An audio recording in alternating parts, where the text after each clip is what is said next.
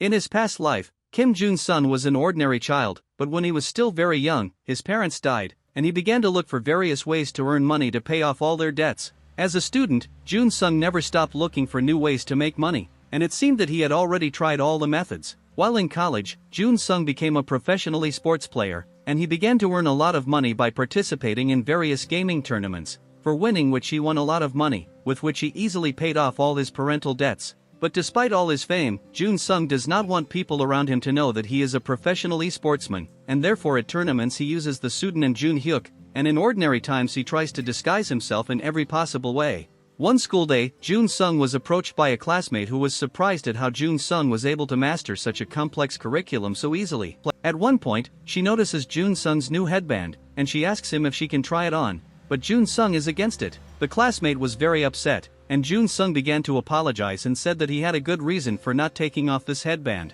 Before Jun-sung could finish speaking, another classmate took and removed his headband without permission. After removing the headband, the girls noticed that Jun-sung looked very much like esportsman Jun-hyuk. Other classmates said that their quiet and inconspicuous classmate Jun-sung could not be a professional esports player, but there were those who found some similarities. Then one of the classmates suggests that Jun-sung wore her glasses, which were similar to the ones that Jun-hyuk wears, and at that moment Jun-sung realized that he had screwed up big time. When Jun-sung put on his glasses, all his classmates realized that their calm classmate was the same Jun-hyuk. Throughout the day, they surrounded Jun-sung with attention, asking him to play with them or saying that they were his fans who watched all the tournaments with his participation. Towards the end of the school day, Jun-sung climbed to the roof of the school, where he could finally be alone with his thoughts. The main reason why Jun-sung hid his involvement in professional esports was quick earnings and excessive attention to him, which would have brought him a bunch of different inconveniences in life. At that moment, the same classmate came to Jun-sung's rooftop and wanted to see his headband in order to apologize for what happened,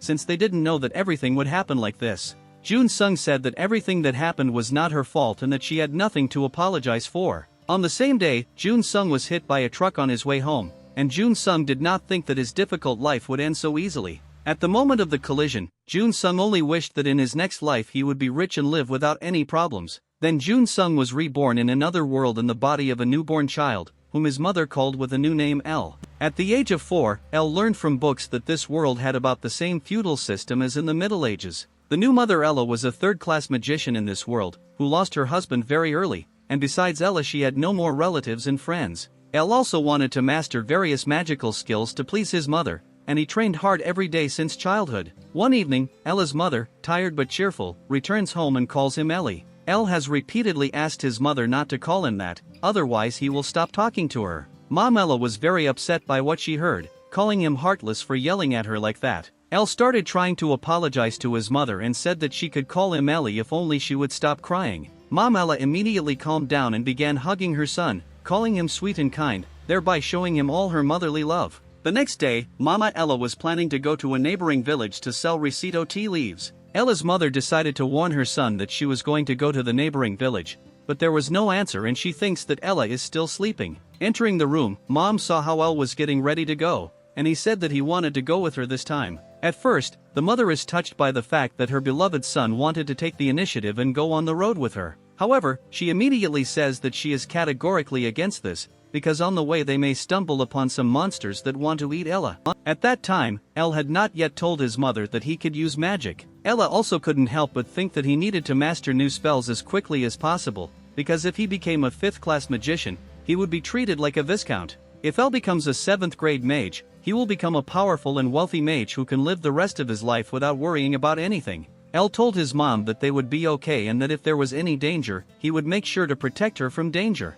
Ella's mother could not resist such cuteness, and she still decides to take Ella with her on the journey. El promises his mom that he will do whatever she tells him and that he won't do anything dangerous. Before leaving, his mother Ella tells him that no matter what happens, she will definitely protect him. Mom began to worry that she and El had been walking without a break for several hours, to which El replied that he was not tired, since he had trained a lot before. El also added that future great magicians need to work on themselves from childhood in order to have a healthy body and an unshakable spirit. Then the mother remembers that during her studies at the Academy of Magicians she was told such wisdom a lot. El distracts his mother from her thoughts and shows her a flower that he read about in a book and said that if necessary, he could use it as a medicine, which once again convinced his mother that El was very smart. A little later they reached a place where Mom had set up a small place to rest during one of her hikes. At one point, Elle noticed strange sounds coming from the bushes. Meanwhile, a small group of orcs were advancing towards them when they smelled the scent of humans. Mom immediately covered Elle with herself so that he would not suffer in any way at the hands of the orcs. The orcs were very hungry, and they immediately prepared for battle, hoping that they would win and be able to feast on human flesh. Elle shouts to his mother that these orcs are very similar to green pigs, because he read somewhere that if you call an orc a green pig, it will immediately calm down. However, contrary to all Elle's expectations, the orcs became even more angry, and they immediately decided to attack them. Mom Ella was not taken aback and immediately prepared her spell to summon a fireball, with which she wanted to neutralize the orcs. After using the fireball, the orcs were hit by a bright burning flame that immediately disabled them. Mom Elle just grinned at Elle, calling these orcs green orcs. After such an attack, the orcs could do nothing but flee, fearing that they might be attacked again. Elle was incredibly surprised that his mother was able to defeat such a group of orcs so easily. Elle told his mother that she was very good at such powerful magic, which made her very happy. During lunch, Mom explained to Elle that orcs are very afraid of fire, but despite all this, even more dangerous monsters can live in this forest. Mom also explained that monsters like trolls and ogres are very difficult to defeat due to their amazing regeneration ability and very durable physique. Elle thought that if they could defeat at least one such monster, then they could make a lot of money, since troll blood is often used in alchemy, and ogre skin is very difficult to get. Mom tells Elle that their journey to Banzark village will take approximately 3 days, and Elle says that he can endure such a long journey. After 3 days of continuous travel, Elle and her mother finally reached the village of Banzark. Elle looked at Banzark and never ceased to be amazed at the beauty he saw. Once in Banzarka itself, Ella was haunted by the thought that for the first time in his life he felt as if he was in another world. After Elle and her mother got to Banzark, they headed to one of the local shops. Once inside, they were greeted by Mr. Dibble, the owner of this store. The first thing Mr. Dibble noticed was that this time Mom Ella did not come alone. Then Mom introduced Ella to Mr. Dibble, calling him the most reliable companion, and also calling him a smart and sweet boy. Then Mr. greeted Elle and noticed his unusual eye color, which was not at all similar to the eye color of his peers. Mr. Dibble apologized to Ella's mother and said that she truly had an amazing son. After this, Mama Ella showed Mr. Dibble Recito tea leaves of excellent quality and variety. Mr. Dibble appreciated the tea leaves and said that he was ready to pay an additional 5 gold for them, since people usually do not manage to get goods of such high quality. Elle noticed how well Mr. Dibble dealt with people and priced goods fairly, and he thought that if he had to do business with any store in the future, it would definitely be Mr. Dibble's store. After that, Elle and Mom didn't stay long in the store, and they decide to leave the store. After their visit, Mr. Dibble sat down at his table and did not stop thinking that Elle would definitely become a great man in the future. After that, Elle and her mother went to the magic tower to sell mana stones with runes there.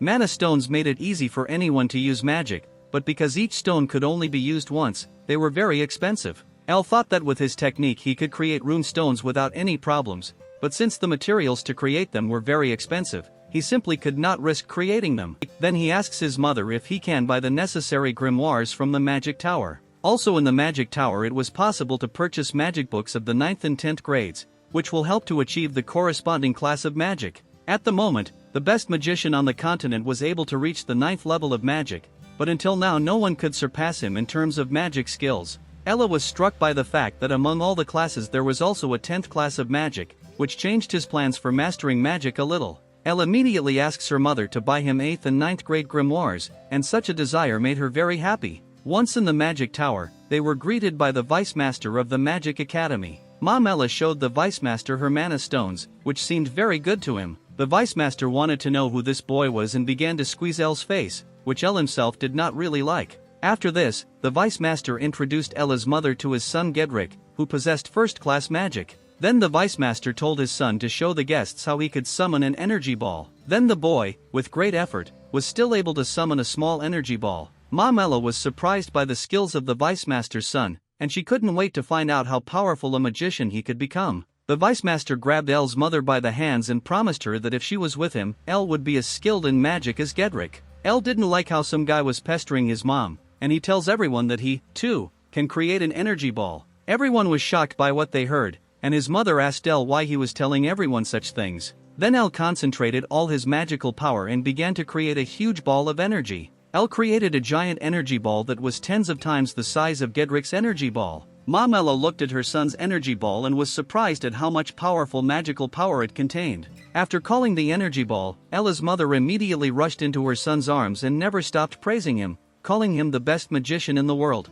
After that, the master burst into the room, who wanted to find out who could demonstrate such magic. The master began to look for the person who created such a large energy ball, hoping to find a 7th-class magician. After that, he saw Elle in front of him and said that he had never seen such an unusual swindler, since, according to the master, Elle's eyes did not correspond to his real age. Elle did not fully understand the master's words, and he explained that sages like the master can find out everything about a person, and for this he just needs to look into his eyes. A couple of minutes later, Elle and the master went to the library of the magic tower, where the master wanted to talk to Elle alone. The master told Elle that his magic was at the 1st level, but his mana was enormous, and he was surprised at how Elle was able to develop his mana so much in such a short time. The master also told Elle that in terms of combat skills, a 7th level mage is comparable to a sword master, but due to the limited mana on the battlefield, mages have a higher chance of dying in battle than experienced knights, and he wanted to find out from Elle how he managed to increase it so much your mana.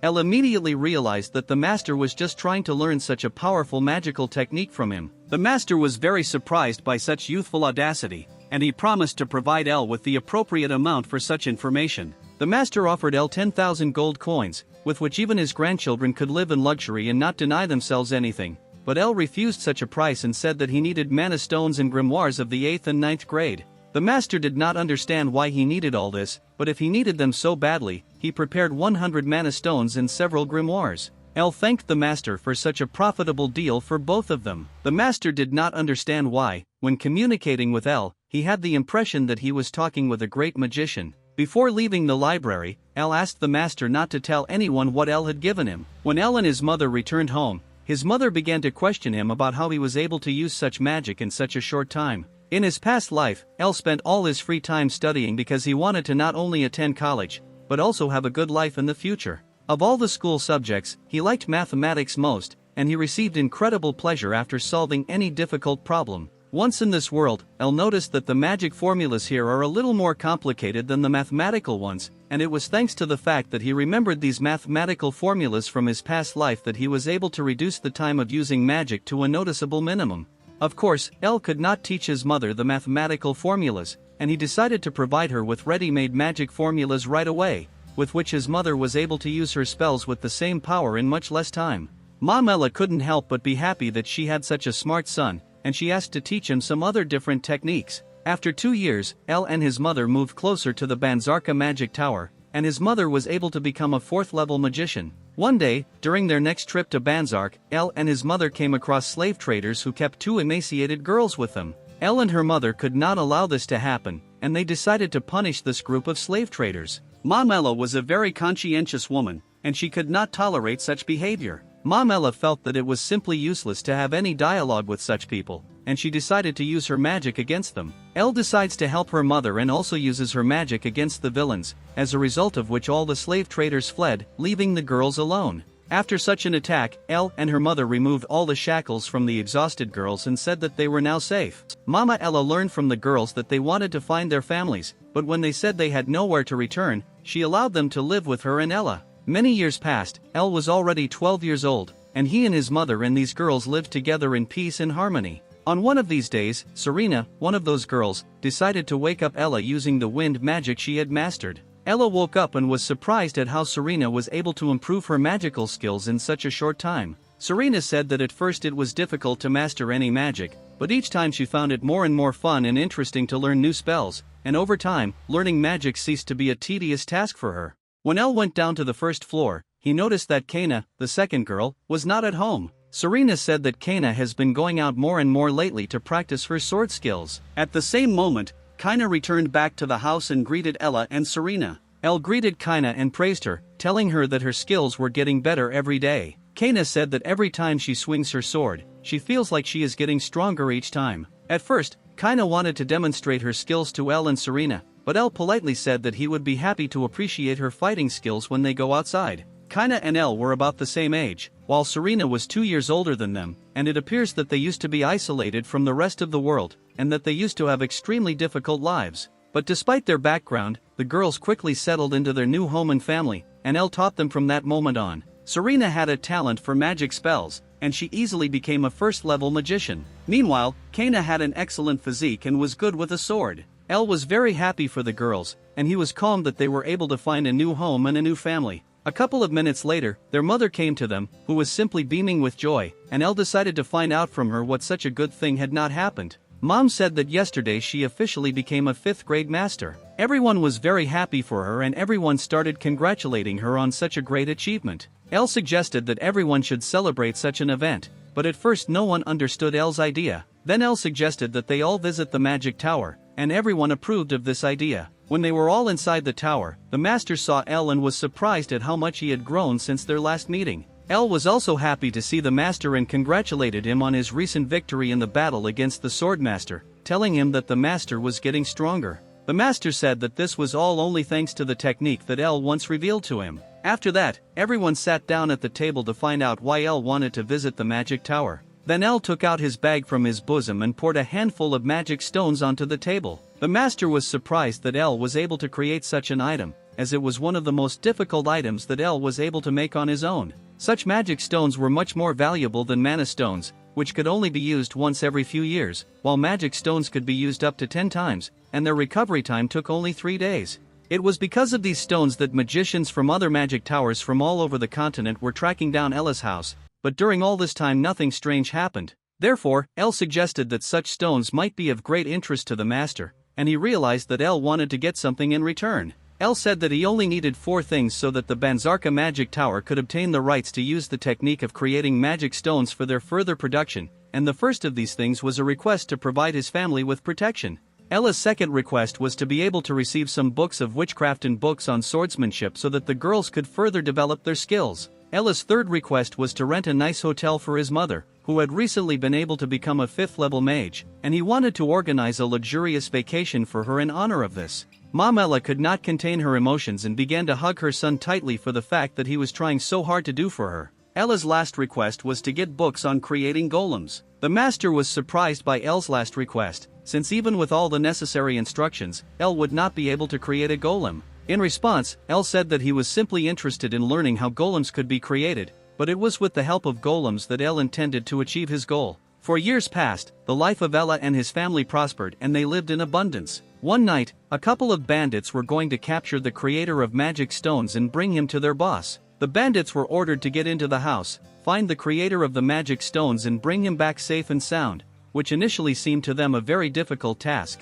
Then one of the bandits offered to simply take and get rid of the creator of the magic stones if he showed any resistance, despite the fact that they were ordered to bring him alive. Then Elle immediately appeared in front of the bandits, which scared them very much, and he said that this was a very good idea. After that, behind the bandits there was a small group of large battle golems, which Elle created. One of the golems immediately grabbed one of the bandits to neutralize him. The captured bandit tried to free himself from the golem's hands, but when he tried to hit him with his swords, the swords immediately split into several pieces. The bandits had no chance to resist such formidable opponents. After a couple of blows, the golems grabbed both bandits, who lost consciousness, and dragged them in an unknown direction. Elle thought that even though these golems were unfinished, they showed their abilities very well during the battle. After Elle received books on creating golems from the master of the magic tower, he began to spend a lot of time creating them and simply immersed himself in the process. However, despite such good efficiency, they were still not suitable for the purpose that Elle wanted to achieve. After this, Elle decides to clean up the traces of the bandits' blood that they left behind the golems, so that Mom and the girls won't see these traces. The next morning, Serena woke up earlier as usual and already started preparing breakfast for everyone. Elle greeted Serena and acted as if nothing strange had happened yesterday. A little later, Kana came home, again practicing her fighting skills. Kana invited Elle to show her new fighting techniques, which she learned on the street during training, but Elle said that he would definitely look at her techniques later. Elle was glad that everything is happening as usual today, after which she decides to ask the girls where Mom is now. Meanwhile, their mother was training to use her magical skills, but this time she had some difficulties. This time, her magic was suddenly out of control, and she was afraid that a little more and her magic would become completely uncontrollable. After that, her magical fireball disappeared, causing her to fall to her knees from exhaustion. At that moment, Elle and the girls found their mother and asked her to come home, have breakfast and at least take a little break from training. Elle told his mother that she should not overexert herself during training, since she was already very good at magic. Mom didn't believe Elle's words and said that it was all a lie,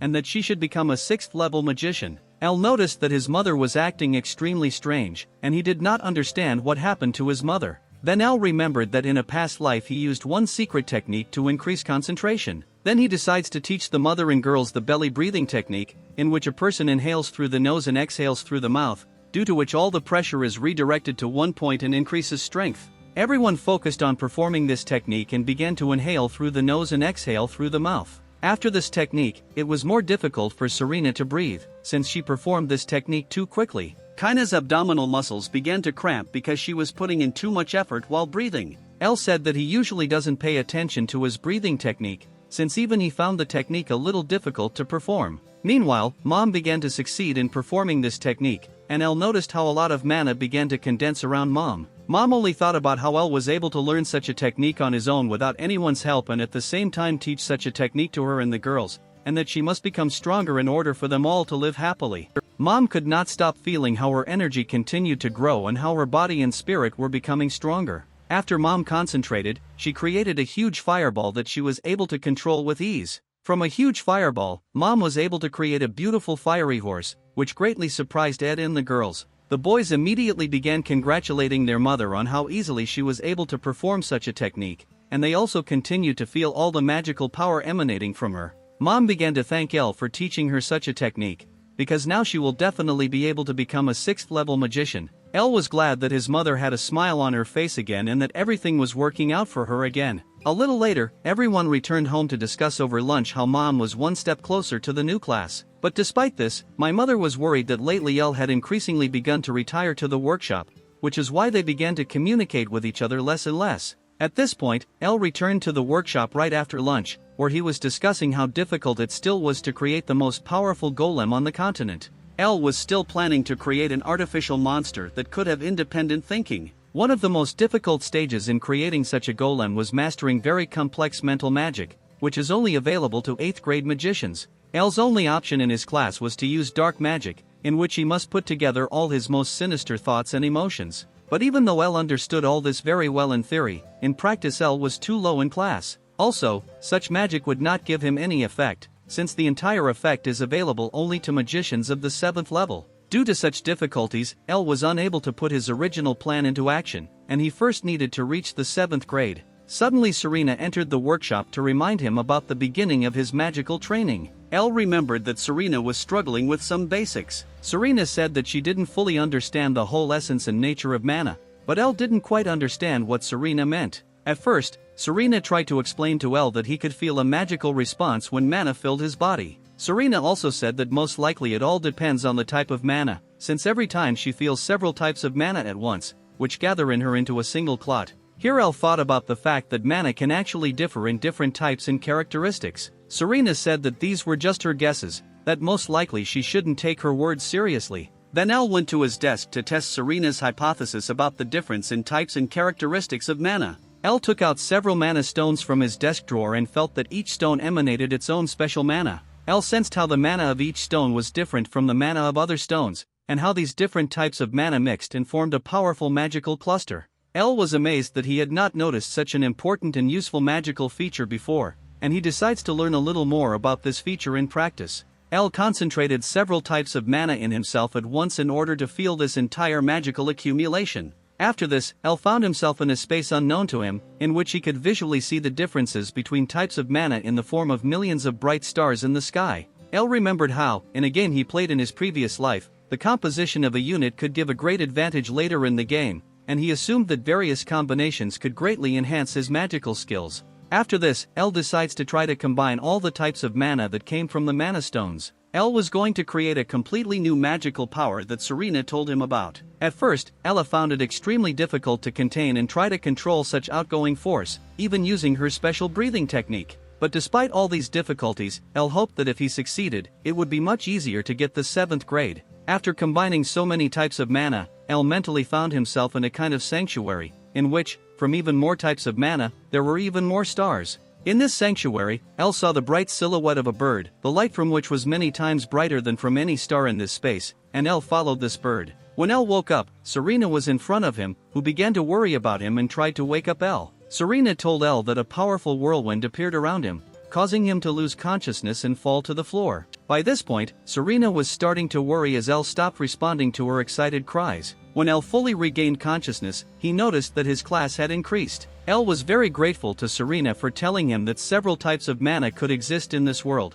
Serena just looked at Elle and thought about how amazing he was and how hard he was working to become stronger. Then Serena decides to ask Elle what kind of magic class he received. Serena also noticed that Elle's magical aura was much larger and stronger than her mother's, to which Elle asked Serena to keep it all a secret. Meanwhile, Elle began to think that it was time for him to move on to the next stage of creating the most powerful golem. At that moment, Mom was sitting on the hill and looking at the house, thinking that it was a wonderful place. Mom also looked at the portrait of Rayon, her husband and Ella's father, and said that she would make every effort to protect their sleep from any dangers. Ella's 17th birthday arrived, and on this day he cooked breakfast for everyone. Elle decided to make porridge as the first dish for everyone, which everyone really liked. However, despite such a delicious breakfast, his mother said that she herself would like to make breakfast for everyone on his birthday. But to his mother's words, Elle replied that he was happy to cook food for everyone, since he loved to cook very much. The next dish Elle wanted to treat his family to was fried rice with kimchi.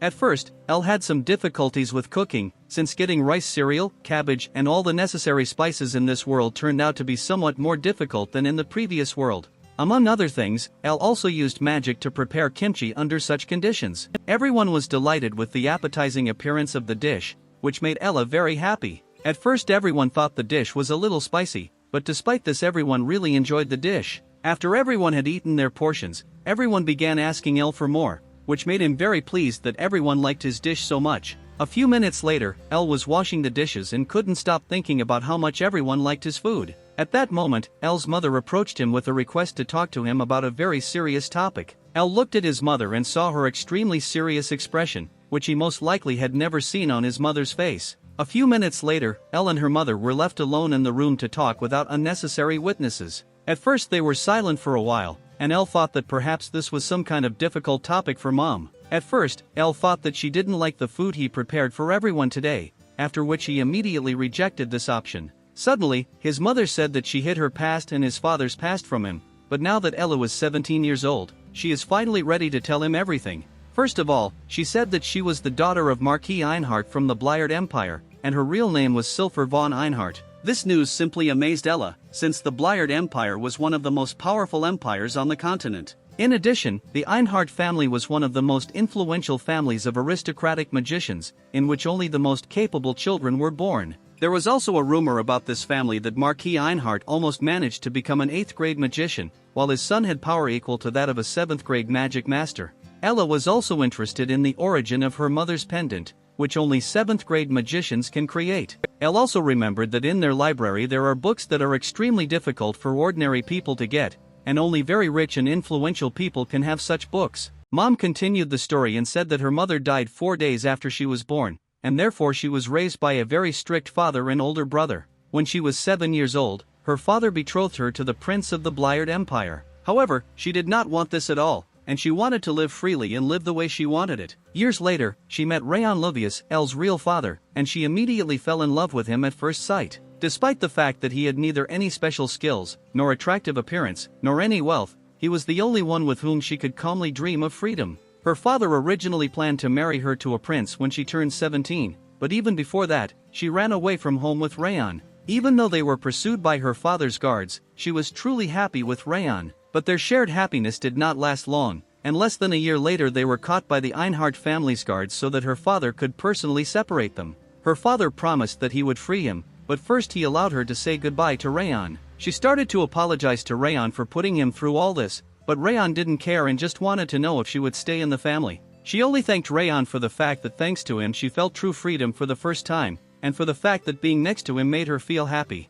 After that, she told Rayon to move on and be happy without her, despite the fact that it would be difficult for her to live without a person like him. Rayon only said that even if they were separated from each other, they would still be together. Immediately after this dialogue, one of the guards killed Rayon by cutting off his head, which left Salphyr in the deepest shock. Her father said that she should be grateful to him for freeing her from such pain and for allowing her to have one last word with him before her inevitable execution. Then her father did not forgive her, as when the engagement to the prince was broken, he simply kicked her out. Before she left the family home, her father told her that she could return back to the family when she became a 6th grade mage. That day she was going to end her suffering, but that's when she realized that she was pregnant. At that moment she was the happiest girl in the world, and she wanted to do everything to make her unborn child happy. She wanted to give Ella everything that she was not given in her childhood, happiness and freedom, and only for this she lived. After Mom told Ella everything, she said that she was going to return to her previous surname.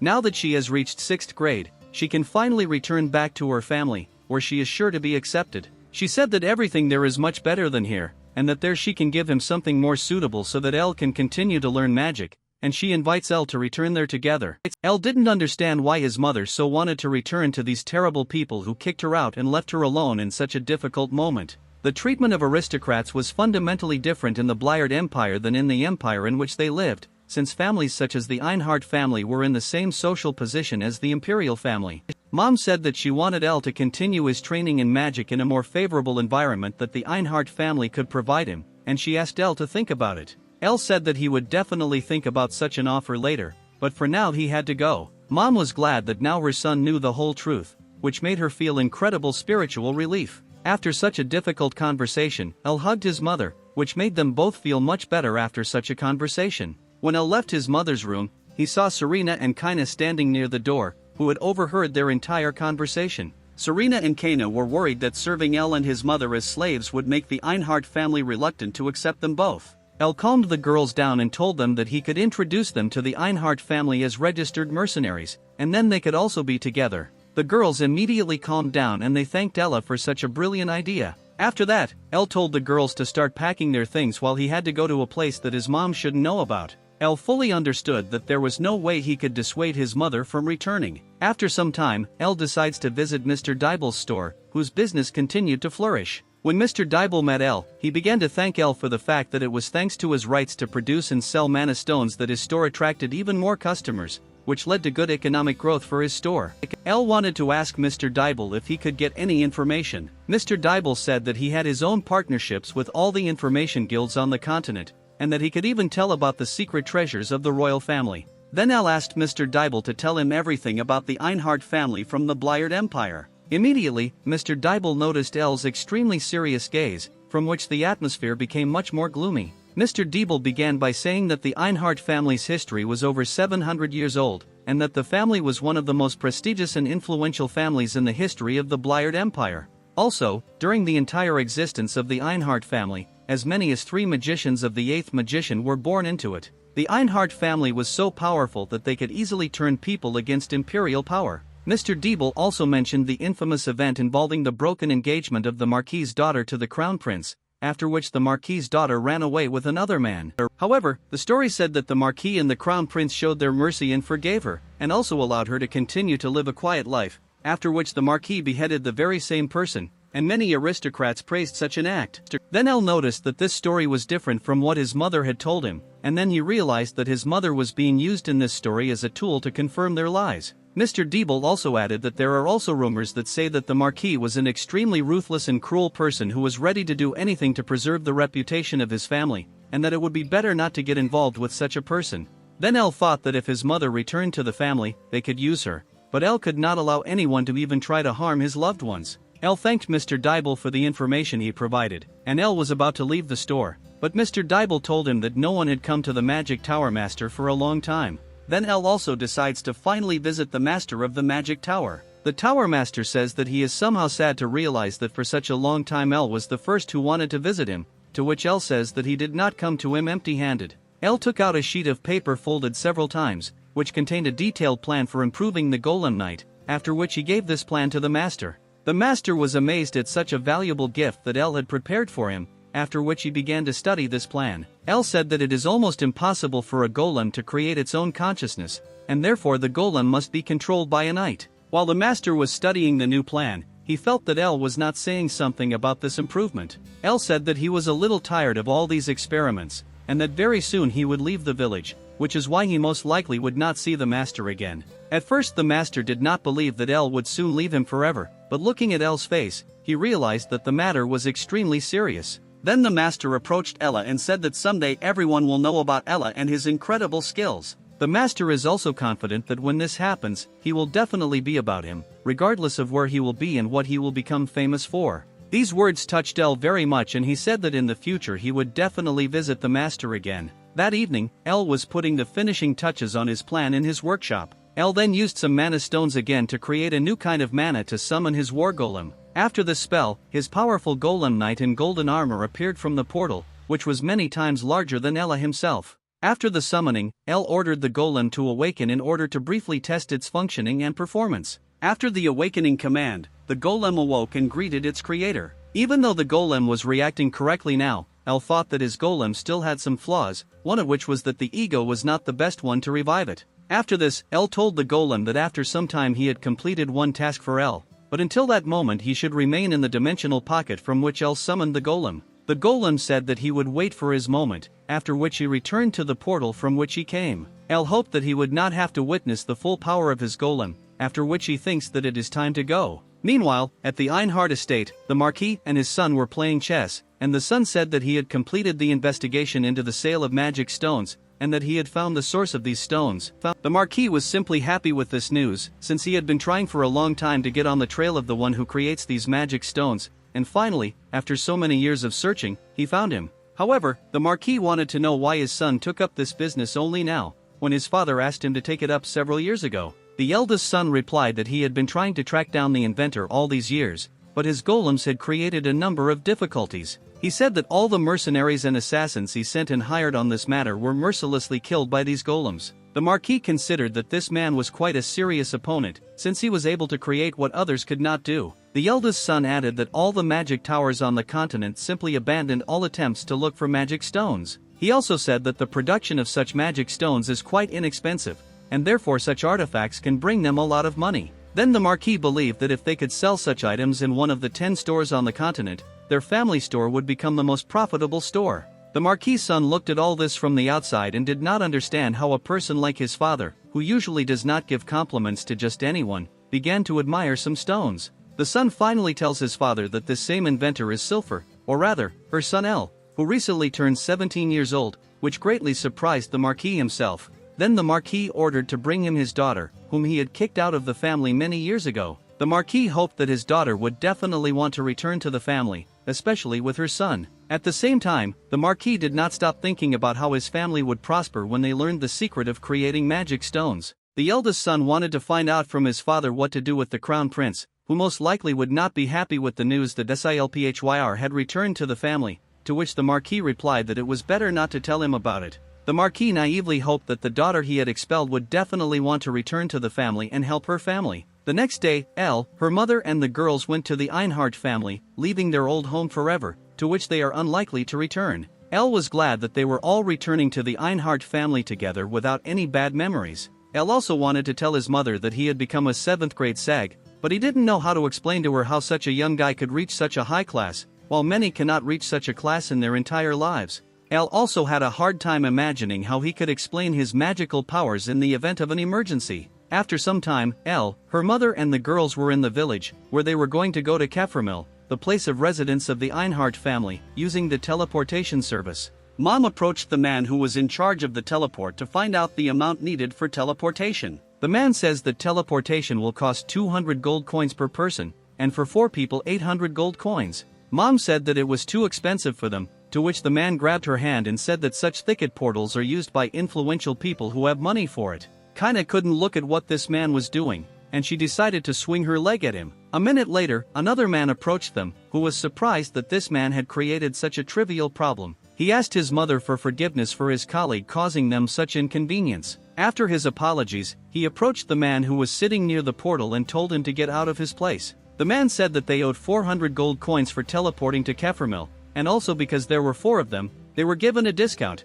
and in the end they owed 360 gold coins. Mom was very happy that the price was so low, while Elle thought that they almost overpaid for all this by almost 2 times. The man wondered why they were going to Kefremil, to which the mother replied that they were moving there to live. The man said that in such a strong family they all feel very confident, after which everyone turned their gaze to Kaina. A minute later, everyone was standing on the teleportation device, and everyone was ready to move to Kefremil. A moment later, Shell, her mother and the girls were already in another teleportation device, which was located not far from Kefremil. After some time, everyone reached the capital, which simply fascinated everyone with its beauty. Mom said that the first thing they need to do is find a place to live temporarily. After that, Mom wanted to register Serena and Kaina as mercenaries, and she was sure that they would be perceived as future professionals. Mom also suggested that after registering Serena and Kaina, they take a walk around the city to show the local surroundings and attractions. At that moment, Mom heard a familiar voice say her name, and it turned out to be the Crown Prince, with whom Mom once broke off her engagement.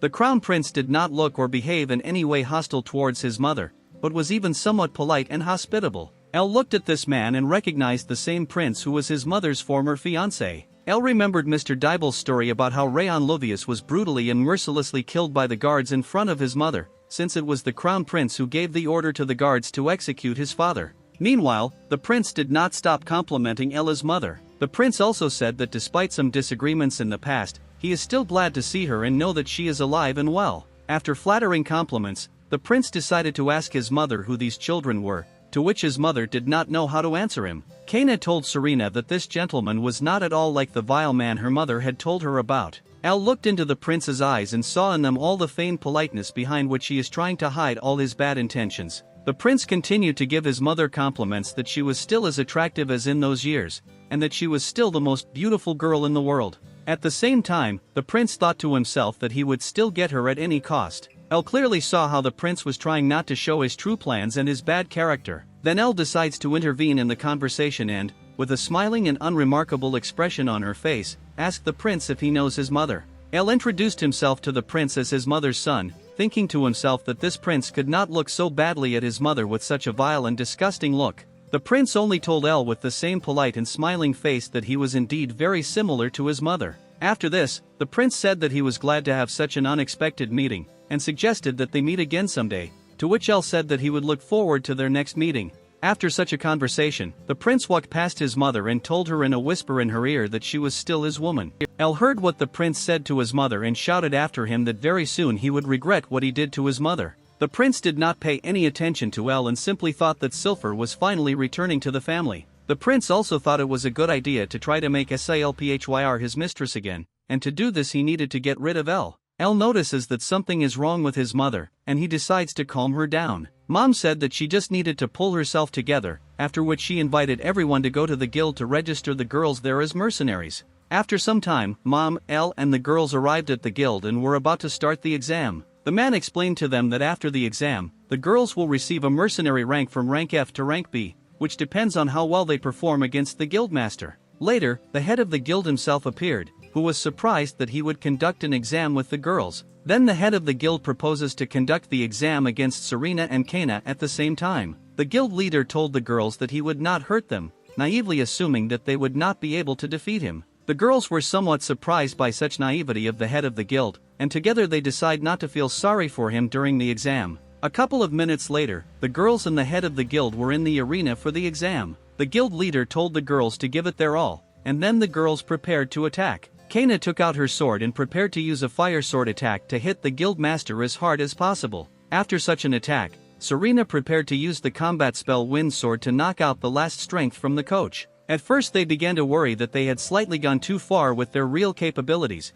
and that they could seriously injure the head of the guild. However, the exhausted guild leader was able to find the strength to regain consciousness and informed the girls that they were both receiving rank B. Elle was incredibly glad that the girls were so easily able to achieve the highest rank of mercenary. The girls were also happy about this news, and they wanted to find out from their mother whether this would be enough for them to protect her. Meanwhile, Mom was a little distracted and with a sad expression on her face, she was thinking about something of her own. After that, the mother turned her attention to the girls and also congratulated them on successfully passing the exam. Elle, of course, noticed that something was wrong with his mother, which made him also begin to worry a lot about her. That evening, my mother sat in the hotel and couldn't stop thinking that the prince had not changed in any way over all these years. She was afraid that this prince would make every effort to make him his mistress, after which he would definitely want to do to Elle the same thing that he once did to Rayon. She couldn't let anyone harm her son and she was willing to do anything for him. She just wanted to quietly and peacefully return to her family, but after meeting the prince, she realized that now it would be much more difficult,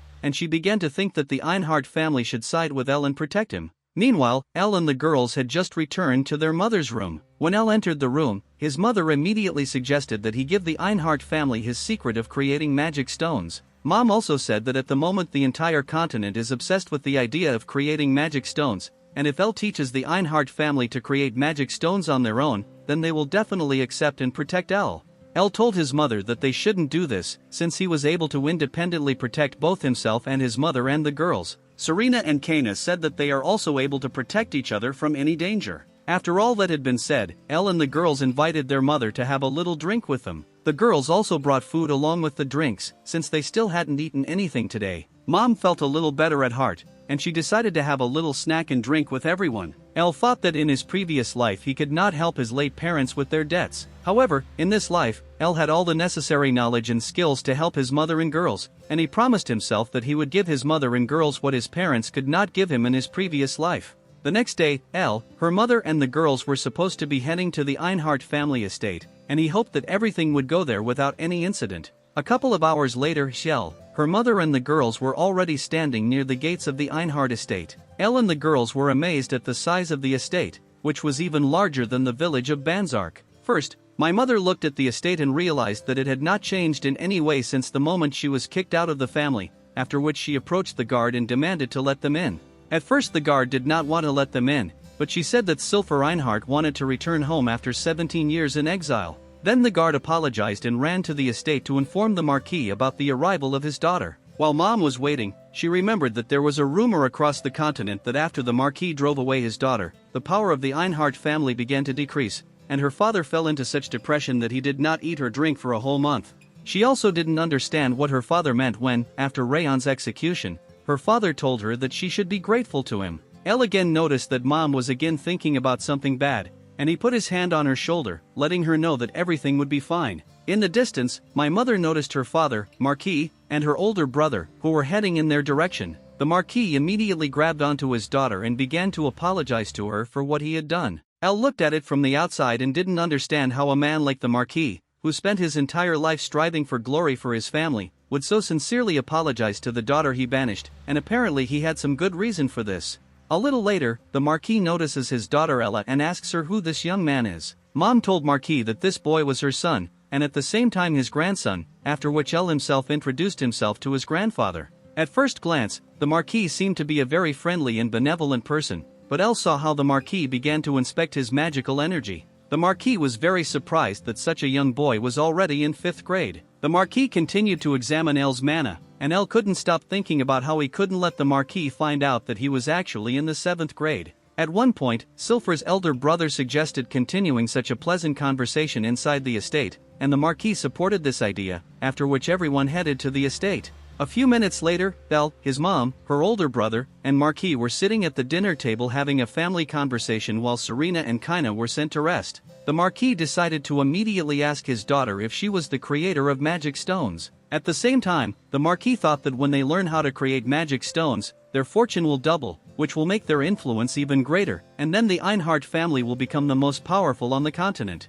Elle looked at the Marquis and saw all his greed in his eyes, suspecting something was wrong. The Marquis told Sylphyr that now that she has returned to the family, she must contribute to this family, as it is her duty. Sylphyr said that first her father must recognize Ella as a new member of the Einhart family. Sylphyr said that it was her son who developed a new way to create magic stones, and that she had nothing to do with the creation of magic stones. She also pointed out to her father that when he looked at Elle, he saw him as a 5th grade master, from which Elle concluded that she also noticed how her father looked at him. Sylphyr also added that despite the fact that there were 3 8th grade mages in the Einhart family, no one in the entire history of the family could achieve the same results that Elle could achieve at his age, and that soon he would become so strong that he could amaze the entire empire with your skills.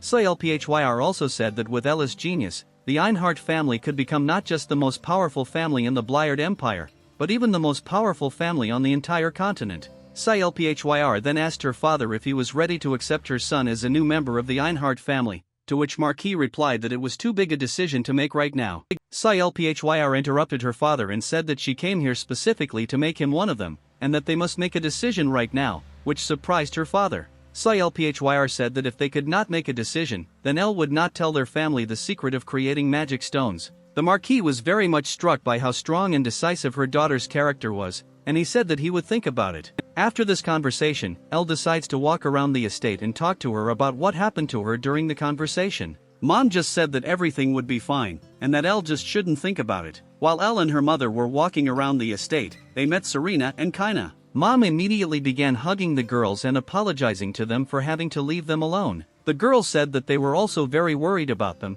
after which their mother wanted to show the girls their rooms. Elle decides to stay in his room alone, where he could not stop thinking about how his mother spoke so boldly, and thought that the Marquis would approve of her conditions. After all his thoughts, Elle summoned his magic glasses, with which it was easier for him to concentrate. The glasses also reminded Ella of his past as a professional esports player. These magic glasses also allowed Ella to see various magical flows, and he decides to check what the Marquis was really up to. Then Elle decides to follow his grandfather a little, but before that he decides to use the magic of invisibility so that he does not notice him at the wrong moment. In a matter of seconds, Elle was already near the Marquis's room, from which he could learn all the details of his true plans. The Marquis told his eldest son that Ella had enough skills and abilities to become a new member of their family. However, the fact that Elle was in 5th grade at age 17 did not change the fact that he grew up in another country and therefore would be a stranger to their family, but also the Marquis was worried that he had come here to avenge his father and for Silver. The elder brother reminded his father that Silver was a 6th grade master, and this could become a problem for them. The Marquis reminded his son that there were about 20 magicians in their estate who were better than her and who could intervene if necessary. The Marquis also said that the Crown Prince sent him a reply letter in which he said that if the Marquis agreed, he would accept Silphyr as a concubine. However, the eldest son was worried that if something didn't go according to plan, she would find out that their family was kidnapping talented magicians and brainwashing them, in order to later make them part of their association, which the Einhart family was using for personal gain.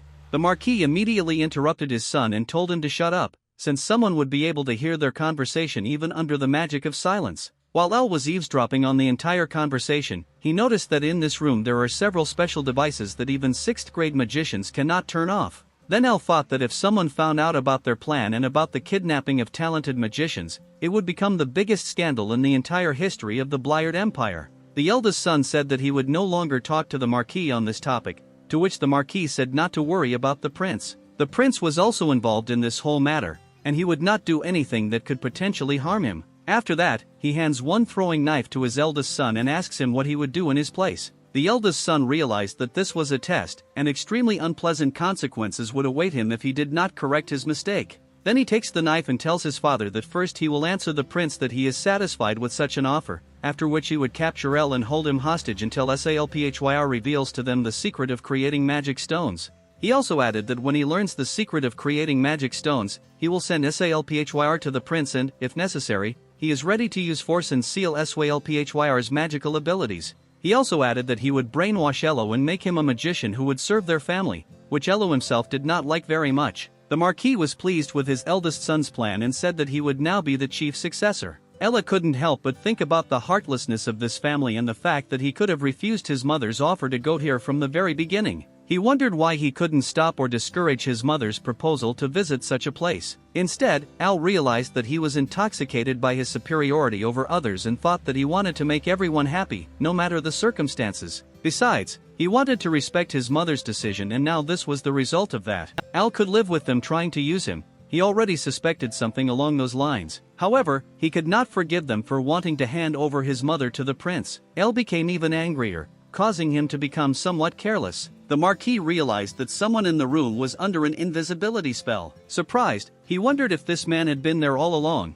and was surprised that he had not noticed or recognized him, and wondered out loud who was hiding in the room. Al then extended his hand and prepared a spell. The Marquis and his son noticed the surge of magic, but they had no time to react, because Al had already finished using his modified Endless Flame Seed spell and released it. Al revealed himself, which visibly surprised Marquis and his son, who wondered if he had overheard their entire conversation, as the spell had a slight delay and exploded after a few seconds. The Marquis looked shocked as he realized what was about to happen. There was a powerful explosion and a large fireball shot through the roof of the estate into the sky. Immediately after the first explosion there was another, equally large, tearing everything apart. The earth was completely scorched by huge explosions, and the air was filled with ash and smoke. However, Marquis and his son did not appear to have any visible direct injuries from the explosion. The Marquis was amazed by the spell I cast. It would have taken any other mage more than half an hour to perform such a spell. Besides, it was a 7th level spell, capable of killing thousands of people at once without much effort. Immediately after the explosion, the guards of the family estate burst into the room where the heads of the two families were and asked if everything was okay. Looking at the small crowd of soldiers and two leaders, El floated slightly in the air and said that he was glad they were still alive as his anger was too great to end their lives so quickly. El extended his hand again, not giving them a chance to react to the small ball that formed under his palm, surrounded by a magic circle. Al told the small group below him that he wanted to ensure that they would suffer endless torment and beg for forgiveness, repenting of their actions for daring to raise their filthy hands against his family. He raised his hand and the small ball turned into a large magic circle behind him. El cast a summoning spell, proclaiming that suffering and destruction had befallen those who stood in his way, his eyes filled with concentration and hatred for the people present. He completed his summoning and his golden armored night golem emerged from the interdimensional space. Standing behind Al, the guards couldn't believe what they were seeing, wondering how such a creature could be here. The Marquis began to laugh, prompting his son to ask if everything was okay and why he was laughing. With sparkling eyes, Marquis declared that it was great and the best thing he had ever seen. The few guards who were brave enough did not believe that the golem was real and swore on behalf of the Enart family that they would not allow El to do as he pleased and tried to throw the golem away. They rushed towards El and his golem. A small bright light flashed through the slits in the golem's helmet, signaling that it was fully ready for work.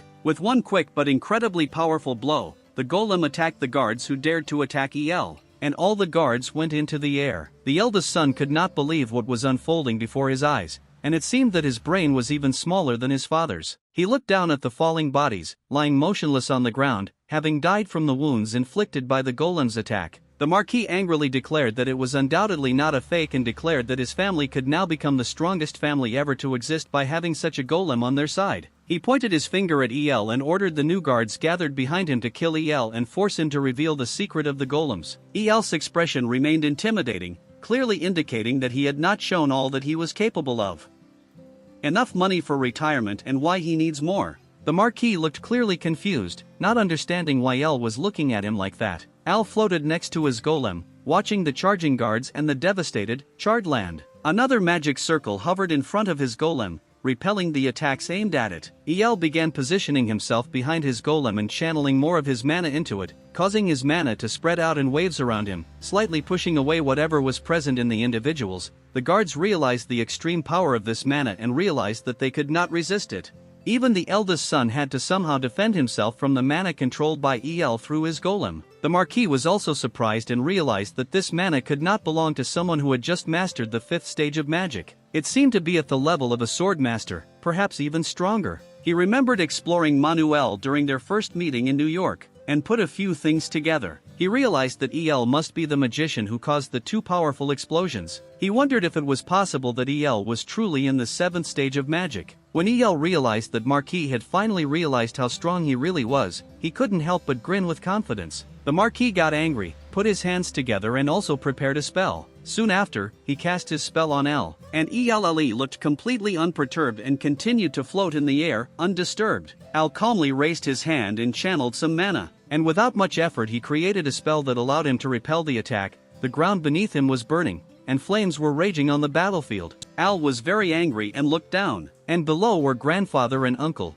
who realized that they were unworthy of such a name. As Al was about to say what the Marquis intended to do to them, he heard his name as only his mother called him Ellie on the battlefield. His mother, now joined by his sisters Serena and Kana, looked at Ellie in disbelief and couldn't believe what she saw. She asked him what happened. El looked sadly at his mother and called her name. He wondered why she was here and didn't want her to know what was going on and the terrible plan her brother and father had made for her. But remember the plan that his mother's brother came up with to get information from him about the magic stones and what he intended to do with his mother afterwards. He also thought about how their father, as the head of the family, applauded and praised him for this. Al's mother shouted to him again, asking him to answer. She saw how Al looked and realized that she had never seen him so angry, knowing that something must have happened to make her son so agitated. Al continued to look at his mother and siblings in silence, then took a deep breath, realizing that now he had no other choice. He raised his hand once more and formed a small sphere with many magic circles spinning around it. These magic circles grew and pulsed outward. The Marquis recognized the magic of capture in this. He was alarmed, wondering if El had recorded his conversation with his son where they hatched their plan.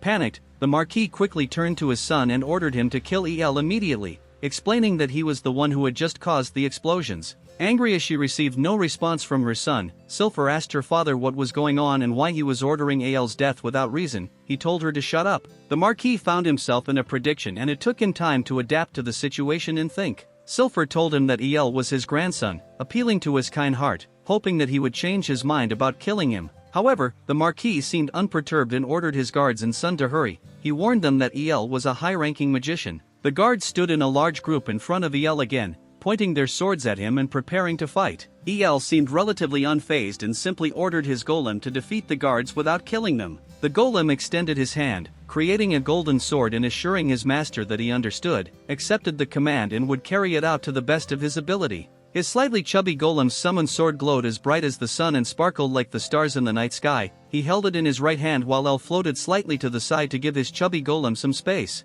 The fighting spirit of the Einhard family's guards and warriors was not broken together. They raised their swords and proudly shouted their battle cry. Their first mission was to destroy the summoned sword. However, Al knew that this attempt was impossible. Since the golden sword was the symbol of his golem, it was forged from pure dwarven steel with very few impurities and coated with magical metal for enchanted seals. The front of the blade was also plated in gold and imbued with a spell to deflect the blow when struck, and it was also enhanced with special sharpening magic to further enhance its existing strength. El realized that, just like in his previous life, it was important to regularly upgrade his strongest unit in order for it to remain effective. He was more of a realist than an idealist, and knew that he needed to push his golem's capabilities to the limit. The Einhard family's guards and knights remained in their battle formation, continuing to point their swords at El and his golem, channeling their energy. Golem El swung his flame-enchanted sword. A massive golden shock was created, and a wave broke through the ranks of the knights, forcing them to defend themselves against the backlash of the swing.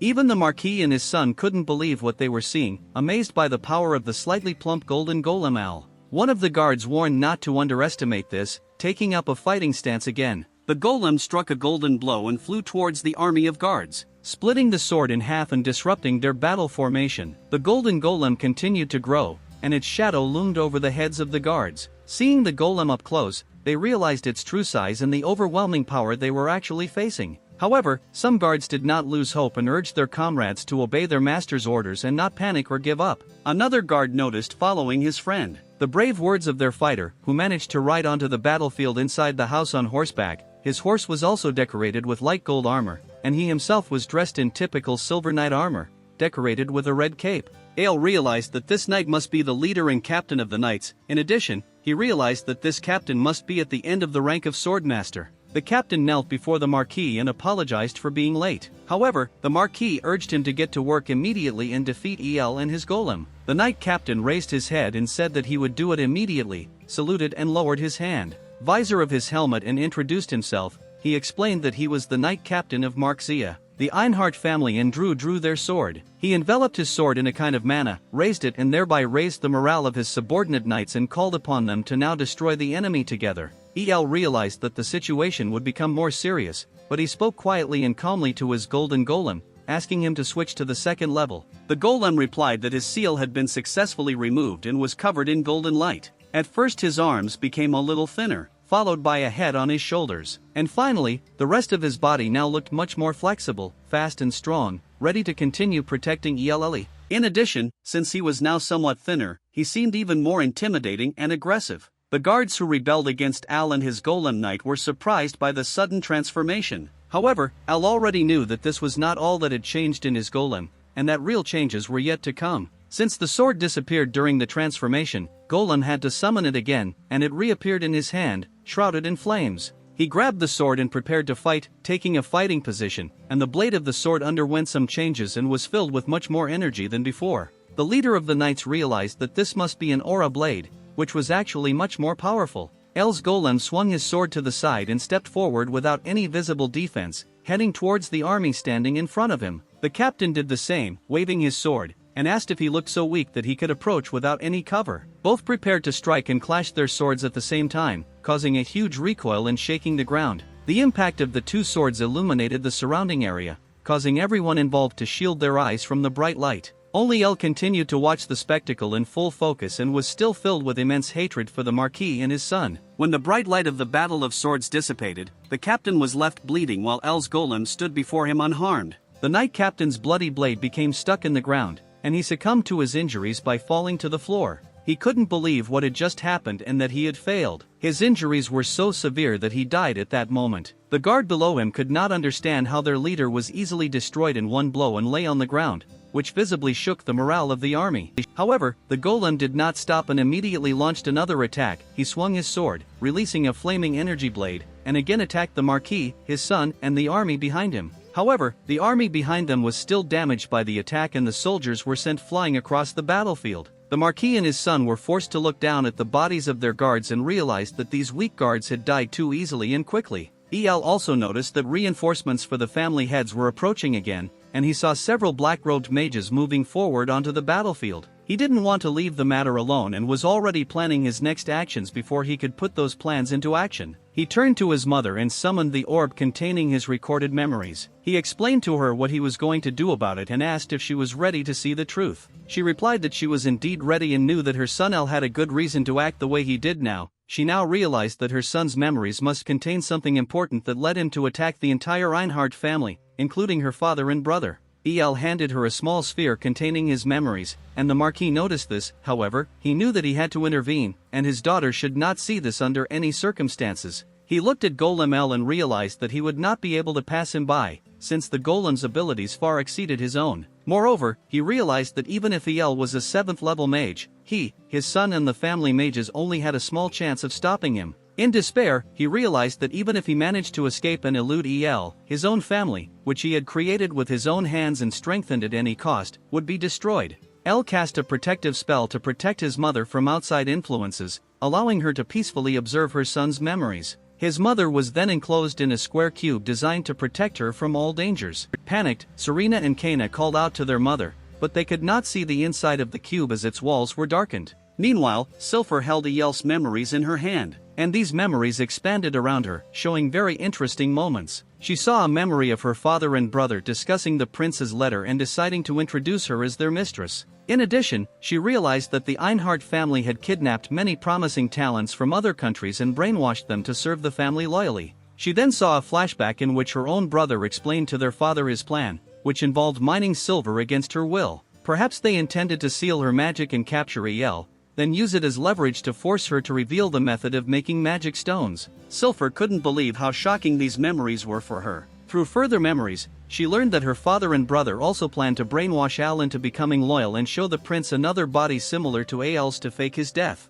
When Silver saw her own father praising her brother for such a plan, she threw her hands above her head and her world collapsed. She was on the verge of tears and fell to the ground. She tried to restrain her emotions, remembering the first words her father said to her upon his return, which expressed regret about her sending. She thought that deep down her father still retained some kind of family feelings for her and that they were still father and daughter. However, Silver could no longer hold back her tears and allowed her emotions to flow freely. She couldn't help but think about how happy she was with her son Al. She should have known better than anyone how terrible this family truly was. Now she blamed herself for bringing her beloved son here. She thought that she should not care how these evil people would use her as they please, but now knowing that they not only wanted to use her, but also planned to brainwash her son El, she couldn't just forgive them. They had already killed her beloved husband. She admitted that she never really hated them for it because she always believed that the prince forced them to do it. However, now she realized that this was not true. These people simply did not know either love or family and acted solely out of selfish interests. Silver bit her lip hard, trying to forget the inner pain and pulled herself together. She clenched her fists and also realized that to her father, her brother, and the prince, everyone else was nothing more than tools to increase their own power.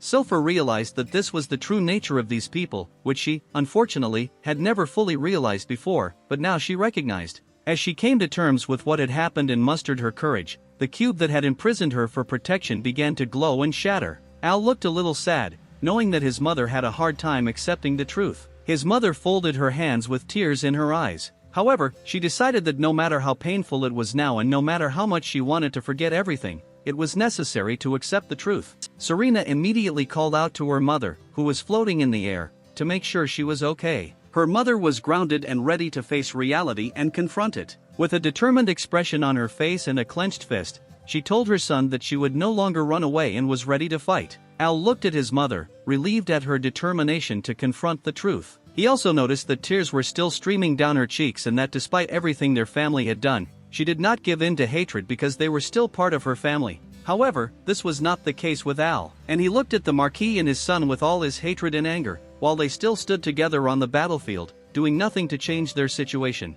Al raised his hand in the air and created another magic circle, which was slightly different from his previous ones. He wanted to show the Marquis the Iron Mace of Justice. A large black phoenix engulfed in black flames appeared in front of the magical red circle. Phoenix immediately began to screech loudly, causing the guards and the rest of the Einhart family army to cover their ears as the sound was too deafening. Even the eldest son had to cover his ears with a shield, and he could not resist El's magic. The Marquis realized that El was using sonic force magic to lower the morale of his subjects, and that El was even capable of crushing his son, who was also at the 7th level of magic, using this magic, despite the fact that his son was at the 5th level.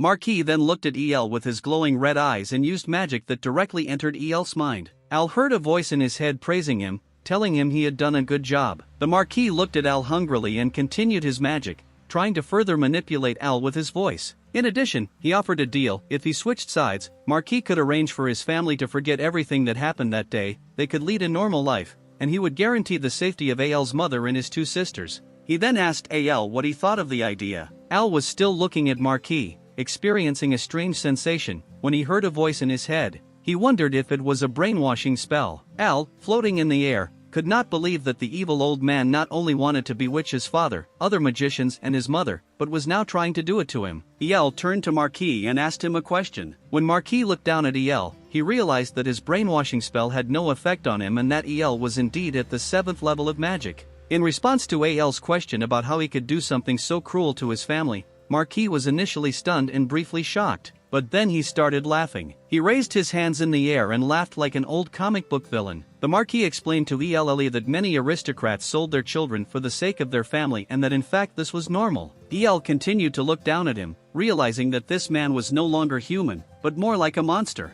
Marquis then asked El where he learned such magic and praised him for reaching level 7 at the age of 17, which was an impressive achievement. El realized that he was actually talking to a monster, only interested in revealing his secrets. He sailed a little more over the Marquis and told him that he had learned everything himself and no one else had taught him these skills. The Marquis still did not want to believe him and stated that it was not likely that he had learned the truth from him. In response, Al said that he hates people like Marquis, most people who view their family as tools and treat them as such. Nevertheless, El raised his hand and proposed to the Marquis. Curiously, the Marquis asked what it was. El asked him if he would be allowed to leave with his family and tell the truth about what he did to his son and the prince. El held a small gold coin in his hand and explained that this coin contained his memories, which he captured with his magic. Marquis was shocked, as El knew that this truth would threaten the Einhart family, but he also realized that the fact that the prince was involved in Ing's kidnapping and brainwashing was equally harsh. If it were revealed that the prince was involved in countless battles against the kingdom,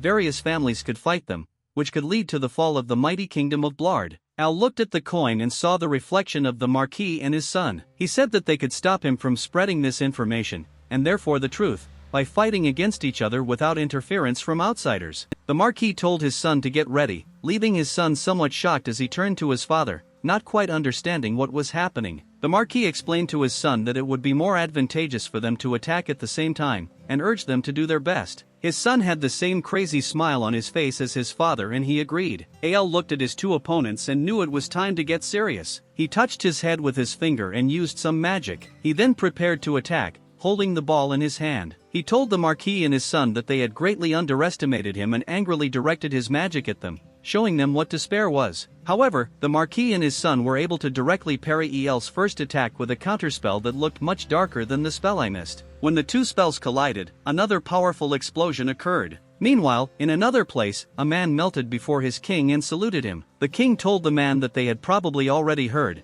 but still informed them that there were witnesses reporting the use of 7th level magic. The man with red hair, the Duke of Klin, kneeling before his king, confirmed that he had also heard about it. The king explained that this was a very serious matter, and if a member of the Einhart family was responsible for the 7th level magic that resulted from the explosion, he would hold them personally responsible. The red-haired man asked why he had to intervene at the end, to which his king explained that the Einhart family had become too powerful and this was a good opportunity to weaken them a little again. Duke Klin expected nothing less from his king who ruled over everything. The king told the duke that he would lend him 10 men from his royal knights and 100 men from the central order, knowing that the duke would lead and deploy them properly, he completely entrusted this mission to the Duke. The Duke looked up and accepted the task he had received, intending to complete it to the best of his ability. As he was about to leave, he heard a voice. Another person joined the conversation. It was the Prince Alka. The king asked the prince what he wanted. The prince said that he would like to ask a favor and asked if he had heard correctly that the Duke was now heading to Marquis Einhart.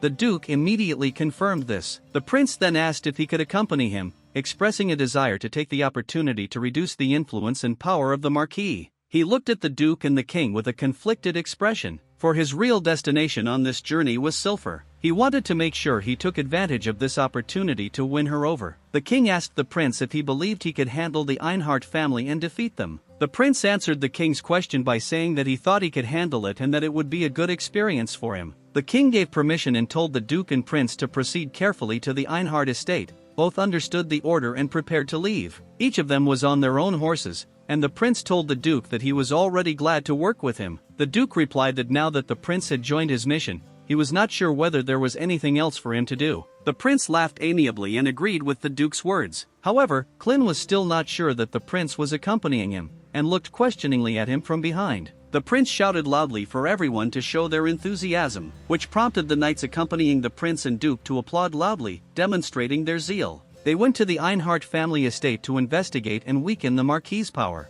Meanwhile, the battle between Marquis and El continued and the earth shook repeatedly. El was still floating in the air, creating a cosmic arm with his magic, ready to attack Marquis. However, the Marquis laughed in the face of the danger posed by the El spell and was surprised at how fast and powerful the El spells were. As El continued his attack on Marquis, the latter couldn't help but think that normally none of his opponents would have had the opportunity to attack him since he would have defeated them the moment they prepared the spell. The eldest son prepared a spell, raising his fingers like in Naruto casting a spell. Runes appeared around him, forming a magical circle of fire magic around his fingers. Soon after he cast a firestorm spell and sent it towards El. Smiling, he was curious to see how El would handle his attack. El prepared to counter the attack and also used magic to create a massive earthen wall to block the fire attack. The Marquis, still unaware that he should not engage in battle with El, took the opportunity to use his lightning magic bolt and attack El. However, El effortlessly countered Marquis's magic with a few steps and repelled his attack. Now it was El's turn to strike back. He extended both his hands forward,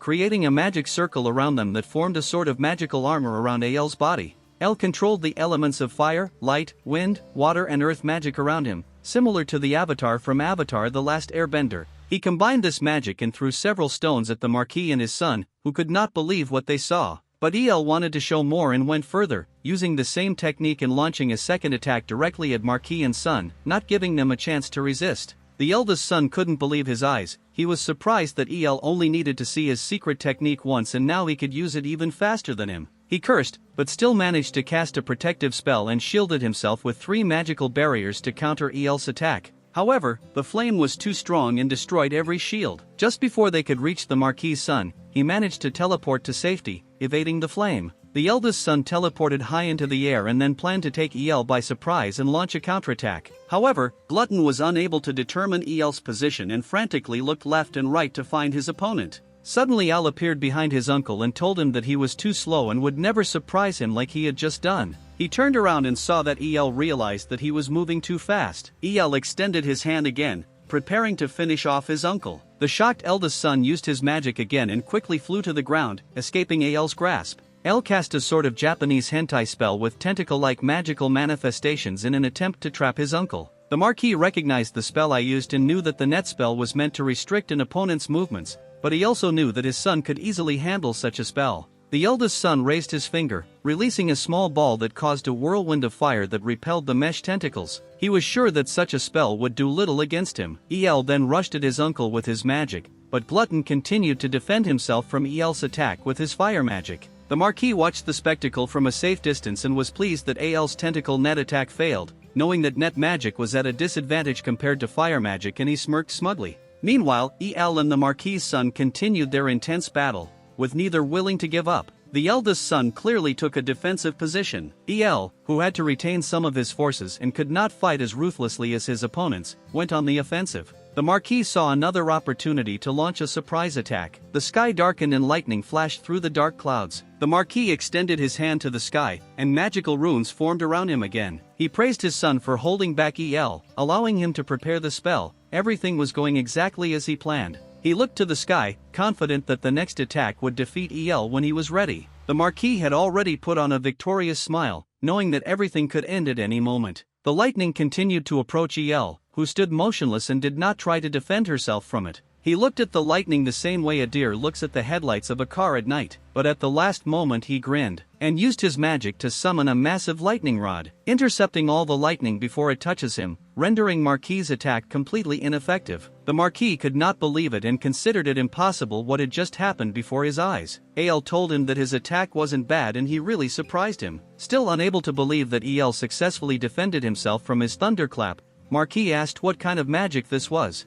El then turned around and with a smile on his face asked him why he had to reveal this to him. He said that it would be stupid to share such important and valuable information with his enemy. This arrogance, the smirk and the fact that he could not use this power infuriated the Marquis. El looked at his lightning rod with pride, realizing that it was very effective, successfully absorbing all light magic. He knew that firebending was usually considered the opposite of waterbending, but as a defensive method, waterbending was not very effective since firebending could boil the water and burn the waterbending user. From a young age, El did a lot of research because he was interested in learning about the different types of magic. He discovered that the best way to counter fire magic was with earth magic, and that water magic was best fought with plant magic. Against the wind, magic stone or iron magic will be most effective. It was just what to use against lightning magic that puzzled him, as it was more difficult than other types of magic. He knew that weak lightning magic could be easily stopped by stone or iron magic, but if it was strong lightning magic, simple stones or iron would not be enough.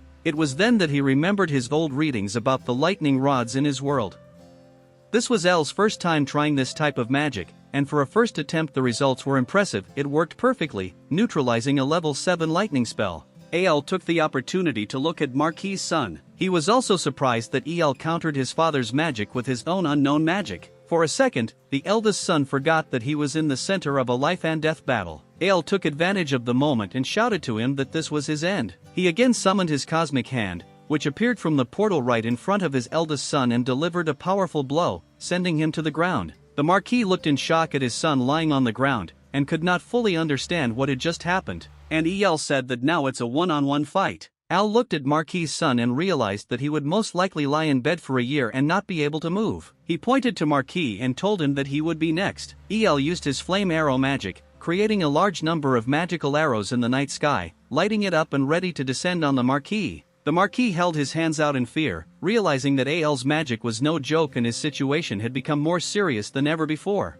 He tried to create a shield like he did before to protect himself from El's attack, and then responded with his own Fire Blast spell, aiming it straight at El. However, El also easily deflected this spell and countered with his own Infinity Magic Bolt spell. He created arrows in the sky, aimed directly at the ground below him, only much smaller in size, but as the name suggests, an infinite number of them. El explained to Marquis that while these arrows may be smaller and weaker individually, their infinite number makes them extremely powerful. The Marquis did not know what to answer and simply looked into the air in amazement. When the arrows rained down on him, he used shield magic again to protect himself. Al's arrows struck the Marquis' shield one after another, visibly putting pressure on it and pushing it back. The arrows continued to fly, and the shield was on the verge of giving in to the enormous strain. Even in the current situation, the Marquis could not believe that he was fighting such inferior magic. He wondered how he could fight so hard against a second-rate mage and realized that he should be called the most powerful mage on the continent. He looked at Al and realized he was just fighting a 17-year-old kid. Suddenly the Marquis got an idea and wondered if Al was really only 17 years old. He thought that this understanding of magic and these complex strategies had to come from someone much more experienced and older. He couldn't know that El was already in his second life and had lived his previous life as Kim Junung.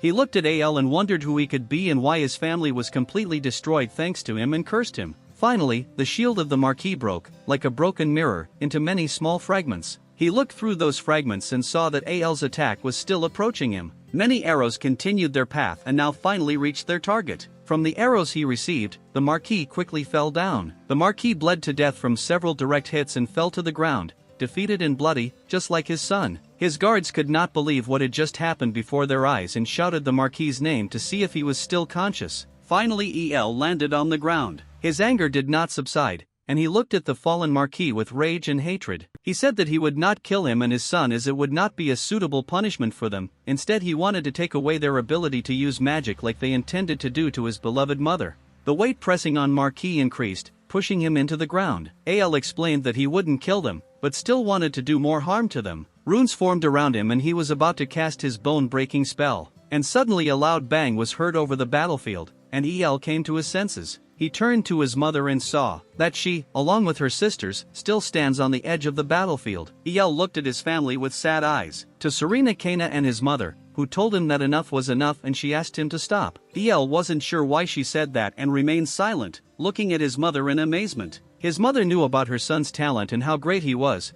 but she could hardly believe that at the tender age of 17, he had already reached the 7th level of magic and was capable of creating such a powerful golem. A golem that managed to defeat the swordmaster with just one blow, something no other magician had ever managed before. She realized that her little son had grown into such a powerful magician without her knowledge. However, she also knew that the man El was fighting against was her father. And although she could not forgive her father and brother for trying to kill Al or subject him to brainwashing, she also could not allow Al to kill her father and brother. She told El that he had taught them a lesson and that should be enough. She didn't believe that her father and brother would ever hatch again and carry out such plans. However, Al said he could not comply with her request. He looked at the Marquis's son and his grandfather. Al said that if he let them go, they would be the people who would come back for revenge. His mother said that this may be true, but killing them would still be wrong, since in addition, she explained to El that he still has memory magic with which he can prove their plans at any time, and so they can't take revenge recklessly as long as he can use those memories against them. Al thought for a moment and realized that his mother might be right. Moreover, he thought that if he deprived the Marquis of his ability to use magic, the entire kingdom would turn against them. It would mean putting his entire family in danger. El agreed with the mother and stated that he would not harm her father and brother. He turned away from the fallen Marquis and told his family that they should leave this vile place as quickly as possible. Moreover, Al advised his mother that with her abilities in 6th place in magic, they could find a place further away and lead a peaceful life. His mother agreed and humbly wanted exactly what her son wanted and shamefully admitted that El was right and was forced to admit that although she was the adult between them, she was wrong. Under a full moon and a cloudy night, she had to admit her mistake. After bringing El to the Marquis and telling her that it was all her fault that led to the current situation, she looked into El's eyes and told him that while power might be important in life, the love within a family mattered much more. Al looked at his mother somewhat melancholy and thought about his family from his past life, but agreed with her statement that family was the most important thing. Al pulled himself together and asked his 2 sisters if they wanted to come with them and continue to be part of this family. Al's mother, Serena and Kana were a little puzzled as to why he suddenly asked this when the answer was already clear. However, Kana said that of course she would stay with him and go with him anywhere. Serena also said that she wants to be with him and their new mother wherever they go. Al's mother was glad that her 2 adopted daughters wanted to stay with them and her son, and seemed quite happy. Al approached his family and thanked them for their decision to accompany him. However, he still needed to do something and turned around to summon his golden golem. He walked straight up and walked towards El, ready to accept further commands. Al praised his golem for the outstanding job it did on the battlefield and decided it was time to give it a proper name. He named his golem Tan, and it shone with a golden sheen, expressing gratitude to its master and creator for the name. Just as El was about to use his teleportation magic and disappear along with his family, a man suddenly appeared behind them and said that he couldn't let them leave now. Al immediately turned around and Tana was ready to confront the stranger. Tana quickly parried the attack of the unknown who tried to stop El, while El also used magic to protect his family. The attack was furious and it was difficult for Tanya to stop it. The clash of forces grew stronger and stronger until it caused an explosion that kicked up some dust. El realized that this attack was really powerful. Laughing smugly, the prince stepped out from behind the Duke of Klin, declaring that he expected nothing less from him, the captain of the royal guard. El recognized him immediately, realizing that the person next to the prince was not an ordinary person. He knew that he needed to step up his game in order not to lose, and he called upon Tana to activate the 3rd mode. The golem, who had recently been defending himself from another attack by the Duke client to protect El and his family, broke another of its seals at El's command, activating its 3rd stage. Tana raised her hand and effortlessly blocked Duke Blade's attack. He even managed to push the Duke and the Prince back slightly. However, when Klin noticed that he was being forced into a defensive position, he stopped the attack. Curiously, he asked Al who he was. He was amazed and recognized Al's talent, but also noted that a person with such talent would usually fight on the side of the kingdom. Al listened to Duke Klin without resisting. The Duke continued to state that he did not actually want conflict with him, but felt that he had no other choice given the circumstances. At that moment the prince interrupted him and asked what he was saying, pointing to El. The prince grinned hungrily, his thoughts solely focused on achieving his ultimate goal of making Sylphur, El's mother, his. El clenched his fist angrily, immediately realizing the prince's true intentions and realizing that everything was just a ploy to make his beloved mother his mistress. The moon slowly disappeared behind thick clouds. El told Duke Blaine that he needed to apologize, but he had no intention of joining the kingdom, which he stated, angrily pointing at the prince that he would destroy him now. He ordered Tanya to keep the Duke occupied until he could carry it out, which Golem immediately understood and was ready to carry out. Tana channeled the golden energy into her hand again and summoned the golden sword, who somehow always disappeared whenever another of his seals broke. Duke Klin and Tana faced each other as they prepared for battle. El floated in the air, focusing his attention on the prince. He made it clear that he would be his opponent, impressively manipulating the mana around him to enhance it for the next attack. With intense concentration on the battlefield, and Prince El stated that they should begin. This alarmed the prince since El had already warned him not to look at his mother with his dirty, disgusting eyes. Sylphur shouted her son's name from below, causing El to turn around and ask his mother what she wanted now. She begged him to leave it and go away, since it was too dangerous to confront the prince and fight him. El listened carefully to his mother, absorbing every intonation, every hint and every emotion that penetrated through the sounds of her speech. Assuring her that they shouldn't worry because he already had a plan, he explained that leaving the prince unpunished would also be too dangerous. He then turned his attention to the soldiers on the ground along with the Duke and Prince on the battlefield. He raised his hand and cast the Infinity Magic Arrow spell again. Many small arrows appeared in the sky under the infinity symbol, aimed at the prince and his guard. With a smooth gesture, El ordered the arrows of his magic to rain down on his opponents, and luminous arrows appeared in the sky, rapidly moving downwards, reminiscent of the starry sky. The guards defended themselves by holding their arms above their heads and crouching slightly to deflect the arrows. However, El realized that this attack was not intended to cause significant harm, but rather to disrupt their formation. He quickly created a large hammer and attacked the prince to disorient him. The prince could only wonder how El suddenly appeared in front of him and hit him. With a powerful and critical blow, El swung his hammer and directly hit the prince. With this blow, the prince flew far away, quietly causing damage. In the end, the prince and his guards lay on the ground, bleeding and groaning from their serious injuries. El placed his massive hammer on his shoulder, knowing that this attack would cause serious internal wounds to the prince. He knew that external wounds could be easily healed with divine magic, but internal wounds would take longer to heal successfully. Duke Klin was still fighting with Tana, but upon seeing the defeated prince, he still managed to ask how he was doing. Duke Klin wanted to help the prince, but also understood that if he was distracted for even a second, he would be in grave danger, since Tana was an honorable opponent for him. Tana gained the upper hand in the battle, forcing the Duke into a defensive position, although it seemed that Tana would win the battle. Al ordered her to stop and return to interspace. She immediately understood her master's command and signaled this with a short glance upward through the crack in her helmet. Tana glowed and was about to disappear into interspace. The Duke shouted that he would not let her escape so easily and launched another attack. Many small magical sword blades appeared around him, aiming at Tana, who was still in the process of disappearing. The Duke's swords flew towards her with lightning speed and pierced her entire body. Tana's hand received a critical hit. As a result, he fell and collapsed on the ground. The Duke laughed in satisfaction, realizing that his attack had an effect on the golem. However, not even a second had passed before Tana's hand appeared on her body again, and she moved it to make sure it was attached correctly. The Duke looked somewhat surprised and couldn't help but curse. Tana glowed brighter and disappeared as El ordered. Although the Duke admitted defeat in this battle, he grinned for a moment, breathed a sigh of relief and was forced to admit that he thought he had caught her in the final attack, only to realize that she had disappeared in the blink of an eye. Then the Duke looked at El, who was behind him. Al, who was holding a commemorative coin in his hand, showed it to the Duke. El extracted the memories from the coin and created a copy in the form of a small ball.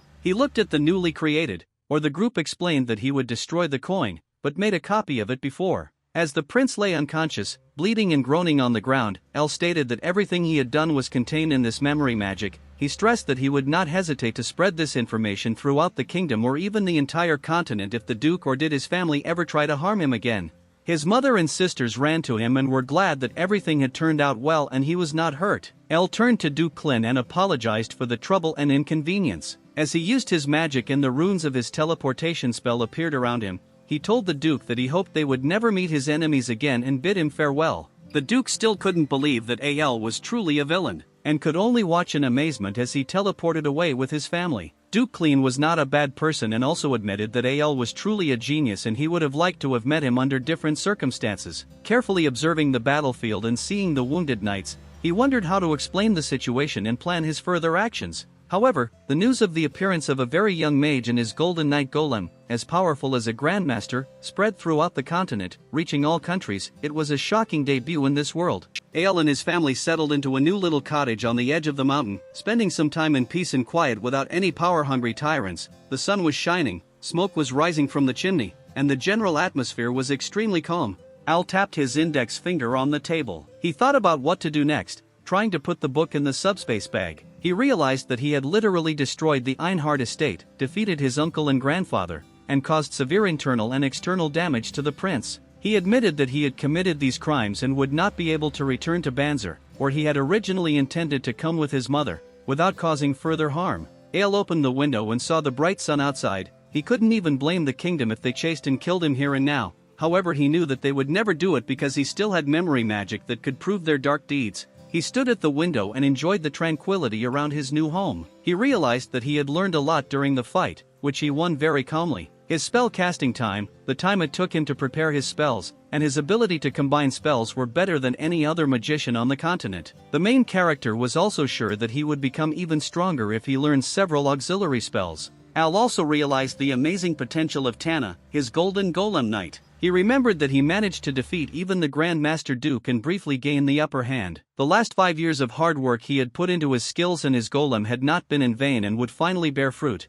It was definitely worth putting so much effort into himself and his golem. He knew that if he could produce more of them, he could conquer the entire world with such an army. However, he also knew that creating such a golem would take 3 years, and the cost of such production was very high and could not be easily borne. In addition, El realized that the most important lesson he learned from the battle with the Marquis and his son was that the power of a group exceeds the power of an individual, and that there were things that he could not handle alone, and in such cases he had to accept it.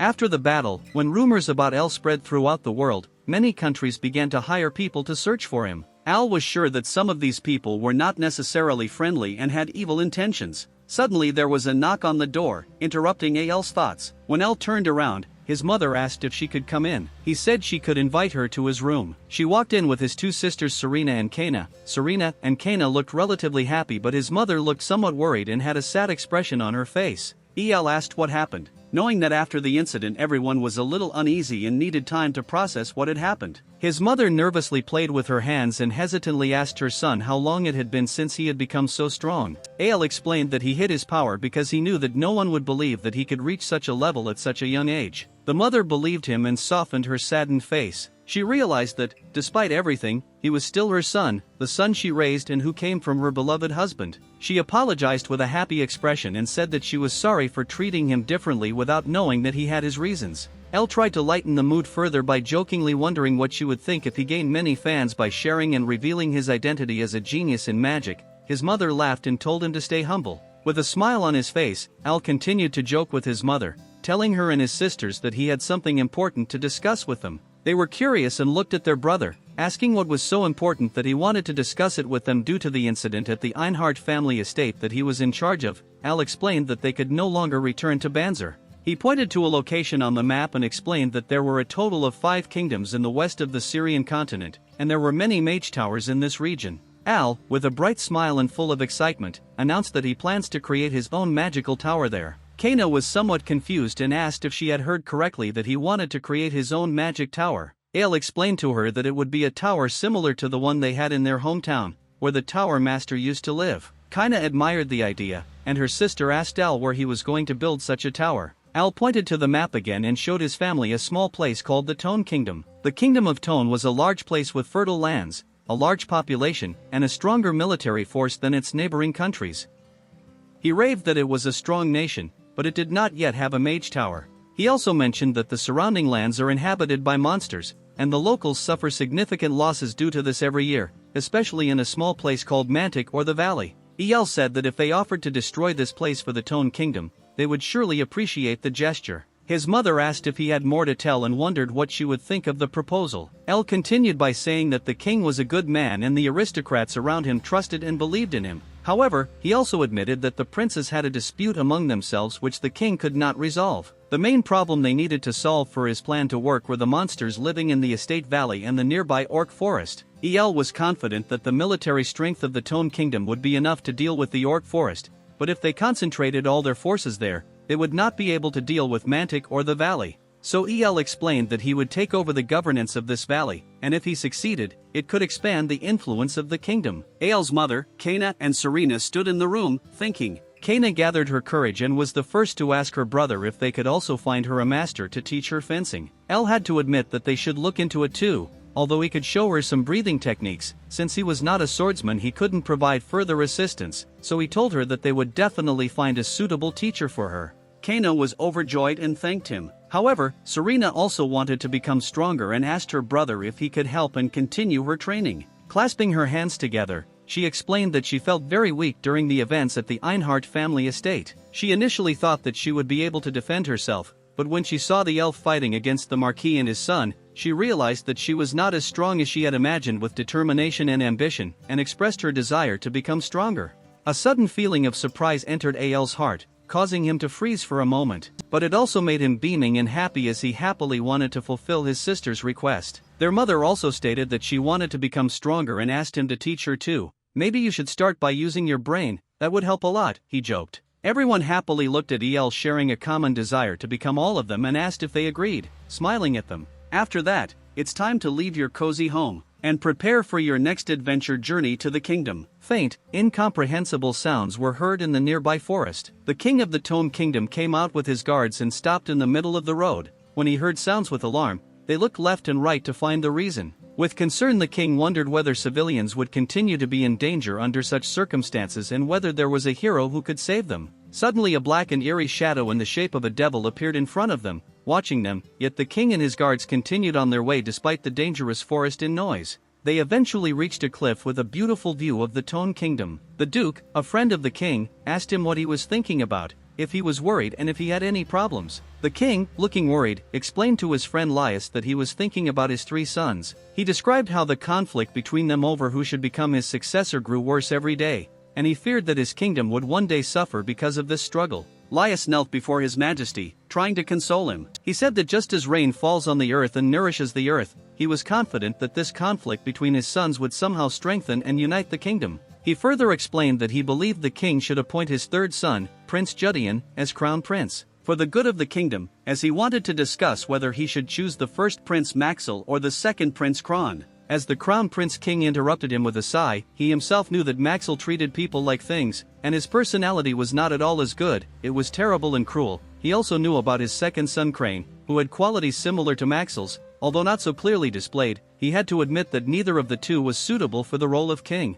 Instead, the king recognized that his 3rd son Judian was the warm-hearted and friendly leader his subjects deserved and whom he would prefer to appoint as king for their well-being. Unfortunately, 90% of the aristocrats supported either his first son Maxil or his second son Crane. Among Judy and the reporters were the Supreme Sword Master and the leader of the Royal Guard, Captain Duke Laius, as well as the capital's Sword Master, Captain Count Lumo. This provided balance between the 3 sons, since the 2 leaders of the knightly order stood on Judian's side. However, the king did not even want to think about what would happen if the first and second princes turned against their younger brother and tried to overthrow him. Just the thought made him sick. But he also must not forget about the affairs of the kingdom. He knew he had to try to handle government affairs while keeping an eye on the monsters. Suddenly the king realized that he was talking to himself and wondered where his friend, Duke Laius, had gone. He turned around to see Duke Laius and his guards tense in front of him, ready to protect his majesty. The warning Duke Laius drew his sword and urged the king to remain at a distance and be careful. The guards realized that they were surrounded.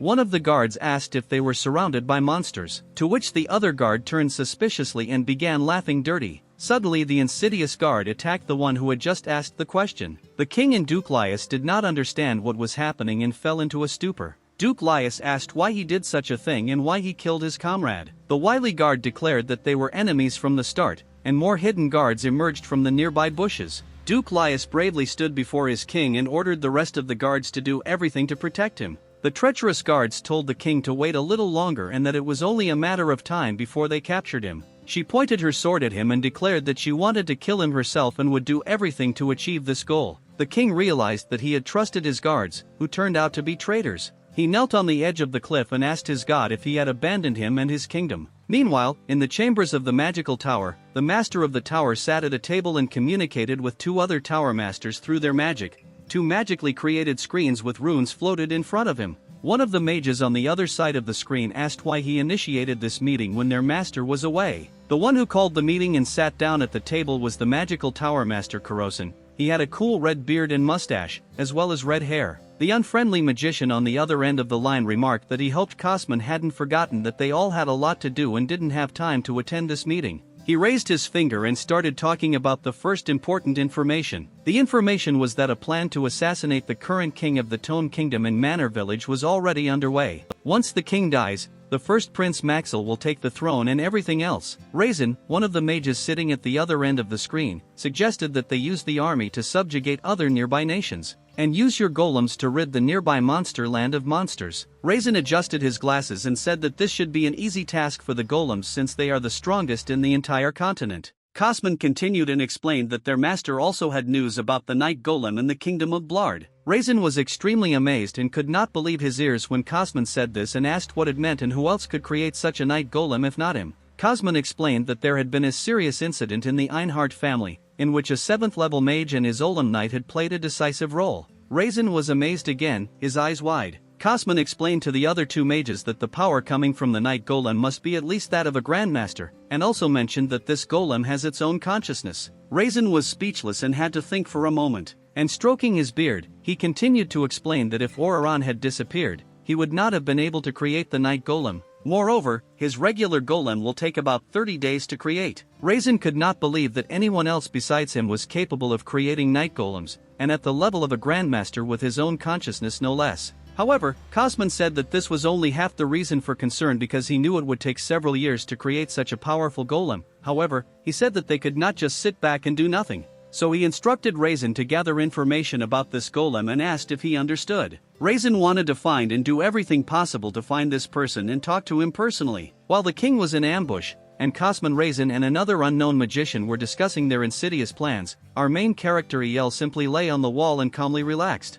He realized that he was indeed in the kingdom now, but wondered how he could contact the king. He knew that spreading rumors about his presence was not a good idea, as it might attract the attention of the Einhard family in the Blard kingdom, exposing his hiding place. He wanted to somehow meet and talk to the king in a normal and discreet manner, but he couldn't think of no ideas how to achieve this. He turned away from the wall and desperately wondered what he should do. Ael's mother stood next to his sisters and mentioned that she was hungry and suggested they look for a small place to eat together. Al straightened up and agreed, because he also wanted to eat. Suddenly he felt something and it hit him like lightning. He wondered where this sudden surge of power was coming from. He recognized the wavelength of the energy and realized that it must be the power of a sword master. Quickly he stood up and realized that the power he felt was coming from the north, as Al probably forgot to speak and everything happened so quickly that his mother asked what was wrong with him. Al skillfully ignored the question and noticed that there was a sudden surge of power coming out of the forest where there usually shouldn't be people. He also realized that the place was very close to the royal palace and wondered if the king might be somehow involved in this.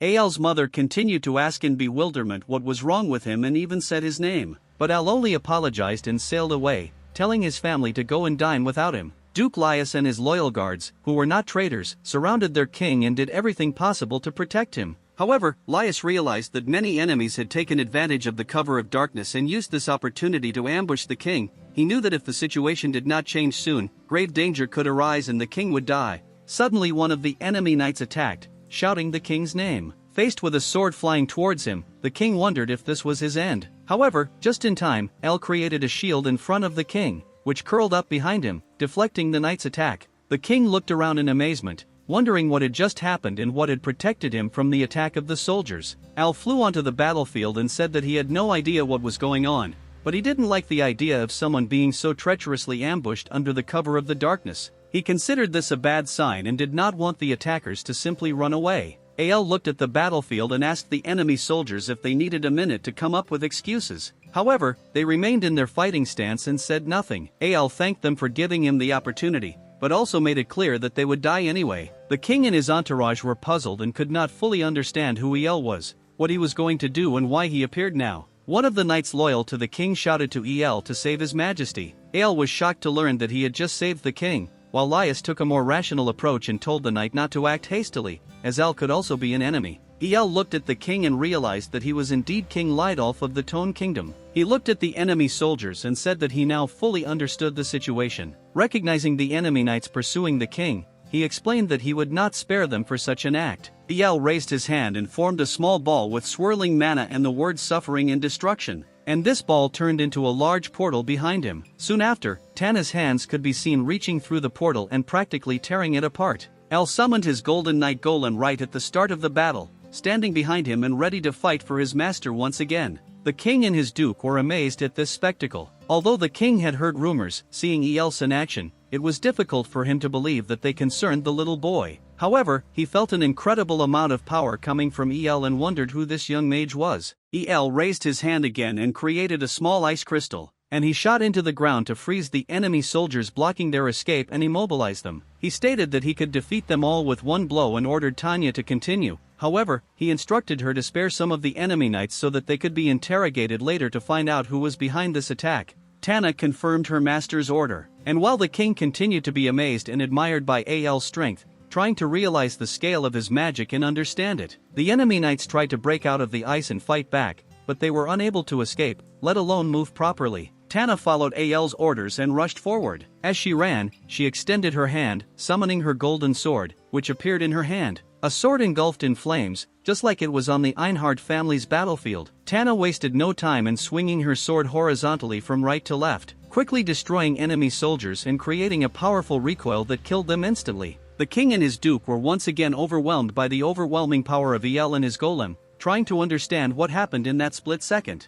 El thanked Tana for his golden golem and praised her for her excellent work, to which Tana bowed to him and expressed her gratitude. The king realized that this must be the main one. There were rumors about the highest magician in the Tone Kingdom, which was currently only at the 6th level of magic, but if the king could defeat El, his kingdom would finally have a 7th level magician. El approached the king and asked if he was wounded. He introduced himself to the king by his name. The king, clearly relieved, thanked him for his help, and El explained that it was nothing and that he had only taken care of a few bad guys. Meanwhile, the king's loyal guards were busy arresting the remaining traitors. The king was amazed that El not only saved his life, but also had the foresight to think further. He invited El to dine with him and emphasized that a simple verbal thank you would not be enough under the circumstances. El played along, pretending to consider the invitation, but eventually accepted it. And this made the king very happy and gave him a radiant expression. The king explained that he would inform his mage of the invitation and order him to deactivate the seal preventing the invasion of teleportation magic so that El could refuse the bite for the day.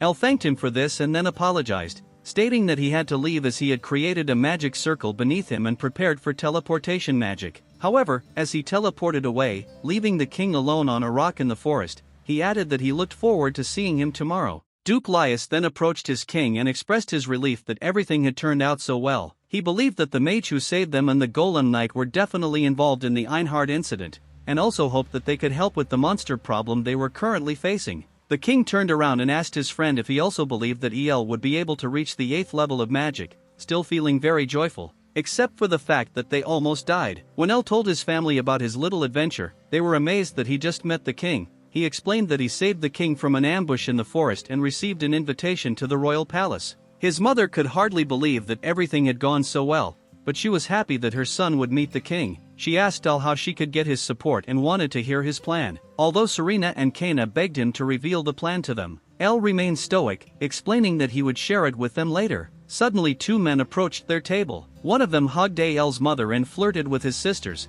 asking if they wanted to spend some time with them. One of the men began to lightly touch Serena, but El immediately intervened and politely asked him with a smile to keep his hands off the family. The man, who did not quite understand the situation, asked him who he was. El became somewhat serious and repeated with a firmer grip that a man should leave his family alone. Subsequently, the man and his friend left the premises in which they were located. Serena and Kana looked at their brother, who saved them like knight in golden armor, and felt a little embarrassed. Their mother noticed this and had to hold back a grin. She knew that both her girls were a little scared and that AL was acting like a real gentleman at that moment. EL himself was unaware of the situation, muttered something to himself, and then said that they both should be strong enough to handle the situation on their own. This completely ruined the mood of the women at the table, and AL's mother just shook her head. The next morning, which was as sunny as almost always, El said goodbye to his family as he needed to prepare to meet the king. His sisters and mother told him to be careful and that they looked forward to seeing him later.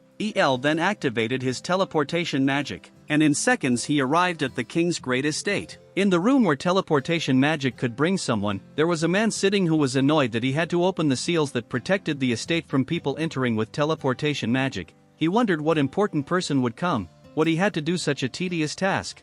Out of boredom, he sat in a chair, resting his face on one hand and crossing his legs, wondering how long it would take for the guests to arrive. However, soon after he noticed movement in the center of the room, he quickly stood up and realized that it was the mana of someone at the 7th level of magic. He was amazed to see someone so powerful right away. El appeared and successfully landed at his new king's estate. The man who was waiting for El and immediately accepted him asked if he was the one who saved their king's life. El turned around and confirmed this, nodding his head. To which the man came up to him, hugged him with tears in his eyes and said that finally there would be a 7th-rank magician in the kingdom again. He was glad that he would no longer feel so burdened. Al didn't understand the situation and wondered who this old man was and what was going on here. Al became embarrassed, cleared his throat and made it clear that he did not quite understand the situation in which he found himself and felt somewhat uncomfortable. The old man returned to reality, realizing that he had become obsessive and allowed his emotions to take over. He immediately let go of El, rubbed the back of his head with one hand and apologized for his obsessive behavior. He told Al that he had never seen such a young 7th-grade mage, and he made it clear to Al that he was fascinated by what he had already achieved at such a young age. Al felt visibly uncomfortable being praised like that and wondered what the hell was going on with the older man and why he was praising so much. In an awkward situation, Al looked around the older man's room and found stacks of books scattered haphazardly on the floor, open and scattered haphazardly. Having examined the books more closely, he realized that these were books about magic. He had to remember how, as a child, he devoured every magical book. It took a while, but then the old man apologized again for his rude behavior, and he mentioned that His Majesty the King was already waiting for El and he would like to bring him to him. There was a gleam in Al's eyes with delight that besides him there was another person who was passionate about magic. When Al went with the older man to visit the king, he demonstrated some of his magic by channeling hot blue flames of mana into his hand. The older man was beside himself when he saw Al's demonstration. He couldn't believe that someone so young could channel powerful magic into his hand without any training or spell casting. He told Al that he was on a whole other level than the other 7th-grade magi. As they walked through the corridors of the royal castle, the older man wondered how this was possible and came up with many wild theories that made Al smile. As they walked down the hallway, Al smiled more and more. He enjoyed talking to the older man and he had a lot of fun having this conversation because the older man's passion was the same as Al's for exploring and learning magic. Suddenly Al's eyes widened and he looked out of one of the palace windows and looked out over the harbor. There was a beautiful view of the city. The water was roaring, the waves were crashing on the harbor, the sun was shining and there was a peaceful atmosphere over the harbor. Al could more accurately see that this land is rich in food, the dungeons are full of resources and treasures, while Al looked out the window, contemplating the advantages of the Tone Kingdom and feeling the heat of the place. The older man began to think again and thereby aroused Al's interest. To stop his thoughts, Al handed the old man a small piece of paper with a magical theory that he had come up with and put on paper. Walking through the corridors of the castle, he explained to the old man that there were many similarities between the fields of magic and calculations. The older man eagerly and energetically took the piece of paper from Al, clearly excited. He looked at the theory and was surprised that such a method even existed.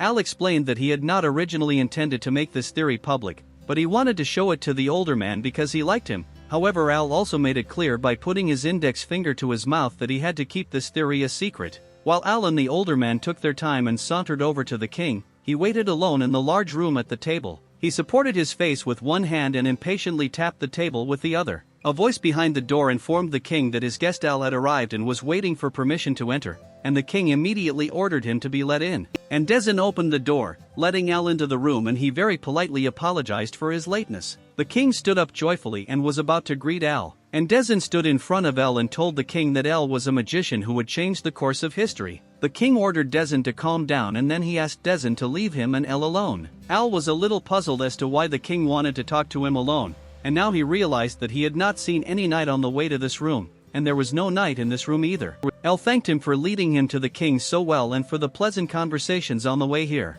In conclusion, Dezen, with a big request and a smile on his face, asked them to meet again, as he wanted to know more about Al's discoveries in magic. He said goodbye and closed the door behind him. The king found his wizard's behavior somewhat disconcerting and shook his head slightly and shamefully when they were alone in the room. El knelt down, bowed and greeted the king with the utmost respect and utmost courtesy. However, before El could express his gratitude from the depths of his heart, the king touched El on the shoulder and addressed him as Sir before his name. At this time, the king also knelt in front of El. He told him to please stand up and clarified that he was the one who should express gratitude. Expressing his gratitude, the king clapped his hands several times, and at this time, the servants and maids brought delicious food into the room. The king apologized for his impoliteness, but explained that the food would be served immediately. The king then said that El should feel at ease and they could talk freely. Al smiled, realizing that King Lidolf turned out to be a very considerate person, even in the most insignificant things. While they were eating, Lidolf subsequently asked Al if he would like some alcohol and explained that he had specially prepared something with the most popular alcohol in his kingdom. Al naturally agreed and handed the king a glass, and then thanked him. This included treating the king with great respect and speaking his mind freely without much hesitation, and so Al directly told the king to his face that he thought he wanted him to build a magic tower on this land.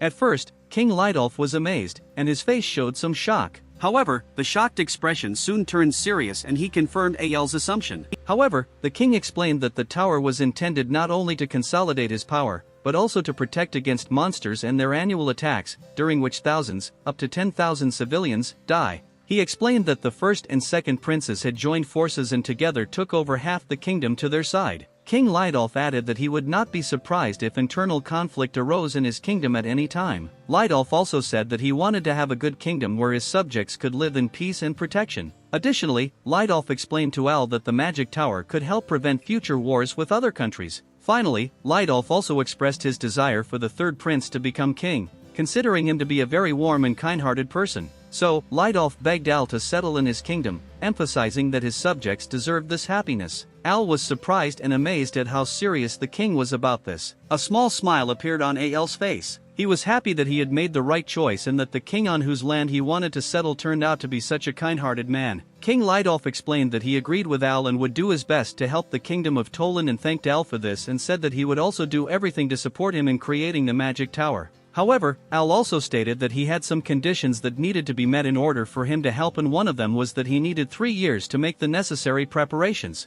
Hearing this, Lidolf was surprised that it would take 3 years, and then added that they did not have much time and Count Luz's territory, one of the destroyed territories, would not survive another 3 years. Al's expression changed and he seemed somewhat surprised as the smile that had appeared on his lips disappeared. King Lidolf further explained that they had enjoyed years of peace thanks to a superior wizard, but recently some people had kidnapped the wizard and since then monsters had been steadily moving into the Count's territory, causing civilian casualties to mount. Al suddenly widened his eyes upon hearing that someone had kidnapped a wizard and immediately thought that it might be at the hands of the Marquis. King Lidolf further said that Sister and Luz were currently managing affairs as skillfully as the former count. He explained that she was the daughter of a former count and a genius in fencing and in matters of territorial government. But with a heavy heart, Lidolf also said that the monsters could completely destroy this area if left unchecked, and that would mean the end of the Luz family. Unfortunately, Al had to inform the king that he would have to stick to 3 years because he needed that time to build the magic tower. However, as he plunged his knife into a juicy, well-cooked steak,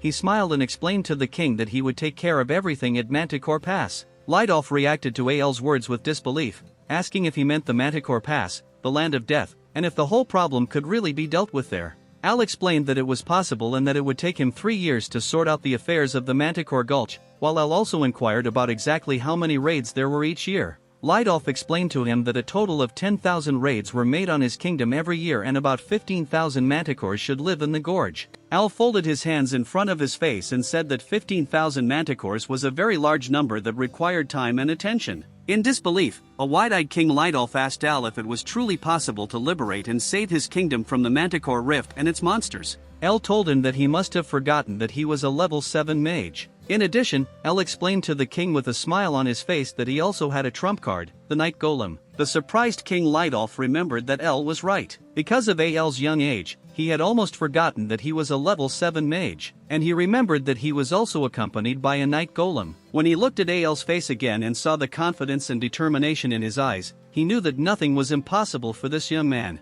Lidolf once again begged Al to restore peace to the kingdom. Al replied that he looked forward to the future with joyful anticipation and was very glad to settle here. He then stood up and apologized. King Lidolf asked Al if he was going to leave now. Al confirmed this with a smile on his face and said that now he knows what he needs to do. He then thanked the king for the invitation and headed for the door. Before he could leave, King Lidolf told him that he could visit him at any time and that he could come whenever it was convenient for him. The Manticore Gorge was a canyon between two mountains, through which a small blue river flowed. This forest and gorge was home to approximately 15,000 manticores. Manticores were large, lion-like predatory cats with wings on their backs and a scorpion-like tail that usually had few enemies. These specimens had particularly sharp and large teeth and were monstrously strong. This was the king of the manticores, who could be identified by the red jewel on his forehead that gave him power over all other manticores. This manticore king's strength was comparable to that of 100 ordinary manticores and even stronger than 100 at the expert level. It was completely normal that during a manticore attack,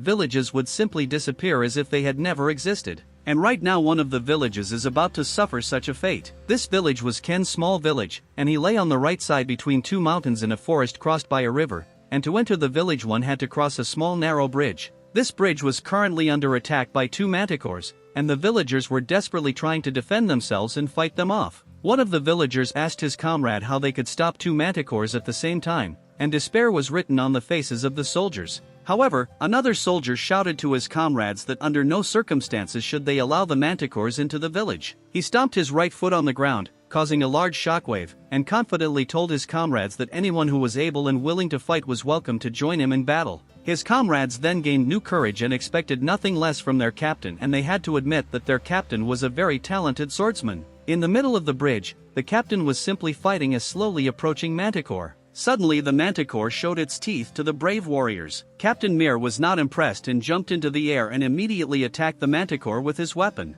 With all his might, he struck the estate with his weapon on the forehead, giving it a head blow. Unfazed by his own direct hit, the captain simply immediately ordered his men to attack the manticore before it could recover. All the soldiers on the bridge drew their bows and prepared for the assault. Wasting no time, they fired arrows at the manticore, which the captain had previously simply paralyzed, hitting him all over his body. Standing in front of the estate's corpse, the captain was sure that even such a monster could not withstand such an attack. Then he wanted to make sure he defeated the manticore and made the final blow. He attacked the second manticore's head with his spear, causing it to scream and fall to the ground. Captain Mir was confident that the first wave of attacks on the estate was over. Captain Mir was even more surprised when he saw that there was another one hidden behind the first two manticores. Roaring with an open mouth and rushing towards him with two sharp horns, the manticore was about to attack. The captain only realized that the manticores would come one after another. He addressed his comrades and soldiers, warning them that another manticore had arrived and they would have to repel the attack. However, looking at the squad, he noticed that his soldiers were clearly exhausted and in need of a break. Captain Mir was somewhat puzzled because he had never seen such a large manticore walking alone in his life and thought that it would probably be too difficult to repel an attack using only the villagers as soldiers.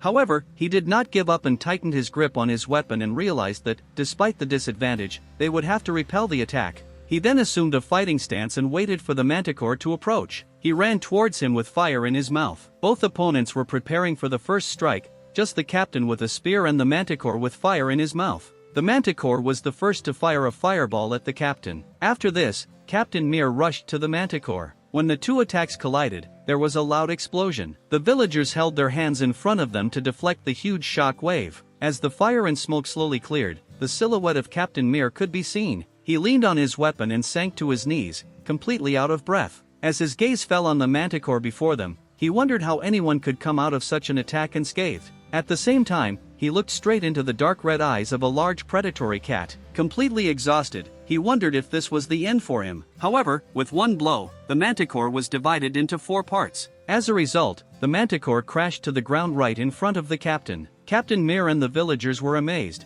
wondering who could easily defeat such a beast. While the unbelievers looked at the corpse of the manticore, a man in a red robe and red gloves emerged from the water. She stood majestically in front of Captain Mirror and the villagers, who looked at her carefully, and they were surprised that their savior was a girl who, at first glance, had not even reached the age of 20. Elle, who was following Kana, congratulated her on her job well done and said that in the future they would definitely need to find a new master. These words of praise were too much for Kane, and he blushed in embarrassment. After Kana cleared her head and considered her brother's words of praise, Elle turned to Captain Mara and the villagers, greeting them. They were still amazed and could not yet comprehend what was happening right before their eyes. Elle explained to them that they had not come to harm them, but rather introduced himself as a wizard who wants to provide them all with a pleasant life and will soon rule the earth. However, this news shocked Captain Mirror, who then, trembling, clutched his weapon and asked what Al meant by this. Completely frightened, he straightened up, aimed his weapon at Al and asked why this land should soon belong to him. Kana also reached for her weapon and asked how he dared point the sword at her brother. She channeled her entire red aura,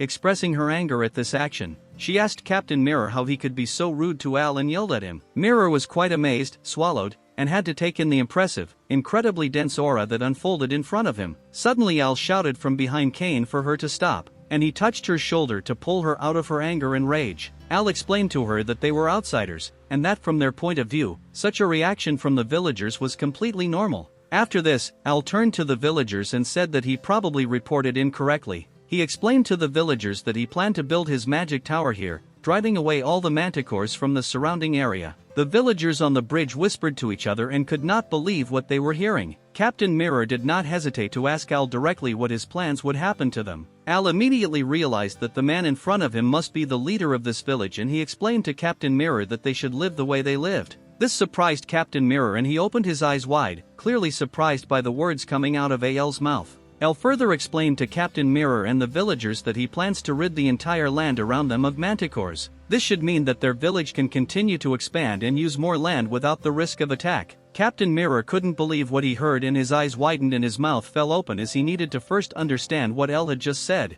The rest of the villagers on the bridge were also stunned, trying to comprehend what they heard from Al. Suddenly, another massive paw stomped on the ground, and another manticore became visible behind Al. Al immediately realized this and quickly turned around. He formed a magic circle under himself and called on the residents to remain calm. Behind him, another portal to another dimension opened, from which 3 large iron golems emerged. They stood impressively behind Al, who became serious and ordered his golems to take care of the villagers' problem. A bolt in one of the golems' helmets opened, and Al knew that the command had been accepted immediately. The iron golem rushed towards the manticore, tiny in comparison, and he raised his right hand and crushed the small creature. Captain Mirror was speechless as he watched Al deal with the manticore. The iron golem complied with Al's command, kneeling before its master and awaiting further instructions. With a smile, Al turned to the captain and asked if he would trust him now. The surprised expression on Captain Mirror's face changed, and he knew that their safety was guaranteed if there were such golems around them. Moreover, he saw Al as an extremely powerful magician and believed that he could make the manticore pass a place where people could live again. He put his hand to his chest and apologized to Al. Al extended his hand to Captain Mirror and said that his behavior only proved that he was a good leader and that there was no shame in expecting something suspicious when meeting someone for the first time.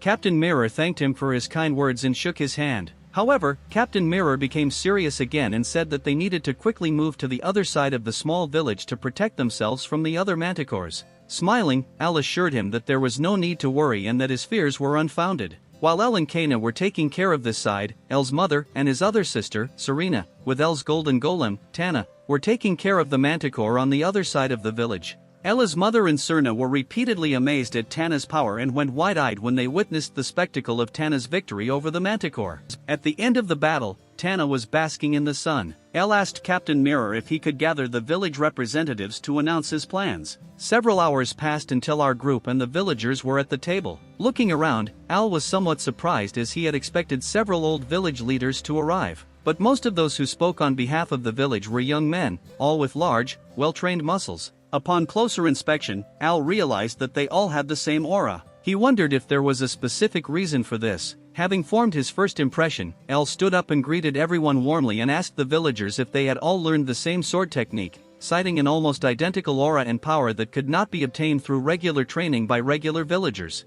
The villagers and Captain Mirror were immediately stunned by Al's speech. Al also wondered what such talented people were doing in such a place. Captain Mirror thought for a moment and looked at the ground, then looked back at Al and explained that he really didn't expect anything different from him. He also praised Al's keen eye and explained that they were actually knights of Baron Jamir, the same Baron Jamir famous for his sword technique, who became a sword master at the age of 30. Captain Mirror continued, clearly upset and saddened, with his head down. As the struggle for the crown intensified, many attempts were made to win the Baron over to their side. Al's mother looked at the troubled village leader with motherly love, and in his eyes she saw that this topic was not easy for him and the pain was still deep. Captain Mirror continued to explain that despite all attempts to win the Baron over to his side, they had failed as he had rejected all offers. With tears in his eyes, Captain Mirror said that at that time they were knights on probation, and the Baron told them to escape and survive, and the rest of the villagers at the table also had tears in their eyes. Al's mother continued to listen to this story, and she became even sadder when she witnessed the plight of the soldiers. Al, on the other hand, listened carefully to the story, but was not as deeply moved as his mother. He knew exactly how the soldiers must have felt, but he didn't understand why they didn't just go to another country with their skills, since as knights they should have been able to get a knighthood and not exposed their family to such a dangerous situation. However, as Al reflected on this, he realized that he would have to reconsider his thoughts, and he realized that each person had his own ideals and that the circumstances in which these people lived were different from his own. He looked at his hands and realized that he needed to solve their situation first to understand their way of thinking and differences. He looked at the representatives again and explained to them that the monsters were easy for him to deal with and that this was not the main problem. Furthermore, he looked at his sisters and then back at Captain Mirror as he continued to explain his plans. He explained that his first goal was to approach the leader of the Manticores. This greatly surprised the villagers, who could not believe what they had just heard. Captain Mirror was also amazed by Al's plan and asked him if it was even possible to defeat the king of Manticore. Al, full of confidence, spoke to the villagers and assured them that he would keep his word and show them how to defeat such a beast. The beast is twice the size of the normal version, with a red gem on its forehead, wings, and a scorpion tail. Al initially settled his affairs with the villagers. He immediately moved on to the next step, happily heading to a place he hadn't been to in a long time. Al stood exactly where he had once looked at the city with his mother and remembered that his journey had once begun here. Dibel's shop was located in the kingdom of Banzer and it looked unchanged, the same as it was when Al left the kingdom. Dibel sat at the table and signed important documents brought to him by the secretary. One by one he signed and processed them, and then he returned it to his secretary to do the rest. Since he received the right to sell magic stones, the fame of his small store has grown rapidly. He thought about Al, considering him an important client and business partner, and also remembered watching Al grow and witnessing all his development. He also remembered reading in the newspaper recently that the residence of the respected Marquis of Einhart had exploded. This immediately made him wonder if Al had something to do with this. His surprise was evident when he read the article as before Al left the kingdom, he questioned Dibel about Marquis Einhart. Dibel hoped that the information he provided to Al did not lead him to destroy the house. Lost in thoughts of Al, Secretary Dibel had to call out his name several times, each time getting louder, until he returned to reality. Completely confused, he asked his secretary how long she had been standing there. She replied that she had been calling his name for a long time. Then she informed him that one of the important clients he was just talking about had suddenly appeared at his door. Dibel was extremely surprised and repeated whether he understood correctly what his secretary had just said. She confirmed this and escorted the high-ranking client to Dibel's premises. Al mentioned that it had been a long time since they last saw each other, with an ecstatic expression and a smile on his face. Dibel could not recover from surprise, as he had just thought about Al. Al wasted no time in directly stating his goal, which was to discuss a few issues with Dibel. However, Dibel did not respond to Al's words. Instead he rushed towards him, shaking him and asking if he was safe and if he had any injuries. He naturally asked about Al's siblings and his mother to make sure they were okay.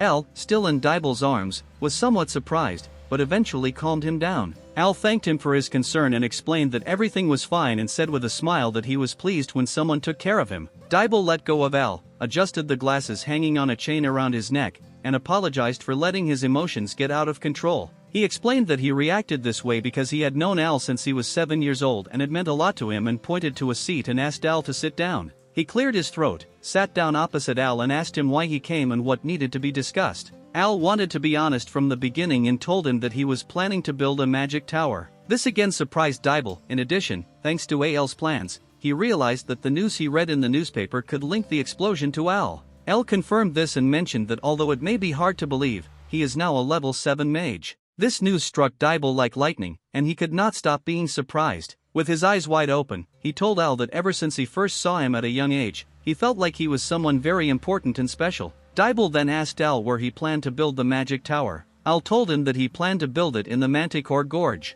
and Al continued to answer with a smile to the surprised Dibble that this was exactly what he meant, and that Dibble understood everything correctly. In any other country, anyone who plans to build a magical tower will be welcomed with open arms. This would mean that Al had the freedom to choose any suitable place to settle. Thus, it seemed illogical to Dibble that Al decided to build a magic tower in the land of monsters, but Dibble knew deep down that he should not doubt Al's decision and told him that he agreed and thought it was a good idea. This surprised Al, who was a little embarrassed, stating that he hadn't explained everything yet and wondered why he had already received approval from Dibble. Sitting across from him, Dibble said that everything Al did was new and exciting and wanted to know what Al's next plan was. Al smiled at Dibble's confidence and then proceeded to explain his next plans. As Dibble suspected, Al's plans were indeed exciting. He was confident that if successful, the business would become one of the best on the entire continent. Dibble also mentioned that he wanted to start recruiting the people needed to build the magic tower, and asked Al when would be the best time to prepare them.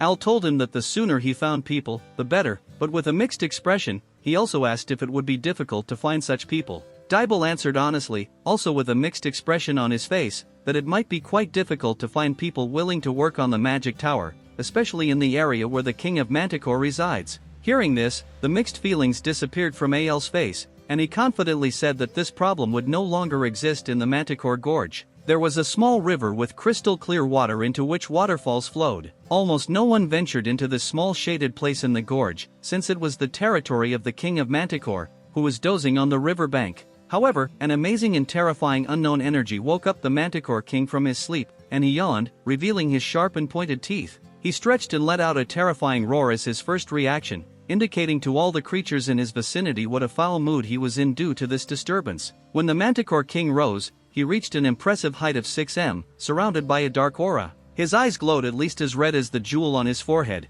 and his combat level surpassed that of a swordmaster. After taking a few minutes to wake up and stretch, he began to run as quickly as possible towards the source of unknown energy with a menacing expression on his face. Typically, the kings of the estate had several subjects nearby to protect and watch over their territory. However, this time the King of Manticore was different. He had great confidence in his abilities, believing that nothing and no one could kill him. That's why he was so eager to find the mysterious energy that disturbed his senses and made him doubt his abilities. At full speed, the big cat ran faster, jumping over obstacles, ready to confront his opponent. And finally he reached the place of mysterious energy and showed his sharp teeth. When he arrived at the place of the mysterious energy, upon arrival he saw 3 magical iron golems controlled by L. One stood in front, the other 2 a step behind. To demonstrate his strength, the Manticore King roared loudly in response again. El appeared on the shoulder of one of the golems, declaring that the king had fallen into his trap. This did not come as a surprise to El, since he knew from the very beginning that the king was nothing more than a monster.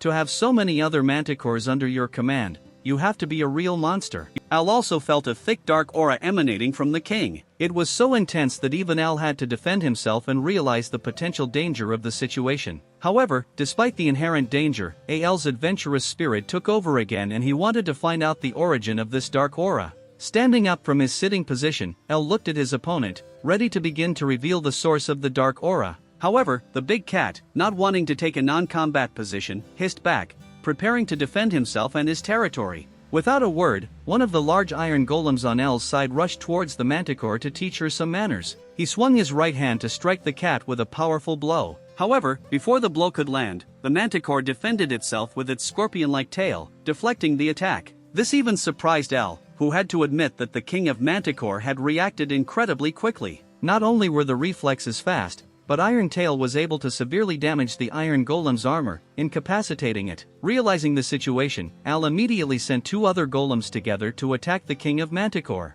This time, one of the golems even managed to hit Manticore in the face. However, this seemed to have little effect on the Manticore, as it easily defended itself from the attack with its iron hide. Al realized that the attacks were not strong enough to penetrate this iron skin. The Manticore bit through the armor of the Iron Golems and defeated the second one, biting off one of the golem's arms. This golem fell to the ground, making it clear that El's opponent would not be easy. Manticore was a true king who often defended his territory and proved his position. Even though 2 of the 3 iron golems had already been defeated, the third golem continued to move forward, attempting to attack the Manticore from behind. However, the manticore noticed this sneak attack, and with a deft movement of his hind legs he repelled this attack. He punched the last 3 iron golems in the face, defeating them as well, leaving them lying on the ground with their armor broken. Viewed from above, the manticore, surrounded by 3 corpses of iron golems, stood firmly on the battlefield, confirming its position as the ruler of the territory. To prove his strength to Al, he roared again, creating a furious shockwave and screaming at him.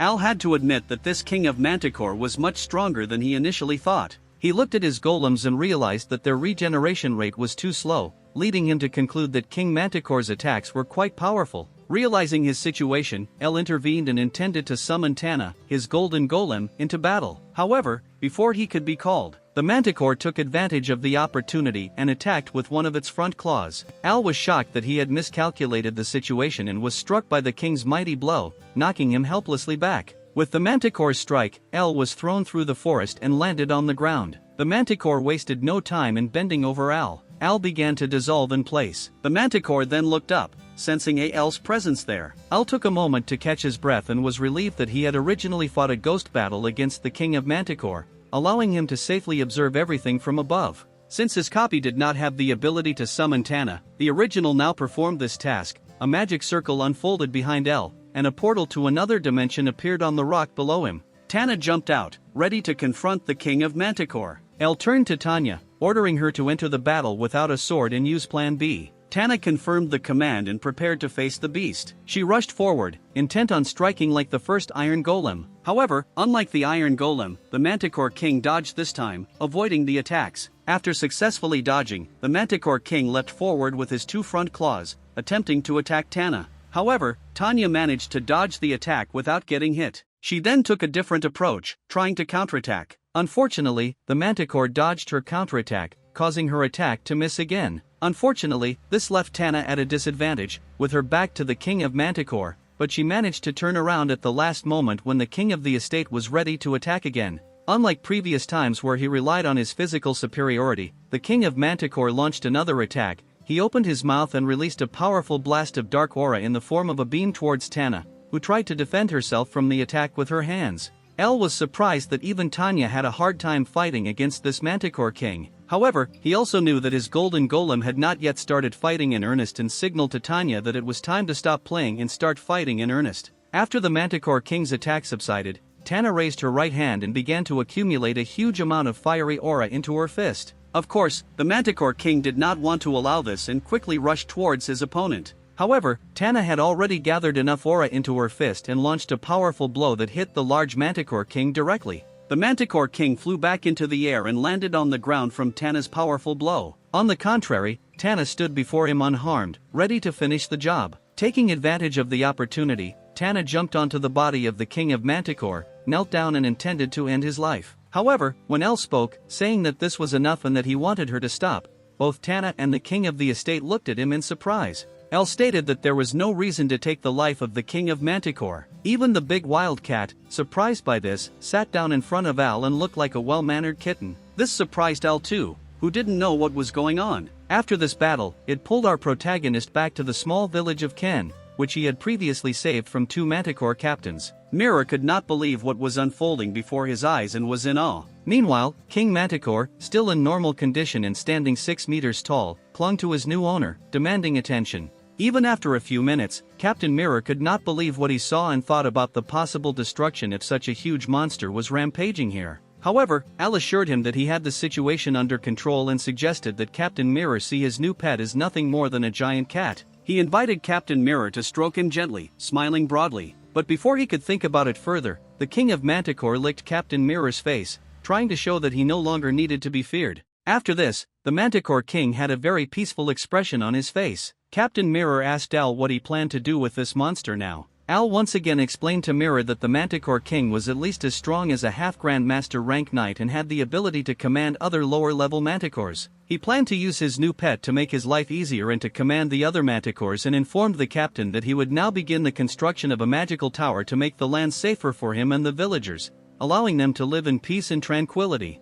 3 months have passed since the King of Manticore disappeared from the Manticore Gorge. The construction of the magic tower was in full swing, and so far the whole process was going relatively smoothly. A teleportation portal was created inside the magic tower, directly connecting Dibel's store with the magic tower. Thanks to the people Dibel hired, the expensive materials for the tower were quickly transported. While the diligent workers erected the tower, Al's mother and sisters helped with provisions. The outer facade of the magical tower soon began to slowly take shape. It was a large golden tower, unsurpassed in its grandeur, stretching several floors into the sky. From time to time, people approached the large golden magical tower, looked up in disbelief and wondered what this huge building was. Most were unsure of the nature of the structure, often calling it simply a large warehouse. However, the crucial part of Al's plans now began. Parallel to the construction of his magical tower, the first step was to capture and relocate the lesser manticores, many disappearing on their own after the disappearance of their king, scattering into the nearby forests. Al used his magic to capture the remaining smaller manticores and transport them to another dimension. Because it was not an easy task that radically changed the life of the country. Many people were fascinated by the success of Al's plan, which brought him great happiness. Gradually, fewer and fewer manticores circled around the magical Tower of Al, and the attacks of these dangerous wild cats dropped to almost zero. The opportunity arose to build more houses in the immediate vicinity of the magic tower, and soon a large city with a population of 15,000 people peacefully arose around the magic tower. Al's mother and his sister sat at the table together and discussed that if they had not experienced this themselves, they would never have believed that this territory was previously inhabited by wild cats that terrified the local people. Serena and Al's mother talked about the prosperity of the city. Kana noted that their plans were not fully realized, and Al agreed with his red-haired sister, stating that there was still a lot to do before they were done. Holding a cup of coffee, Serena asked what their next plan was. Al, who was also drinking coffee and waiting for it to cool down a bit, explained to his family that plans for the future would cost a lot of money, and their first priority should be raising funds to continue building his magical tower. Over a cup of coffee, he also told his family that he was about to meet a very important person. This news surprised Serena and Kaina, trembling as they wondered who their brother could mean by important person. Serena noted that she had never seen her brother like this before and wondered who they were visiting. Meanwhile, Al's mother was also sitting at the table, drinking coffee. She was pleased that peace had reigned around her family, allowing them to now enjoy life. The sea brought small waves to the beach from time to time, splashing onto the beautiful golden sandy shore. Al walked along the beach with his family, declaring that he needed to introduce them to someone important, and his sister Serena said that she couldn't wait to meet the person who was so important to him. Only their mother had a small smile on her face, because she was the only one who understood how their two daughters, as well as their only son, felt and what their words truly meant. Amazed, Serena and Kana turned to their mother and asked why she was laughing, and Al's mother only apologized for her laughter and let the situation go. The family walked along the beach together, repeatedly wondering where this important person could be. However, nothing else was visible on the entire beach except for the occasional seaweed and a few barrels of seafood. Al turned around and asked his family if it wasn't incredible, explaining that he thought this beach was especially cool. He clarified that this is the western part of the Tone Kingdom, famous for its seafood. When Al explained this to his family, that there were few or no mages in this area, making it a very poor territory, he suddenly remembered that he forgot to tell them who this territory actually belonged to. However, before he could say the name, the ground suddenly shook and a strong shaking spread. The family's eyes turned to the source of the tremors, wondering what could have caused such noise. Behind a few trees, they saw a large black cloud rising from the middle of the forest, and realized that this was the source of the tremors. There was a large wall in the middle of the forest, and several archers were trying to stop the orcs from breaking through the wall. They drew their bows and took aim at the attacking large green pigs. Before the orcs could jump to the wall, the guards fired arrows. However, the large green orcs deflected the arrows, and then they pulled out their weapons and began to attack. One of the orcs jumped straight onto the wall and, holding onto it, climbed up. There were only a few inches left to prevent the orc from reaching the wall. The guard commander realized this and ordered his soldiers to pour oil on the place.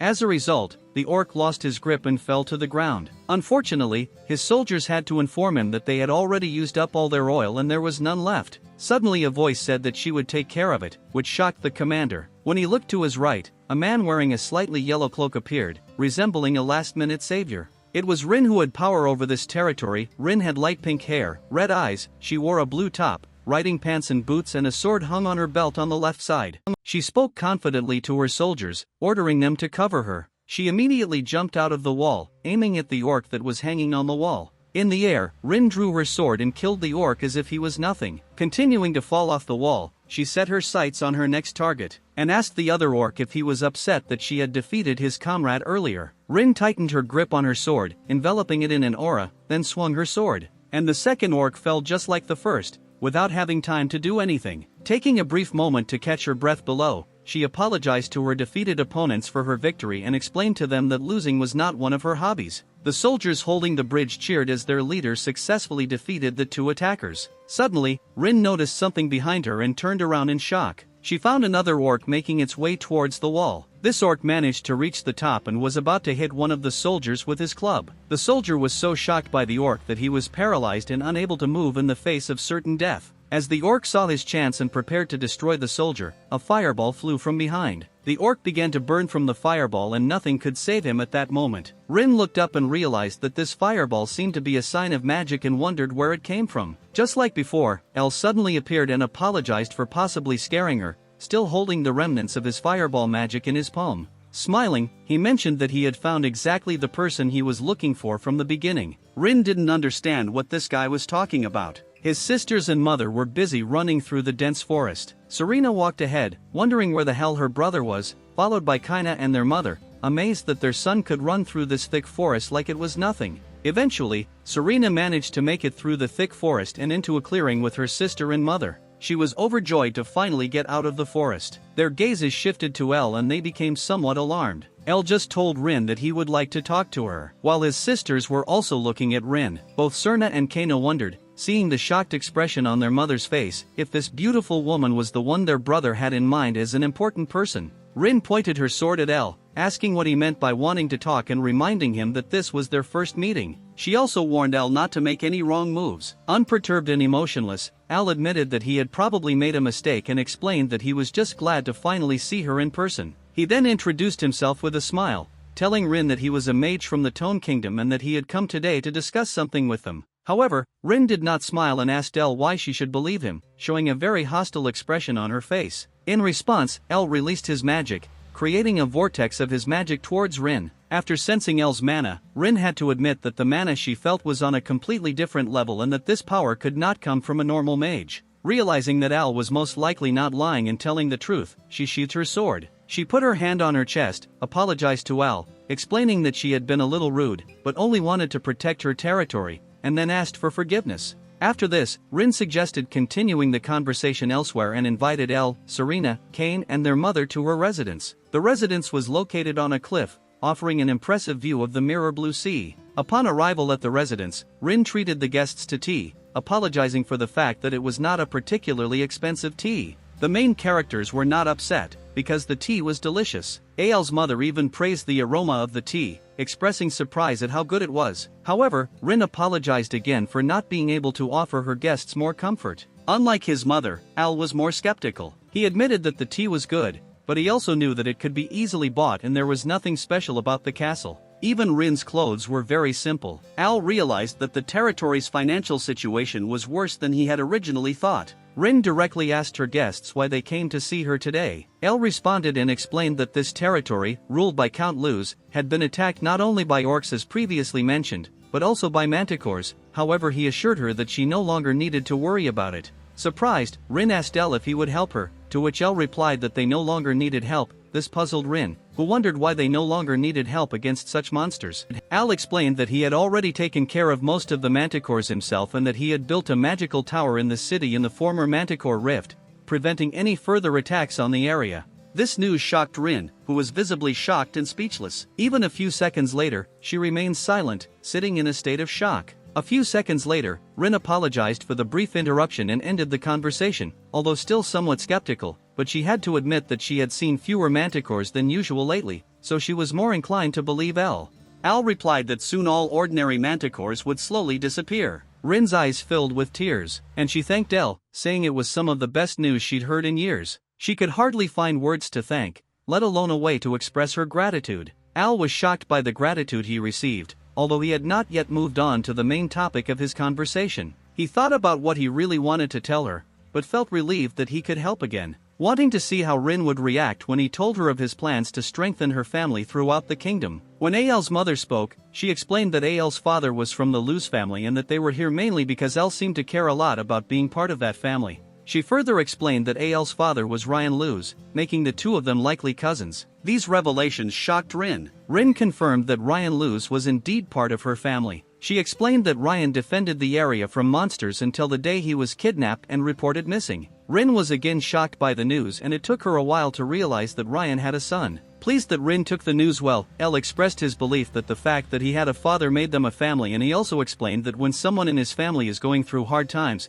he believes that they should help each other. Serena, Kaina, and AL's mother listened attentively to AL's warm and heartfelt words. As the sea waves crashed against the rocks and the sound of the sea echoed through the castle walls, Elle assured Rin that with his help, she could continue to protect the people in her territory from further harm. Tears began to flow down Rin's cheeks again, and she apologized for showing her vulnerable side. Encouragingly, AL's mother said she thought Rin was an exceptionally cool person, even if she was crying at the time. However, Rin disagreed, insisting that she be addressed by her first name since people usually addressed her by her title out of politeness. AL's mother, being especially sensitive, happily accepted the offer and introduced herself by the name Silfer. Serena, Kaina, and Elle also introduced themselves, again with happy expressions on their faces, glad that their family member turned out to be a good person. As a sign of gratitude, Elle asked if he could invite the family to a very famous place in Lu's territory, and then asked if they liked the sea. With excitement, the three girls confirmed that they had heard correctly and were looking forward to a trip to the sea. Rin winked at the three women, noting that the weather outside was beautiful and they could take a short tour. The water was, as always, crystal clear, and light waves rolled up and down the shore, and while walking along the beach, AL's mother, Serena, and Kaina were once again amazed by the beauty of the sea. Three women enjoyed the cool water and splashed around. Rin explained to Elle that the sea is the only place in the entire territory that they can boast about. Al looked at one of the seafood barrels. He asked Rin if the sea in this place is always so clear and deep and if there should be a lot of seafood. Rin was somewhat surprised by Elle's question, but confirmed his assumption. She also looked at a barrel full of seaweed and explained to Elle that they have so much seafood that they can't eat it all, so they store it in barrels like this, and besides, they haven't found a good way to export it. As always, Elle asked Rin directly what she thought about selling him all the surplus seafood. Rin would be somewhat surprised at what Elle would do with all the seafood and would ask him if he was serious and what he was going to do with it. He explained to her that she had more seafood than he wanted and that she would not have to worry about transportation costs or logistics, and asked her to accept his offer, smiling. In this world, potions are primarily used to enhance one's own body's energy and use the body's regenerative power to heal wounds. For example, the main ingredient of such a regeneration potion is manticore blood. To use this blood, the temple uses a special purification method to purify it and make it suitable for production. However, unfortunately, there are too few potions in the kingdoms, not even close to the amount needed to heal all the wounded. Accordingly, the priest was surprised when Dibel informed one of the temple knights in the rear church of the Daish kingdom that he had a whopping 300,000 bottles of the much sought-after manticore blood. When the priest heard Dibel's statement, unbelieving as he was, he wanted to hear it again and asked for confirmation. He also asked Priest V how much of the amount he could take, and V thought for a moment and then said that his church, powerful in holy magic, could use a maximum of 10,000 to 30,000 bottles of this blood. Dibel then sighed. He didn't expect the church to need so little and also stated that he expected there to be around 100,000 bottles. This in turn surprised the priest and he had to react quickly, and he thought that a quantity of 100,000 bottles, although extremely large, could be provided. Dibel skillfully tried to reinforce the priest's decision by expressing surprise and asking if it was really okay for him to order so much. To continue playing his role as a merchant, Dibel began to explain that this blood would also be in high demand in other churches on the continent, offering a price of 300,000 gold coins without a discount. Without long negotiations, the priest accepted Dibel's extremely advantageous offer and thanked him. However, V could not hide his curiosity and finally asked who would provide such valuable material in such quantity. Smiling, Dibel stated that the man in question was, simply put, the greatest genius of his time, thinking about Al. Al stood at the top of his magical tower, looking down at the city that had developed around it. As his gaze wandered around the city, he couldn't believe that this area was the notorious Manticore Gorge. He looked at the small warehouse next to his magic tower. There, workers were currently transporting crates of valuable Manticore blood, ensuring the city's income stability. He remembered how, after taking over the estate, she had transported them to his interspace using his magic. He fed them seafood that he got from his cousin. Although initially some of the lesser manticores objected to the villagers taking their blood, Al solved this problem with the help of a new pet in the form of the Manticore King. Soon a real symbiosis arose between the manticore and the villagers. Thanks to the manticore's special and unique regenerative ability, they quickly regenerated their own blood, creating a continuous cycle. Through this cycle and symbiosis, true friendship emerged. There was also an opportunity for the village to make huge profits. While Elle still stood at the top of her tower, he reflected on the fact that few people knew about the magical tower that was now present in the Manticore Gorge. Since the transportation of goods took place through a teleportation portal, even on the nearby roads there was no sign of transporting a particularly large amount of resources to create such a tower. However, from time to time there were rumors that a new magic tower was being formed that would compete with other magic towers in most cities. However, Al knew that he had to act very carefully so as not to jeopardize the peace he had established. Standing thoughtfully on his tower, he heard someone urgently running into his room. Reacting quickly, he teleported back to his room through a small portal. As soon as he arrived, Kaina burst through the door, loudly shouting his brother's name. Kaina looked genuinely worried, and Al wanted to know what was going on, so he asked his sister what was new and why she was in such a hurry. With tears in her eyes, Kaina cried and said that something was wrong with her sister. A cold shiver ran down Al's spine, and he couldn't believe what he had just heard. Together with Kaina, he ran down the corridor. He opened the door to Serena's room and called her name. Entering the room, Serena was lying in her bed, and their mother was already sitting by the bed, caring for her daughter. Serena had a high body temperature, was sweating and could barely breathe. Al immediately asked his mother if she was sick and what was wrong with her. His mother replied that she had no idea what happened and begged her son to use magic to find out what was happening to his sister. Aware of his mother's serious expression and Serena's labored breathing, Al touched her wrist and tried to use his magic to understand what was going on inside her. He was surprised and his eyes widened when he realized that the mana inside her body was slowly dissipating. He also realized that something else had begun to develop within her. At first, he couldn't tell whether it was a dark aura like a demonic one or a holy aura from the heavens. After some time, he explained to his mother and Kane that if he was right, the new power in Serena's body was a holy power. He also said that they made a mistake and now the entire continent will persecute his sister. Al and Kaina's mother couldn't believe what Al had just discovered. Moreover, Al stated that they should not waste time, since some people might have already learned about this event. He quickly assigned his sister Kaina to take care of Serena, to which she immediately agreed. He then explained to his family that he needed to create a barrier around the village immediately. His mother asked if it needed to be done right now. Al confirmed, assuring them not to worry and that he would be away from home for a while. He then disappeared through the portal, leaving his family alone in Serena's room. As he returned to the magical tower, wondering how long it would take to build a barrier around the entire city, he realized that it didn't matter if it took a little longer. He had to make sure he did it right. There was a determination in Al's eyes that signaled that he must protect his sister at all costs. He immediately raised his hand, releasing his magic, and a magic circle instantly appeared underneath him, circling around him as if dancing. A large beam of magic shot into the sky, splitting at the top to form a barrier. Magic cascaded across the city like a huge glass dome. Meanwhile, in the Holy Kingdom of Gaia, in the Vatican, the high priest announced that the day they had been waiting for had arrived, an expectation that began 300 years ago when they first received the prophecy. Next to the elder priests, a young student knelt eagerly as he listened to his teacher's words. Together they looked at the large, brightly glowing source of mana that had given them the prophecy of the darkness. Mana's source said it's time to be joyful but also scary, and that the world is awash in a constant stream of change. Moreover, the senior and junior priests marveled at the continuation of the prophecy, revealing that there was a place that had never been understood, and that there would appear a beauty as bright as light and fill every dark place with light. The senior priest asked his younger colleague Artmos if he understood the prophecy, and the younger priest explained that the prophecy could mean the Levitan Plateau, where the souls of darkness exist. He further explained that the reference to flow could be related to magic. His teacher found his interpretation perfect and praised his student for it. He subsequently tasked them with announcing the saint's revelation and announcing that a new saint would appear on their continent. They were ordered to cooperate with the Talon Kingdom and its knights. Meanwhile, Serena was visibly suffering, her body temperature rising and her breathing becoming increasingly difficult. Kaina had tears in her eyes as she looked at her sister in such pain, hoping that she would overcome it all. On the contrary, Al's mother prayed for her daughter to survive. Al continued with his plan to build a barrier to protect his sister. As a good loving mother would do, Al's mother stroked the strands from her daughter's face, touching her cheek. She hoped that she would feel better soon, looking forward to the time when they could have fun together again. Al, who had already returned to the room by this point, explained to his family that in the meantime, the mana in Serena's body was slowly but surely being replaced by holy power.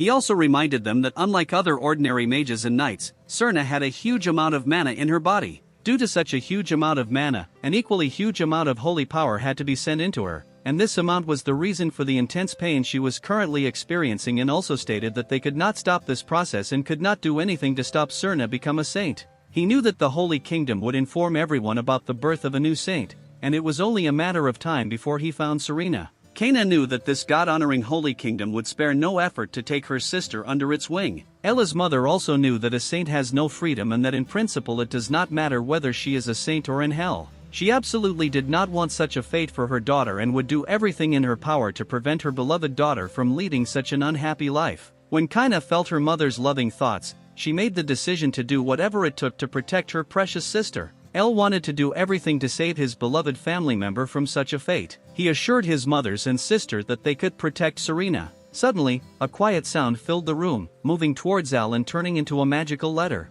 Looking at the letter, Al realized that it seemed to come from the royal palace. Curious, Al's mother asked what the royal palace wanted and if anything special had happened. While reading the letter, Al explained to his mother that the royal palace wanted him to attend the royal conference. Skeptical, his mother asked why he, of all people, should attend the royal conference. Al replied that he had no idea. His only guess was that they might want him to officially announce that he had built a new magical tower and that he would announce his alliance with the third prince to strengthen the Essen faction. However, Al also knew that the magic towers traditionally maintained a neutral stance towards the kingdom, and this invitation would potentially not make any changes to his plans. Worried and sad, Al's mother looked at him and asked him again what he was planning. Somewhat smug, he looked down and set off, telling his mother and sisters that he would be back soon, but for now they should take care of Serena. In conclusion, Al's mother wished him a safe journey and asked him to return in peace. Al headed to Rena's house. Al immediately realized that Rena's territory was much more stable than it had been a few days ago. Rin said that such a stable area was only possible because El helped her and thanked him again. However, she was curious as to why El visited her today, as she couldn't believe that he would just walk around her territory,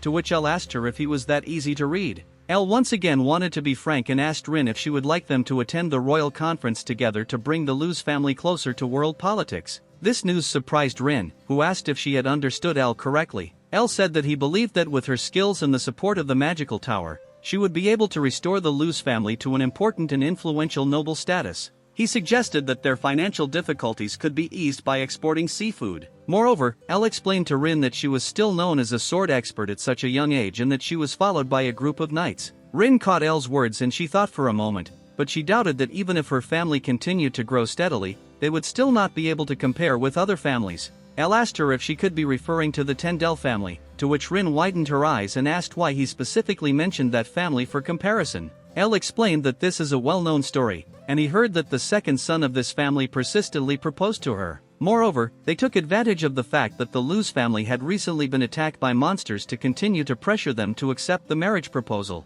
Rin had to pull herself together and clasp her hands slightly, and she knew that the Tendel family was an arrogant and shameless family, but she also knew that this family had a higher status than hers and took advantage of that fact. Ashamed of her situation, she looked at her hands. El said that it was time for her to claim the true strength of her family and speak out against this unfair treatment, and he also felt that Rin wanted to take her chance to change and no longer passively watch as her family continued to lose honor, but to slowly restore that honor. To confirm this and continue to encourage her, El mentioned that he was a level 7 mage and had recently acquired a magic tower. Rin looked at El meekly and asked why he was so warm and kind to her. She then screamed loudly, wondering if it might be because he had some ulterior motives. Al denied it and explained that they were related and that she should stop looking at him sexually. She admitted that she had misunderstood and apologized for her behavior. Al, however, understood that due to the many difficult situations that Rin had to go through, she had a hard time accepting goodwill and believing in people's innocence. Afterwards, El left and said goodbye to Rin, reminding her that he would take her to the conference via teleportation.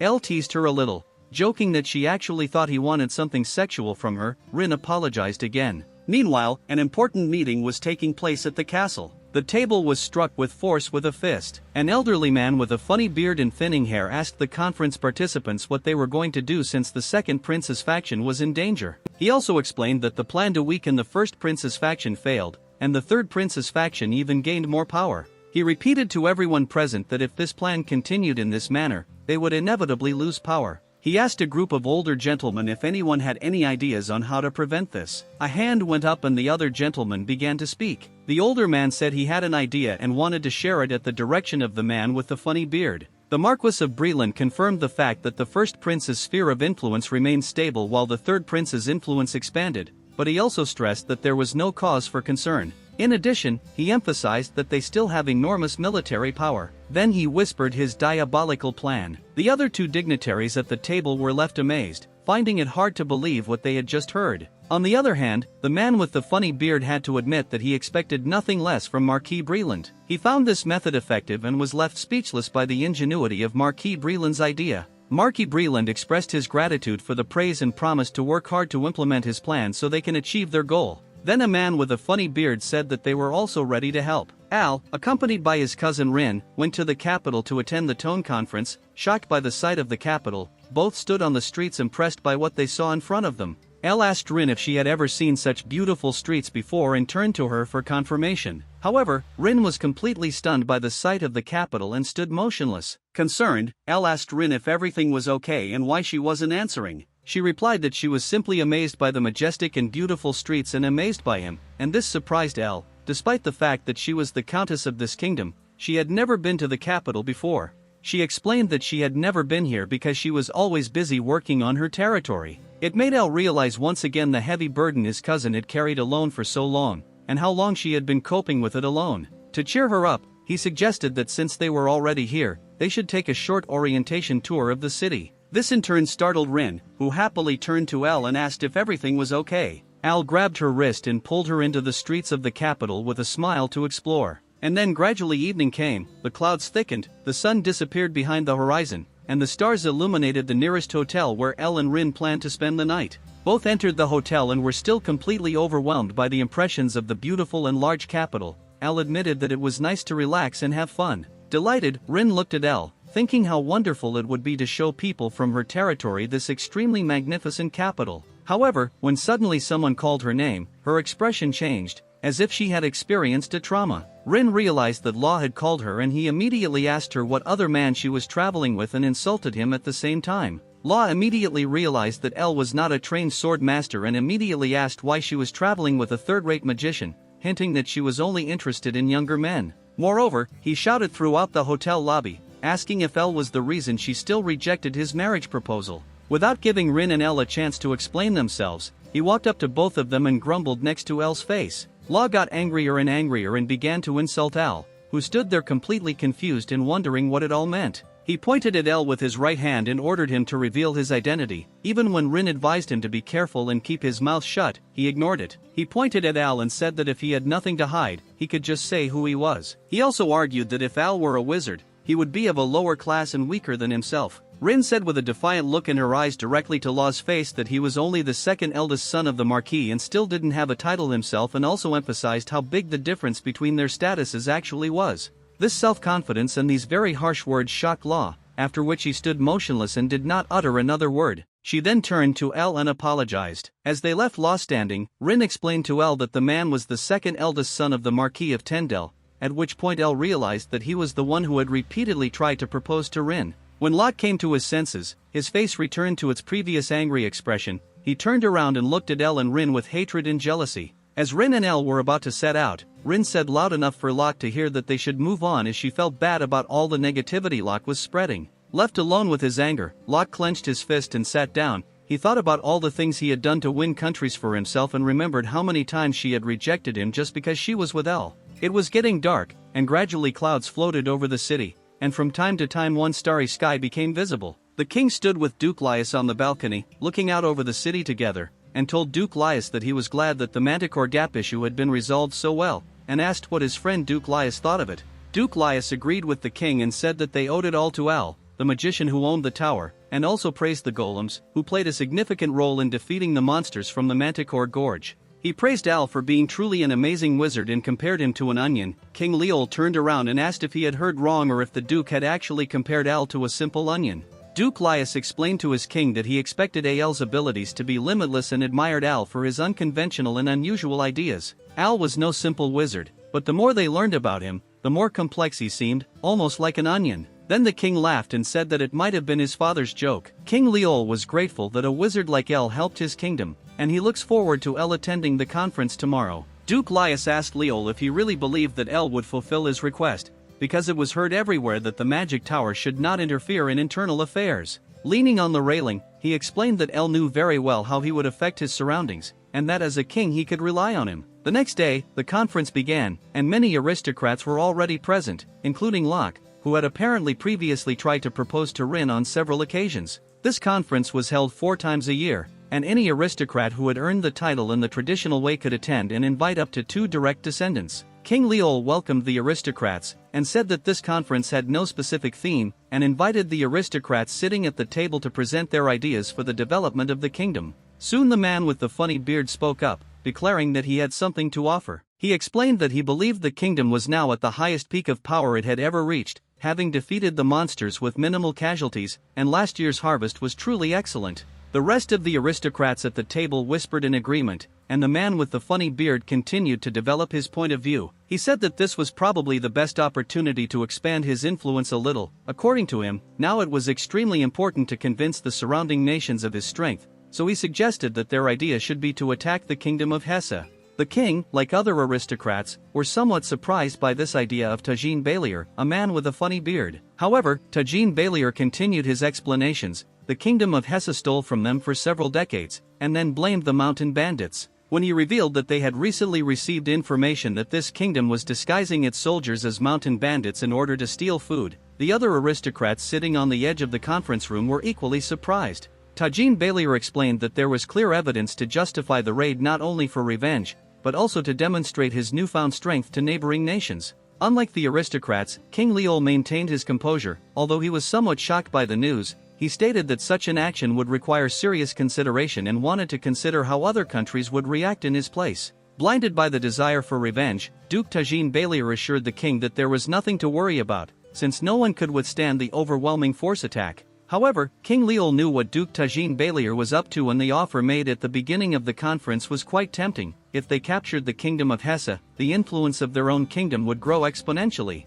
Duke Tajin Balier also mentioned that if the order was given, he would propose the second prince as supreme commander. His greed and cunning were still evident as he explained that while the first prince had to protect the kingdom, he thought it would be a good idea for the second prince to prove himself and gain experience. As Duke Tajin Balier finished speaking, he was interrupted by another aristocrat with light brown hair, who disagreed with his colleague and stated that, thanks to him and his soldiers, they had few casualties in the past year. He suggested that instead of raiding other kingdoms, they should focus on strengthening their own kingdom's influence and prepare for the upcoming monster invasion. King Leol listened intently as the light brown-haired aristocrat expressed his concerns and arguments. He knew that Marquis Tendel, the leader of the first prince's faction, did not want the second prince to receive praise and attention due to Duke Tajin Balier's planned actions. On one side were the followers of the first prince, and on the other the faction of the second prince. In the center was King Leol, who was brooding and wondering why both sides couldn't work together. He explained that he had listened to the concerns of both sides, but also clarified that the reason for today's conference was different. King Leol wanted to introduce the nobles to a special wizard and asked that wizard to enter the room, and the door slowly opened and the wizard entered. Al introduced himself to the aristocrats by saying his name. He had barely placed his hand on the table when someone stood up. This surprised Rin very much. Not even a few seconds had passed since Al introduced himself, and Locke, the second son of the Tendel family, stood up and began to insult Al and loudly stated that he himself believed that Al was a wizard from the Luz family. Meanwhile, Al walked up to the king and just stood there while the other nobles looked at Locke in shock and asked what this reaction to the magician's statement meant. He said that he saw Al last night at a hotel in the capital and that he behaved outrageously there. He put his hand on his chest and told everyone that Al is a third-rate magician who insulted him there. He also mentioned that he proposed to Countess Lva some time ago and Al intervened to stop him from marrying her. As his father sat next to him in shock, Locke continued to explain that although he didn't have a title yet, he was a significant and important person in the kingdom. Locke subsequently addressed the king directly and asked him not to trust Al under any circumstances, but to punish him immediately. This surprised Leol as he did not expect such a reaction to Al's introduction. The meeting was silent for a short time, during which Locke continued to look at Al with the same intense hatred as when they first met. Locke was so consumed by his hatred that he could think only of his nobility and believed that those who stand in his way should know their place in society. He believed that these people deserved special punishment. As time went on, Al found it increasingly difficult to contain his laughter, and his small grin slowly slipped away. King Leol cleared his throat before the situation could escalate further and told the nobles, especially Locke, to calm down. Pointing to El, King Leol stated that this young man was one of the greatest strengths capable of moving their kingdom forward and securing their future. Finally, he reintroduced Al as the owner of the magic tower. The king's words excited the crowd, and the aristocrats, shocked again, wondered if they had heard correctly. Some of the nobles admitted that the magic tower could only be created by a magician of the 7th level or higher, and wondered if this young man was really such a magician, because if it were true, El would be on the same level as the Marquis. Al's grin continued to spread across his face as if he had been waiting for this moment. With a smile, he raised his hand to the sky and told the nobles that if they had any doubts, he would be glad to give them a little taste of his power. As he spoke, he channeled his mana around him and a blue magic circle appeared underneath him as he prepared to release his magic. A small magical pool of mana appeared above the heads of the aristocrats in the middle of the room, which after a few seconds disintegrated into smaller sparks of mana, enveloping everything around with El's mana. The nobles in the room were fascinated by this spectacle, marveling at how beautifully the mana spread throughout the space. However, they also realized that there was a huge amount of this mana, and the air around them became increasingly dense. Their doubts that Al might be an imposter suddenly dissipated. Even Marquis Tendel, as well as his son-in-law, were amazed by this small sight and were surprised by Al's impressive strength. When Al saw that his little demonstration had the desired effect, he was glad that his plan had succeeded and looked confidently at the still amazed crowd of nobles. King Leol suddenly laughed and said that El had once again performed extraordinary magic, praising him for it, which caused El to lose eye contact from the front and look down at the king.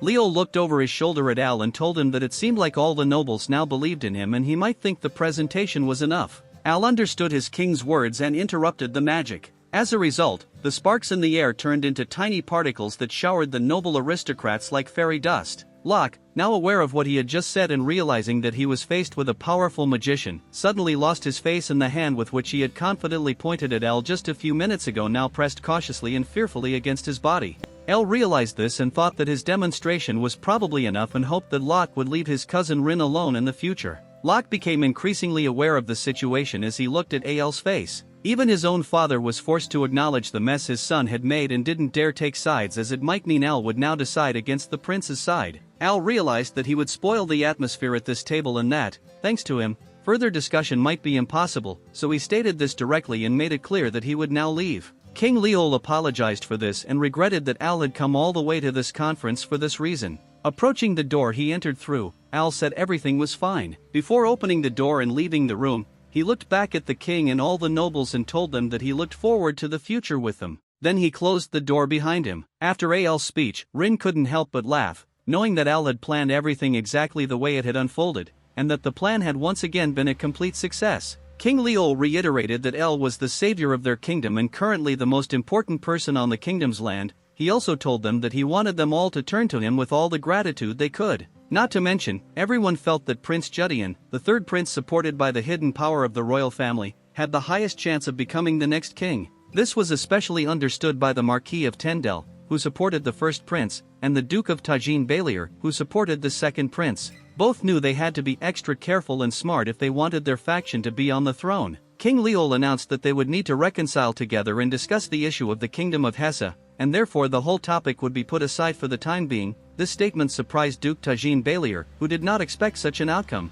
Then King Leol asked if they had anything else on their agenda, to which no one answered. Leol became a little more serious and with his royal authority stated that if this were the case and no one else had anything, then they could end the conference here. After this, the king left the room and went his way. He walked alone along a small narrow corridor and at the end knocked on the door leading to Princess Eliza's office. A very feminine, bright voice from the room asked who was knocking on the door, to which Leol replied that it was him. Princess Eliza happily said that her father could come in. He immediately opened the door and then said that he had finally found her and that this must be where she was. He looked at his daughter Eliza who was sitting in a leather chair in front of the bookshelf reading a book alone. He knew that his daughter loved books more than anything in the world. King Leol entered the room and said that she was now 17 years old and that she was the smartest and wisest princess in the whole world and that was why he always trusted her. Eliza thanked him for the compliment and immediately understood what her father was talking about. King Leol had the difficult task of convincing Princess Eliza to take important actions for the future of the kingdom.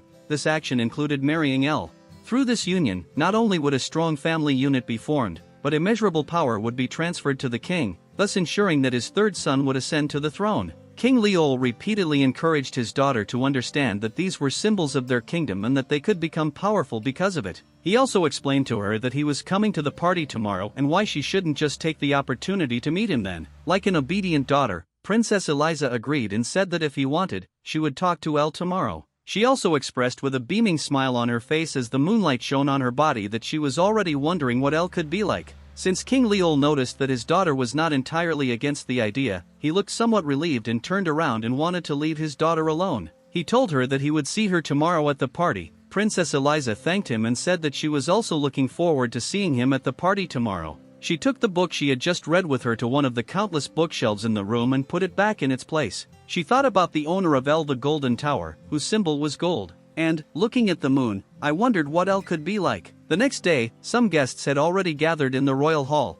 and Elle and his cousin Rin were gradually heading towards the event. Elle asked Rin why she laughed then, to which she replied that she thought everything was going according to Elle's plan and that he had planned it all that way. Al explained to her that his intention was that people could be persuaded much more quickly by actions than by words, and that his demonstration was intended to ensure that they would not act recklessly against him in the future. Elle also noticed something about Rin's clothes and she asked him what was wrong with her clothes and wanted to know what Elle might criticize. Al explained to her that she was wearing a knight's uniform instead of a dress and asked why she did that on this day and at this event. However, she only replied that she did not come here to seduce a man in a dress and that there was nothing wrong with wearing her uniform. This time Rin allowed herself to joke and asked Al if he was hoping to see her in a sexy dress today. However, Al didn't try his own medicine and didn't find the joke funny. After that, he wanted to accompany her and they entered the party hall of the castle together. It was a grand, colorful party that could not have been more magnificent, and the royal aroma as well as the regal atmosphere filled the room. The entire hall was full of young noble aristocrats who were eagerly awaiting to meet Al. Such was the fame of the man behind the position of master of the tower. Elle and Rin had barely taken a few steps into the colorful, gorgeous room when people turned to look at them, trying to start a conversation. For Rin it was like a dream. Just a few weeks ago she was a small countess in her own small territory, and now she stood at the center of politics, welcomed by the highest nobility. She looked at Al and was absolutely sure that they actually wanted to build a closer relationship with him than with her. She greeted the young aristocrats and introduced herself. Al looked at Rin, hoping that this would be a good opportunity for her to clear her name. After a brief greeting to the guests already in the hall, it was announced that the king would now arrive. He entered the room with his daughter, Princess Eliza, and sat down on the throne. The king announced to the guests, holding red wine in his hands, that today's party was a welcome party for the master of the tower, which they had all been waiting for. The king then said that they could now start the party with Al's toast. Al was somewhat surprised, because he did not know that he would now speak in front of the guests and make a toast. He looked at the guests, assumed an official pose, introduced himself again and thanked them for the reception given in his honor. Then he raised both hands and brought them together in the middle, and created many small orange cherry blossoms around. A small pink storm broke out in the hall, and a lot of cherry blossoms began to bloom around. The guests were clearly delighted and enjoyed the little spectacle. Al concluded by once again expressing his hope that everyone would have a good time today. Apart from the fact that small cherry blossoms were floating all over the hall, Al's spell also achieved something else. The tense thoughts of the nobles fighting each other to see their party on the throne eased somewhat and their nerves relaxed. When Al saw that the king and princess could relax thanks to his magic, he looked overjoyed. However, he didn't feel very comfortable in the hall where all eyes were on him, so Al walked out onto one of the outer balconies, leaned against the railing and looked up at the night sky. He sighed and thought that places where many people gather are always extremely tiring for him. He simply could not get used to so many eyes turned to him in this life. However, he had an additional problem. These multiple eyes could belong to nobles from different families. At that moment, another person approached from behind. She exclaimed that she had found him now and smiled. Curious, Al turned around and learned that it was Princess Eliza. She, in turn, was surprised that he recognized her. How politely El said that he had no other choice but to recognize the princess of the kingdom in which he lived. Princess Eliza said that she was honored to meet the master of the magic tower. She continued that thanks to Al's wit, she thinks he already knows why she came today. Al listened silently for a moment and then said that he believed His Majesty the King was talking to her about a potential marriage. He also mentioned that he knew that she was a very smart and wise woman like a princess and that she had rejected many possible suitors in the past. perhaps that's why she started the conversation first. The princess confirmed his intuition and praised him for his truly amazing abilities. However, Princess Eliza also clarified that she was not only here to fulfill her father's request and began to explain to Al that she wanted to get to know him and found him interesting. This surprised Al even more and he asked if he had heard correctly. Princess Eliza told him that she had heard that they were the same age and that he had already reached the 7th level of magic, which, according to her, was no reason not to engage in conversation with such a person. This shocked Al even more, and he noticed that the atmosphere of this conversation had completely changed. The conversation began with the princess fulfilling her father's request, but turned towards her own curiosity when she asked Al how he acquired such abilities. The princess looked at Al with bright eyes, eagerly awaiting his answer. Al scratched his cheek and told her that she might not believe him, but he learned everything on his own. The princess was stunned and said that, in her opinion, geniuses are simply born geniuses. However, El looked at the princess and with a clear expression on his face stated that he was not a genius and that this was an absurd assumption. He believed that no matter whether he was in the 7th or 8th grade of magic, at the end of the day he was himself and neither not a genius by any means. Princess Eliza was silent for a brief moment, then she said that she was actually just curious if he thought differently than everyone else, considering that he had reached the level of archmage at such a young age. She continued to explain that she was the princess of the Tone Kingdom, a woman with responsibilities and rights, but not able to do as she pleased. After all, she would have to marry someone for the sake of her family, and this marriage was also a duty to her country. When El said that was not true, Princess Eliza widened her eyes with a calm but pained expression. He advised her not to worry about such things, emphasizing that the most important thing was to do what the princess sincerely wanted, and even sacrificing herself was never a beautiful act. Princess Eliza became more and more amazed as she listened to Al's words. He also expressed his willingness to help her find her own path, and finally Al said that he hoped she understood him correctly and suggested that they return to the party together. Al then walked past the princess back into the hall, leaving her there to sort out her thoughts. Princess Eliza appreciated El for not just playing along with her father's game, and was forced to admit that he was truly a special person who seemed to understand her. Leaving the princess alone, Al hoped that she understood his words. When he returned to the party, he glanced to the side and asked what his cousin Rin was doing there. Rin explained that she was taking a short break and stated that she did not hear El's conversation with the princess, although, of course, she did. El wanted to convey something to Rin and told her not to think he was presumptuous. However, he hoped that Rin could convince the group of nobles gathered around her to join the third prince's faction. Rin then asked if El believed that her joining the third prince's faction could stabilize the triangular structure of the kingdom. El explained that she understood everything correctly. First, he clarified that currently the factions of the first and second princes have more influence than the faction of the third prince, and strengthening the faction of the third prince can balance the system. Rin smiled and said that she would do whatever El told her because she trusted him completely and he just needed to say the word. El thanked Rin with a handshake, to which she replied that she should be the one thanking him. In the neighboring forest that same night, the stars illuminated the sky and the clouds gathered again. A robed figure climbed up a small cliff and spoke of reaching the Tone Kingdom. This was the place that the High Priest of Os tasked them to find along with several other priests who turned out to be the Knights of Radiance. They were there on a mission to find the saint. The next day, King Leol's scream echoed throughout the castle. He asked if he understood correctly that the saint predicted by the oracle was born in his kingdom,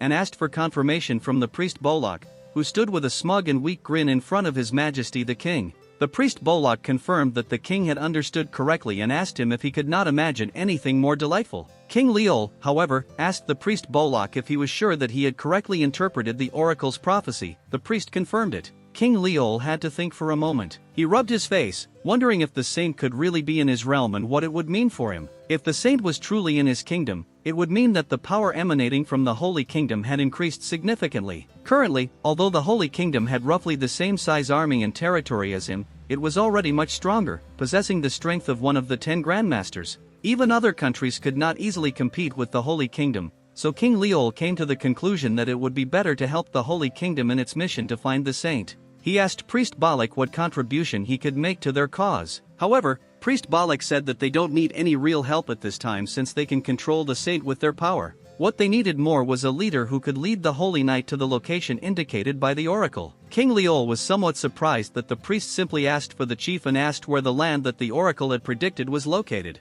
Priest Bolak narrowed his eyes slightly and said that the place where they needed to go would be near the Levitan Plateau and in rough terrain. He thought that this might be a place near Monster Country in the west of the continent. Leol immediately realized what place he was talking about and asked if it was really so. However, King Leol also explained to the priest that the place he had in mind was very dangerous and the journey there would be difficult. He said goodbye to the priest and said that tomorrow he would send someone to lead him and his comrades to the indicated place. However, today he should rest before the journey. Priest Bolek thanked the king for his cooperation and waved to him as the king left his throne room and walked down the small corridor again. He had to immediately think about the trouble he was in. Continuing to walk along the corridor, he called his faithful friend Dezin and asked where he was. He hurriedly opened the double doors and found Dezin. He sat comfortably at the table and enjoyed his lunch with some delicious dumplings. Leol immediately rushed to Dezin, interrupted the meal and ordered to urgently connect him with a magical communication line to the magic tower. Before Dezin could ask questions, Leol noticed that a serious storm was brewing and they did not have time to wait. It took quite a long time to install the entire barrier over the entire estate valley. Al, who was at the 7th level of magic, had to work with his mother Claire continuously on this barrier for more than a year, but in the end the result was impressive. When Al and his mother checked the results of their work, they were confident that they could now live safely and the barrier should withstand many attacks. Using the strong erosion since it was in the ground, they subsequently cast a barrier to make it even stronger so that once the flow of mana flowing through the barrier would be disrupted by other mages. As Al and his mother inspected the barrier, his mother praised it for becoming more incredible every day. Al wanted to reassure her and told his mother that even if they didn't have any problems in the near future, it was better to be careful. As fate would have it, at that moment his sister Kana came running and desperately called Al. When his sister ran up to him, Al asked what was happening. Kana shouted as she ran that she had received a magical message and that he should arrive quickly. Al and his mother were somewhat surprised by the message and wanted to quickly check what the magical message was about. Al ordered his mother to return to the magic tower to get some rest, and then he quickly teleported away. However, her maternal instinct told her that something was wrong, and she began to worry. Al, who had teleported directly to the tower, was in his office. He looked into the mirror in which he saw his reflection. He walked to the mirror, extended his hand, and received a message from King Leol, who appeared in the mirror. King Leol mentioned that they had not seen each other for a long time and explained to Al that this was an emergency situation. Curious, Al asked what was going on, guessing that the Holy Kingdom must want something from King Leol. Shocked, Leol asked how Al could know this. Al replied that he had already heard that the Holy Kingdom had invaded the nearby territories and was exploring them. The king curiously asked Al if what he heard was true and if there was a new saint in his kingdom. Al confirmed it. The king then made it clear that if the saint were with them, he would not be able to avoid conflict with the Holy Kingdom. In addition, King Leol asked Al if he already had another plan for this matter, since there are people with a strong army that will not hesitate to resort to death.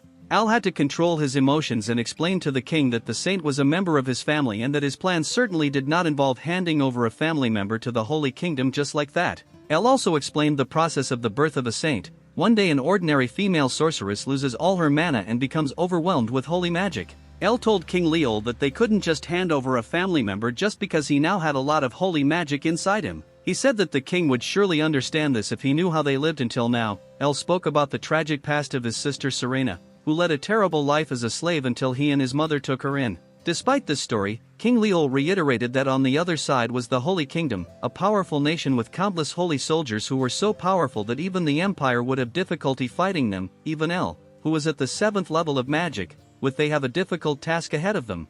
El shouted to the ground that even if that was the case, he definitely wouldn't give up and was confident that he would protect his sister. He looked up and said that if he couldn't protect someone close to him, then he wouldn't be able to consider that person part of his family either. El continued by asking if he could ask the king a question and asked the king to remain neutral until the matter was resolved. The king asked if that was all, to which El replied with a simple yes. He explained that if the king took a neutral position, he could promise not to enter into any conflict with the Holy Kingdom and would overcome the difficulties. The king understood this and also tried not to reveal the location of El's magic tower. While the king spoke further, El listened attentively. The king mentioned that from the kingdom's point of view, they could not ignore the search request from the Holy Kingdom, and it was not easy to find a temporary solution to the problem of the magic tower. The king understood and concluded by asking Al to remember that he was a valuable ally to his kingdom. Even if the king could not directly support him now, he hoped that Al would be safe. Al thanked him, deeply touched that someone other than his family cared about him. After saying goodbye to the king who had disappeared from the mirror, Al turned around and walked to the large window in his room. He opened it and looked at the city he had built. Clenching his fist, he confirmed what he really wanted and what his current goals were. As the city sparkled in the radiant sunlight, Al wanted more than ever to protect his family and those who mattered to him, at all costs. The priest, who informed the king that a new saint had been born in his kingdom, headed to Rin's estate to continue the search for his saint. Rin and the priest were in the room and Rin apologized for keeping him waiting. They sat down across from each other at the large round table where El had previously sat with his family. Rin greeted the priest warmly, declaring that he was honored to receive him as the countess of the Lu's family. The priest, leaning on the table in front of him, explained to her that he had been traveling for a month. He remembered the guide telling him that the village he was looking for was in this direction, pointing in that direction. However, the priest doubted and asked the guide if this was really the right direction, in fact thinking that he should go in the opposite direction. However, the guide assured him that his direction was correct, since he was born and raised in this kingdom and knew it better than anyone else. Continuing to reflect, the priest came to the conclusion that his doubts were groundless, since he was led to this estate by a guide personally approved by the king. Rin politely asked why the priest was visiting one of the pillars of the Holy Kingdom. The priest explained that she must have already heard about it and that he was currently looking for a saint who should be present in the Tome Kingdom. He added that he would be very grateful if he could get help. Rin said that she would be more than willing to contribute in any way to the search for the saint. The priest explained to her that the oracle had mentioned that the saint was in a place filled with magic, and that the place was also located on a plateau where the surroundings could be somewhat unpleasant. Rin thought for a moment and told the priest that the environment they were in was riddled with a significant amount of magic throughout, making it not particularly safe. Hearing this, the priest became more specific and directly asked if she knew about the rumors of a new magic tower being built in the area. However, Rin pretended that she did not know where exactly the magic tower was and explained that she herself had only heard rumors about it. The priest became even more curious and continued to question Rin. He told her that he had already searched the area but had not yet found it, and suggested that the tower might be near the Manticore Pass. Rin began to get a little nervous after hearing the words Manticore Pass and told the priest that under no circumstances should he go alone to such a dangerous place, as he would undoubtedly find nothing there. However, the priest, recognizing Rin's charade, asked her if it was strange that despite being in the area for a whole month, he had never encountered such a monster. Rin was shocked, and in the face of the priest's revelation, she could not give a straight answer. She continued to play along and told the high priest that it was simply because he was lucky and truly talented. She explained that this was most likely because he abandoned his divine power and used it to crush the monsters around him, forcing them to flee prematurely. The smile that gradually appeared on the priest's lips became wider, but he also understood the art of acting and showed nothing. He put his hand behind his head, thanked his goddess, and told Rin that he felt a little bad that she thought so highly of him, although he was probably just lucky. He then stood up, informed her that this would be the end of his investigation, and stated that he would now explore the wilderness around Linda's territory himself. When the guide asked where they were going, the priest explained that the saint could be found in a magic tower in the Manticore Gorge. Since the goal was so close, greed showed on his face. He longed to finally find the saint of his church. He was sure that now they knew the approximate location and it would be easy to track her. The priest repeated to the guide that finding the saint was their main mission, which they must successfully complete under any circumstances. As they headed towards the Manticore Pass, Rin watched him from the window. She had to admit that her actions were obvious, but she was still glad that her plan worked and the priest reacted the way she wanted. She turned around, glad that her part in luring the priest to the Manticore Pass and then finding him was successfully completed. The priest mobilized his followers and headed with them to the tower. One of the followers noted that the monsters are not visible for many miles, but you still shouldn't neglect your cover. The priest, in response to one of his followers asking why anyone would build a tower in such a place, replied that the owner of the tower who builds a tower here must be either a giant idiot or a ridiculous daredevil. He didn't care, however, as long as they were able to successfully complete the mission. As the group approached a small rocky cliff, the high priest stated that he believed this was the entrance and that the tower would be behind this wall, concluding with permission for his people to kill anyone who dared rebel. Al, who heard this, told him that it was an unpleasant gesture and how terrible the priest's statement was. In addition, he asked whether the servants of God really had to be so cruel. The priest, who was at the foot of the cliff, did not know that El was the owner of the tower, and asked who El really was. However, El smiled and said that he would ask him the same question and why people from the Holy Land were coming to his land without permission. The priest was surprised and asked him if he had heard correctly that the land belonged to him. Suddenly the priest understood the meaning of Al's words and opened his eyes wide. Looking at Al, he asked if he was the golden master of the tower.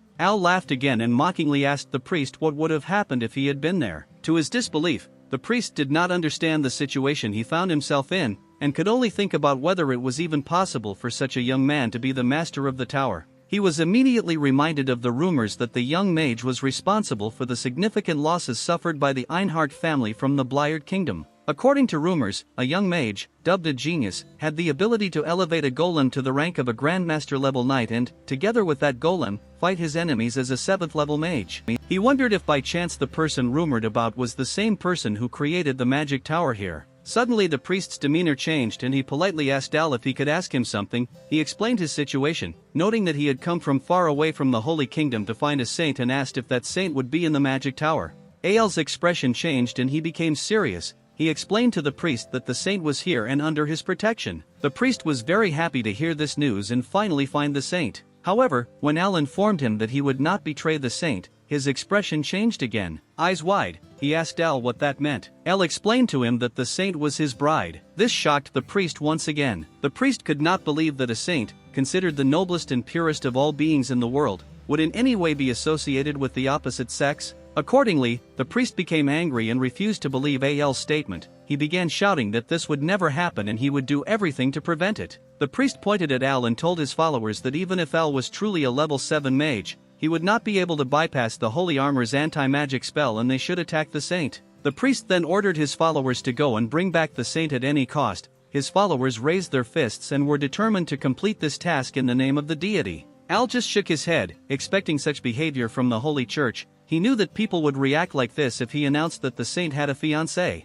Al created a small black hole underneath him, and teleported in front of the priests and his followers through another black hole. The priest angrily asked how Al dared to appear before him in such an arrogant manner. He immediately ordered his followers to attack Al, and they all rushed at El, who stood unarmed with his hands down. However, before they could get even a few meters closer, a green magic circle began to glow below them, and red flashes flashed. This made Al laugh again. While the priests were bound by El's magical green circle, he raised his hand forward and cast his powerful spell. The black fog of the enchanted spell instantly flew towards the group of priests who were unaware of what was happening. They were immediately enveloped in a dark cloud of fog and could not see anything. The leader of the priests turned to his followers and asked what this fog was. His students also looked down, confused, and also asked him about the nature of this magic, since they had never seen anything like it before. The leader of the priests decided that this was a trap set by the owner of the tower. He angrily asked why his subordinates did not take any action against this black mist and ordered them to immediately use their anti-magic abilities.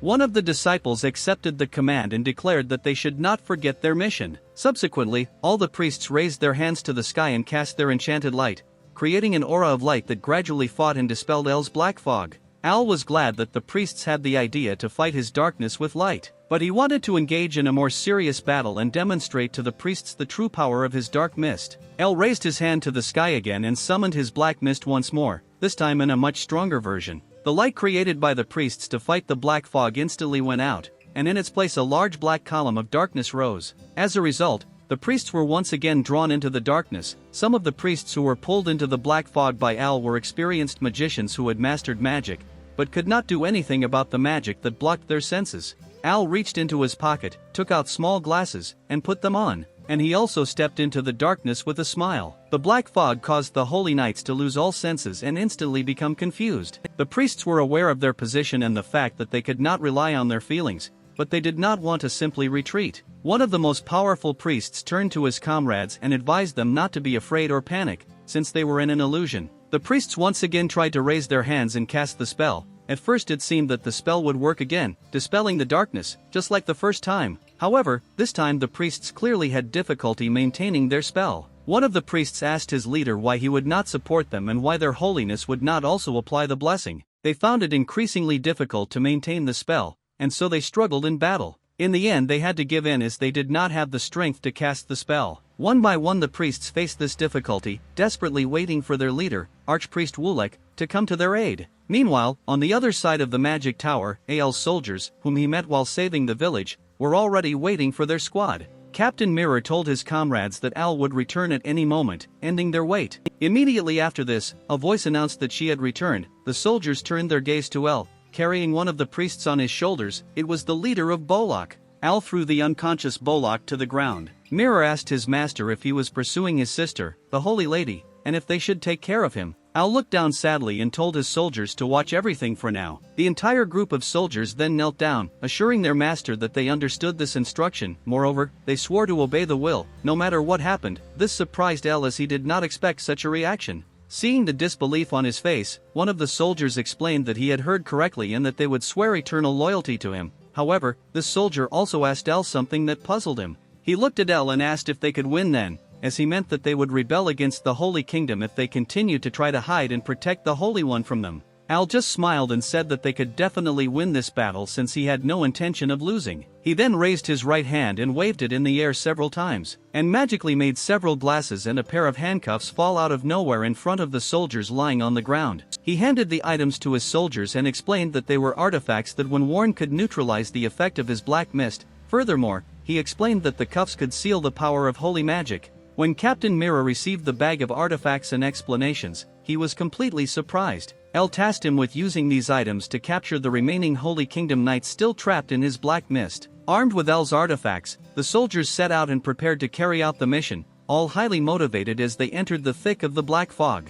Among the fog, the soldiers saw the silhouettes of enemy knights. They were completely exhausted on the ground and had no idea where they were. It came as a complete surprise to the enemy soldiers when they were suddenly detained by soldiers on El's side. They argued, but still could not do anything, being in the middle of the fog. The desperate enemy soldier gathered all his remaining strength and tried to launch an attack, rushing forward blindly. He was immediately stopped by Captain Mirror's knee. He fell, visibly angry, biting his teeth and cursing. He could barely keep his eyes open and saw Captain Mirror handcuff his hands. He knew he couldn't give up, but he didn't have the strength to keep his eyes open. When Captain Mirror and his soldiers finished capturing all the people of the Holy Kingdom, he handed them over to El. Al explained to Captain Mirror that he was simply glad that there were no further complications, and that Al also instructed Captain Mirror to handle the captured knights as carefully and gently as possible, making sure that they did not get injured. Al knew that a real war was about to begin, and he knew that the Holy Kingdom would not remain inactive if its soldiers were captured. 2 weeks had passed since then, and now the Holy Kingdom knew that their soldiers had been captured. The highest authorities of the kingdom sat in a beautiful large white chapel at a round table right in front of the altar. The senior priest informed his subordinates that 2 weeks had passed since Archpriest Bolek went to the Manticore Gorge. They had had no contact with the troops since then, and he knew something was wrong if there had been no contact for so long. The rest of the priests at the table were whispering and speculating about what could have happened. One of them openly stated that, due to his worries, he could hardly rest, much less sleep, and hoped that nothing terrible had happened to his friend. The senior priest said that according to the last message he received, a new magic tower had appeared on the territory. He wanted to scout, and it seemed that the owner of the tower had taken the saint into custody. The rest of the priests at the table were suddenly amazed and repeated the words of their leader in despair. He confirmed his statement, but had to admit that they did not know how accurate the information was. One of the priests stated that despite the circumstances, the fact remains that people from the Holy Kingdom are currently missing. He came up with the idea of sending a search party and asked what the other priests thought. Subsequently, the heart priest stood up and asked his master for permission to speak. The senior high priest simply nodded, signaling to the junior that he had the right to speak. The junior priest explained to the assembled priests that the current situation was not a simple matter. He once again emphasized that if a saint should appear after hundreds of years,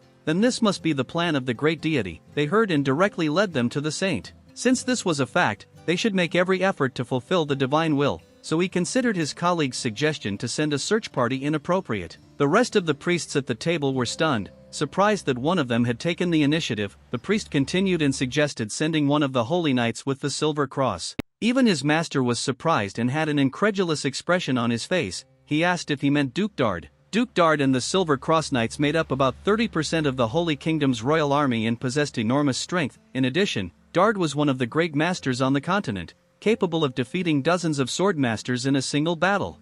After the senior chief priest came to his senses, he asked what the others thought about the idea of sending Duke Dard. Several priests immediately agreed, wanting to set an example. They intended to demonstrate the strength of their kingdom and show that they were not worth fighting against. Once the senior high priest had received agreement from the others, he slammed both hands on the table and gave the command to gather Duke Dard and the Knights of the Silver Cross and set them in motion. However, not content with this, he also declared that the Duke should be accompanied by various priests of the heart to support him. This statement once again shocked some of the priests at the table, who did not understand why they would send all the military force at once. The elder explained that the saint now under his care had great power, and this time they would have to directly destroy this great power in order to save the saint. The priests at the table were as enthusiastic as their host and understood the intention. To make it clear to everyone once again, the senior priest reiterated that in this attack they must demonstrate the strength of the Holy Kingdom. He raised his hand to the sky and declared that whoever retreated would seal his own fate. In response, all the other priests at the table bowed, folded their hands on their chests and began to pray.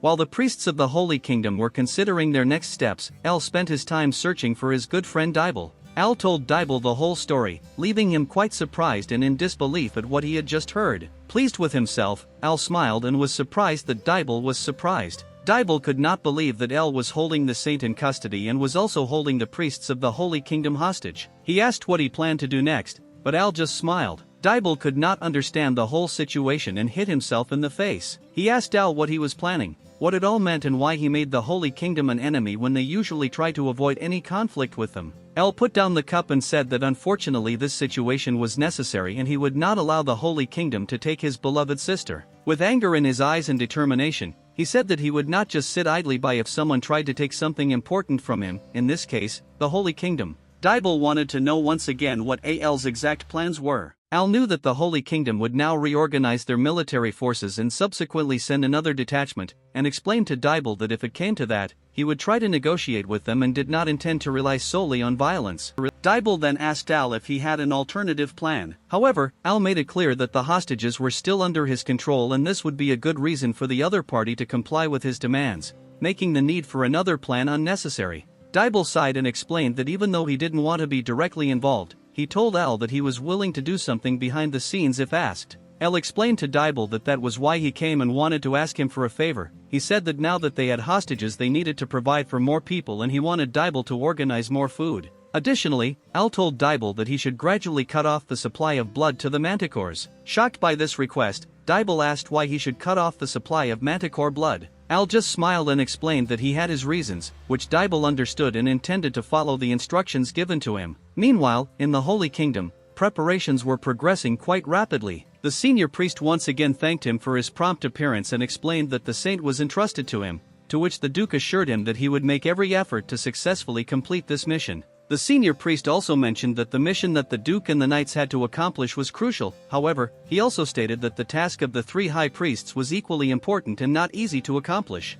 The three priests accompanying the Duke and their supporting knights understood the order, thanked their leader and assured him that he could trust them to successfully complete the mission to save their comrades and return the saint. Once the high priest had clearly defined the objectives, Duke Dard stepped forward and cast a teleportation spell. A magic circle appeared behind him and the air around him and his knights began to circulate and glow intensely. The entire area became lighter and windier. Duke Dard's destination was the Methane Plain, located between the Manticore Valley and the Graphbius mountain region. Duke Dard made it clear to his knights that their missing comrades were fine until they entered the Manticore Pass, so he did not want to waste time and planned to go to the pass without pause. The captain of the knights confirmed the order, and together with Duke Dard, they all raised their fists to the sky and invoked their deity. With determination they moved towards the Manticore Gorge. There was a foggy atmosphere at the entrance to the gorge. Duke Dard realized that this fog and the nature of the surrounding area acted as a natural fortress, preventing them from attacking. The captain of the knights suggested first sending several paladins to the village to explore and gather intelligence. Duke Dard liked the idea and agreed.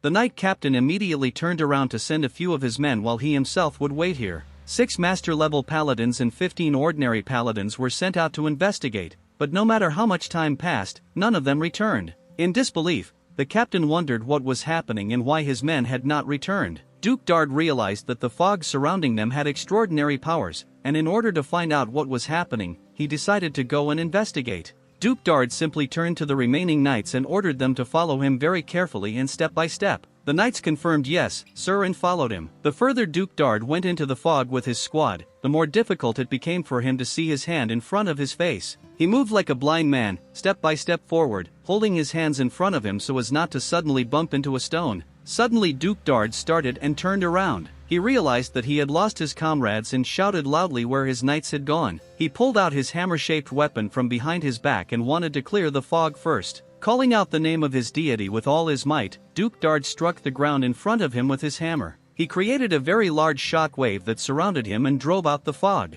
As the fog gradually cleared, the golden magic tower of El and the scattered city appeared. Duke Dard was completely surprised by what he saw and at first did not want to believe it. He looked at the city in front of him and could not believe that something like this could exist in the Manticore Pass. Faint curses were heard in the background, and someone said that it had to come to this and there was no other way out. Duke Dard heard this and instantly turned around. He saw his people wandering around in confusion, like zombies. Shocked and in disbelief, he looked at his knights and wondered what was going on. The voice that had just cursed regretfully explained that it would not be able to get rid of the fog so quickly. Then Duke Dard turned around again to identify the owner of that voice. He saw Al standing and already waiting for him. Al smiled and explained that it seemed he had missed the opportunity to capture the Knights of the Silver Cross and the 3 High Priests, and that Duke Dard seemed to be one of the Grand Masters. Duke Dard did not understand what was happening and looked somewhat confused, holding the weapon in one hand. Al bowed politely, greeted him, introduced himself and explained that he was the new powerful owner of the Golden Tower.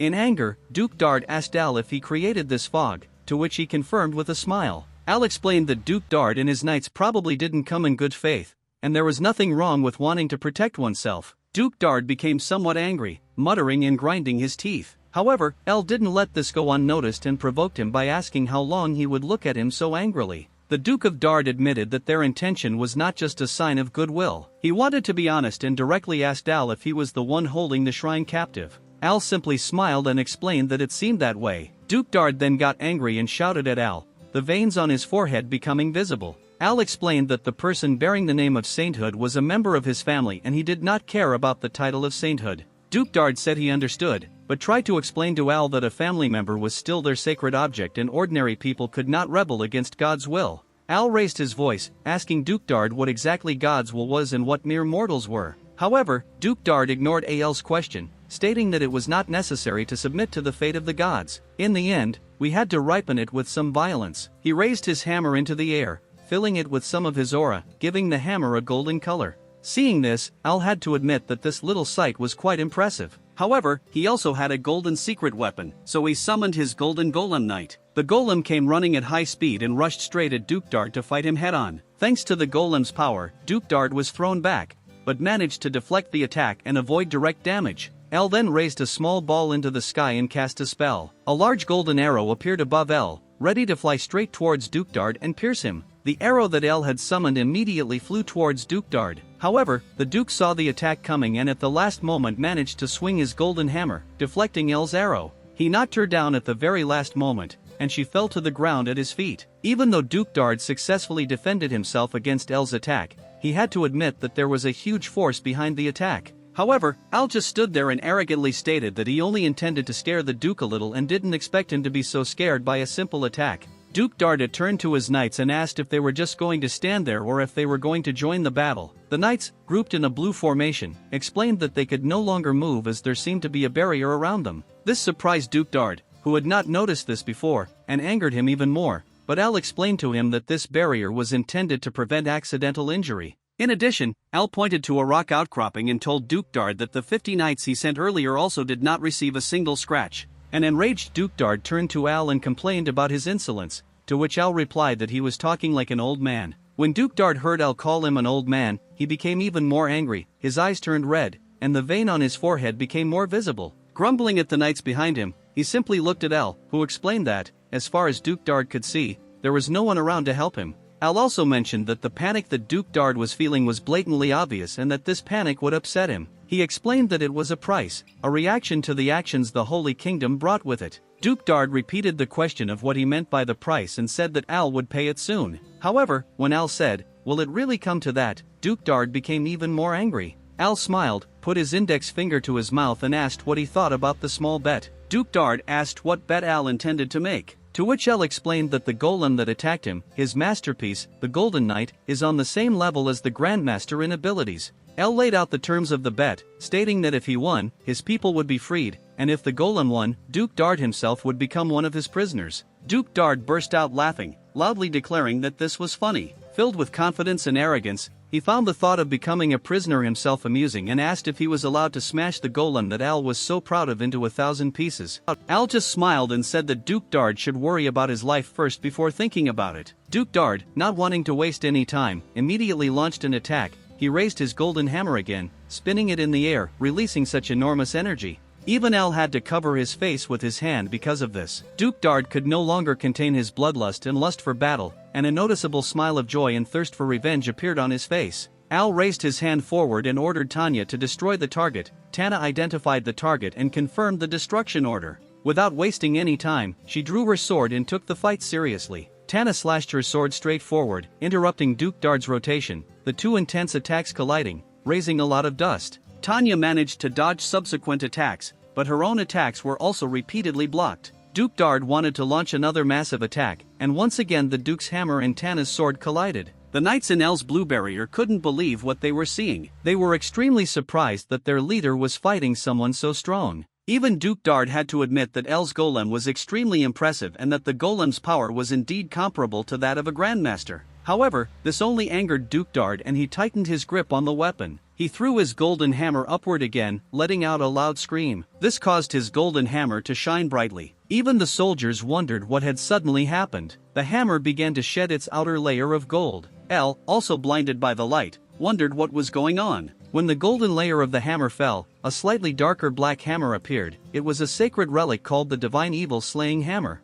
Al was speechless and, for the first time, genuinely surprised by the unexpected turn of events. Duke Dard was surprised that Al immediately recognized his weapon and praised him for his keen eyes. He also explained that he did not want to use this weapon unless absolutely necessary. Al realized the critical situation he was in and had to quickly come up with a new plan. Even the Knights of the Silver Cross had never seen this weapon, or rather this sacred divine relic, and were amazed by the enormous power it emitted. There are 3 types of sacred relics, 5 great sacred swords, and 5 great demons on the continent, considered the strongest forces on the continent. This includes the Divine Hammer, which destroys evil and has great power to eradicate all that is undivine. El realized that this hammer was created to neutralize the aura blade and make the magic of a 7th-class mage disappear without a trace. Duke Dard swung the hammer in the air again and told Al that the fact that he forced him to use the weapon was an acknowledgement of his power. However, Duke Dard also said as he approached Al and his golem that this was the end now. He attacked Tana with his hammer, but she managed to dodge at the last moment, avoiding a direct blow. Yet it could be clearly felt that although there was no direct hit,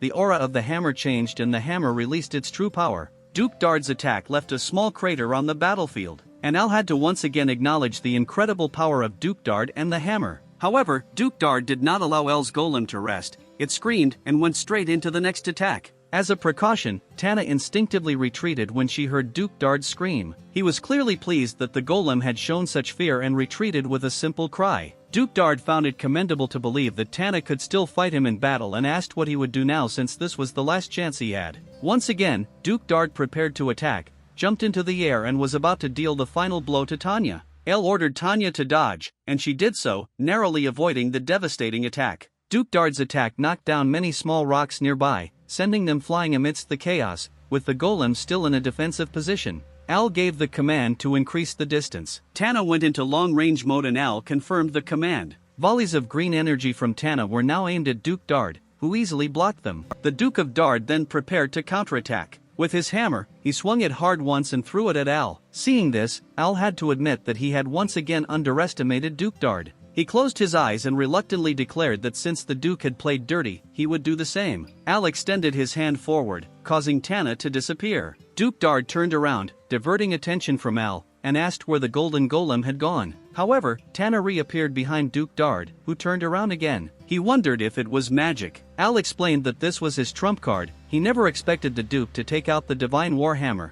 This angered Duke Dard again, and he wanted to go all out and strike directly this time. However, Al suggested that they end this fight here, since there was no point in continuing. Al thought that defeating the Duke would not be easy, considering that he possessed a sacred relic and seemed to be able to easily keep up with Tana and even suppress her despite her being in her final mode. Duke Dard remarked to Al that he remained arrogant to the end. In response, Al showed goodwill, declaring that he would free Duke Dard's men and ensure that they would not suffer any serious injury. He also released the second barrier holding the first 50 people he captured. Duke Dard immediately ordered the leader of the Knights of the Silver Cross to take care of everything, which the leader promptly carried out. Subsequently, Duke Dard asked Al if he had another priest named Bolak. However, Al, having already shown goodwill for the release, this time stated that he would not reveal this fact. Duke Dard then expressed his disappointment, stating that he would curse the sly grin on Al's face. Al casually asked why the Duke was so angry over a simple smile. To which Duke Dard shouted in Al's face that although he might go home empty-handed this time,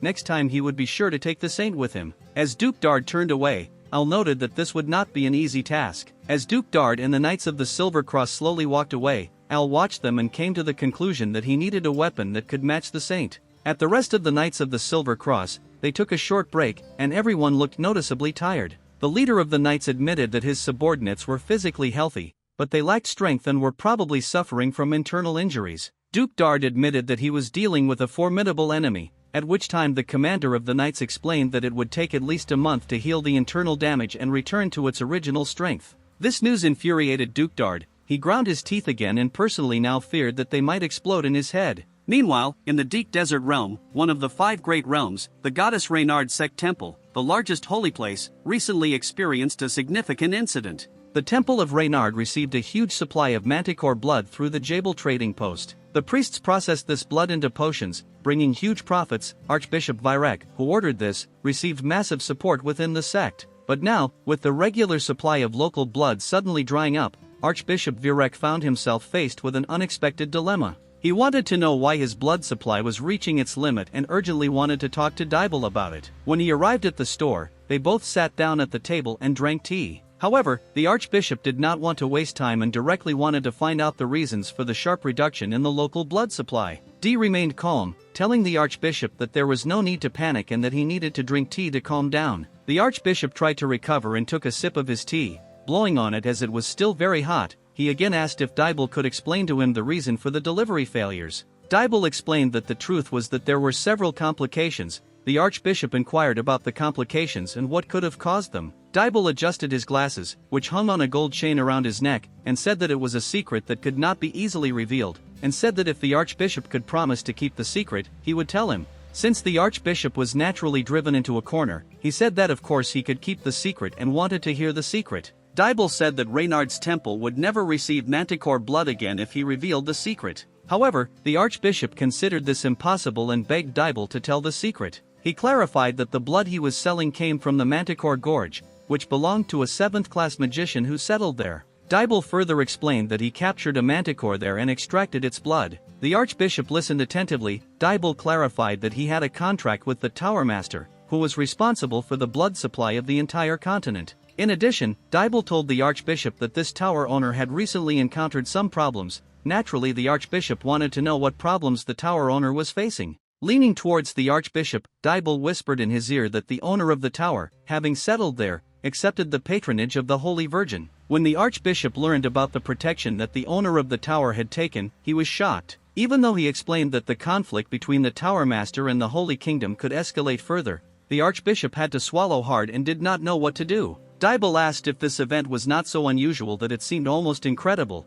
The Archbishop also found it incredible and could not believe it. Dibble explained that it is normal to be shocked and that he himself was very shocked to learn everything. The will of the Holy Kingdom is akin to the will of the goddess Gaia, and when the Holy Kingdom is set in motion, many other nations who believe in the goddess Gaia will follow, so the Archbishop was understandably very tense. Once the Archbishop had regained some control, he turned his gaze back to Dibble and asked what would happen to the blood supply, emphasizing that it was a serious problem. However, Dibble just smiled and said that he understood perfectly well that this was a problem. He explained that there was no reason to worry and mentioned that the master of the tower was more powerful than the Archbishop might have thought. The Archbishop drank his cup of tea completely. He rubbed his temples, trying to calm down and relax. Dibble expressed confusion as to why the Archbishop feared the Holy Kingdom so much and wondered if his deity's church was also a powerful force. The Archbishop, while stating that he did not fully understand the situation due to the lack of details, emphasized that the Holy Kingdom is much more powerful than his church.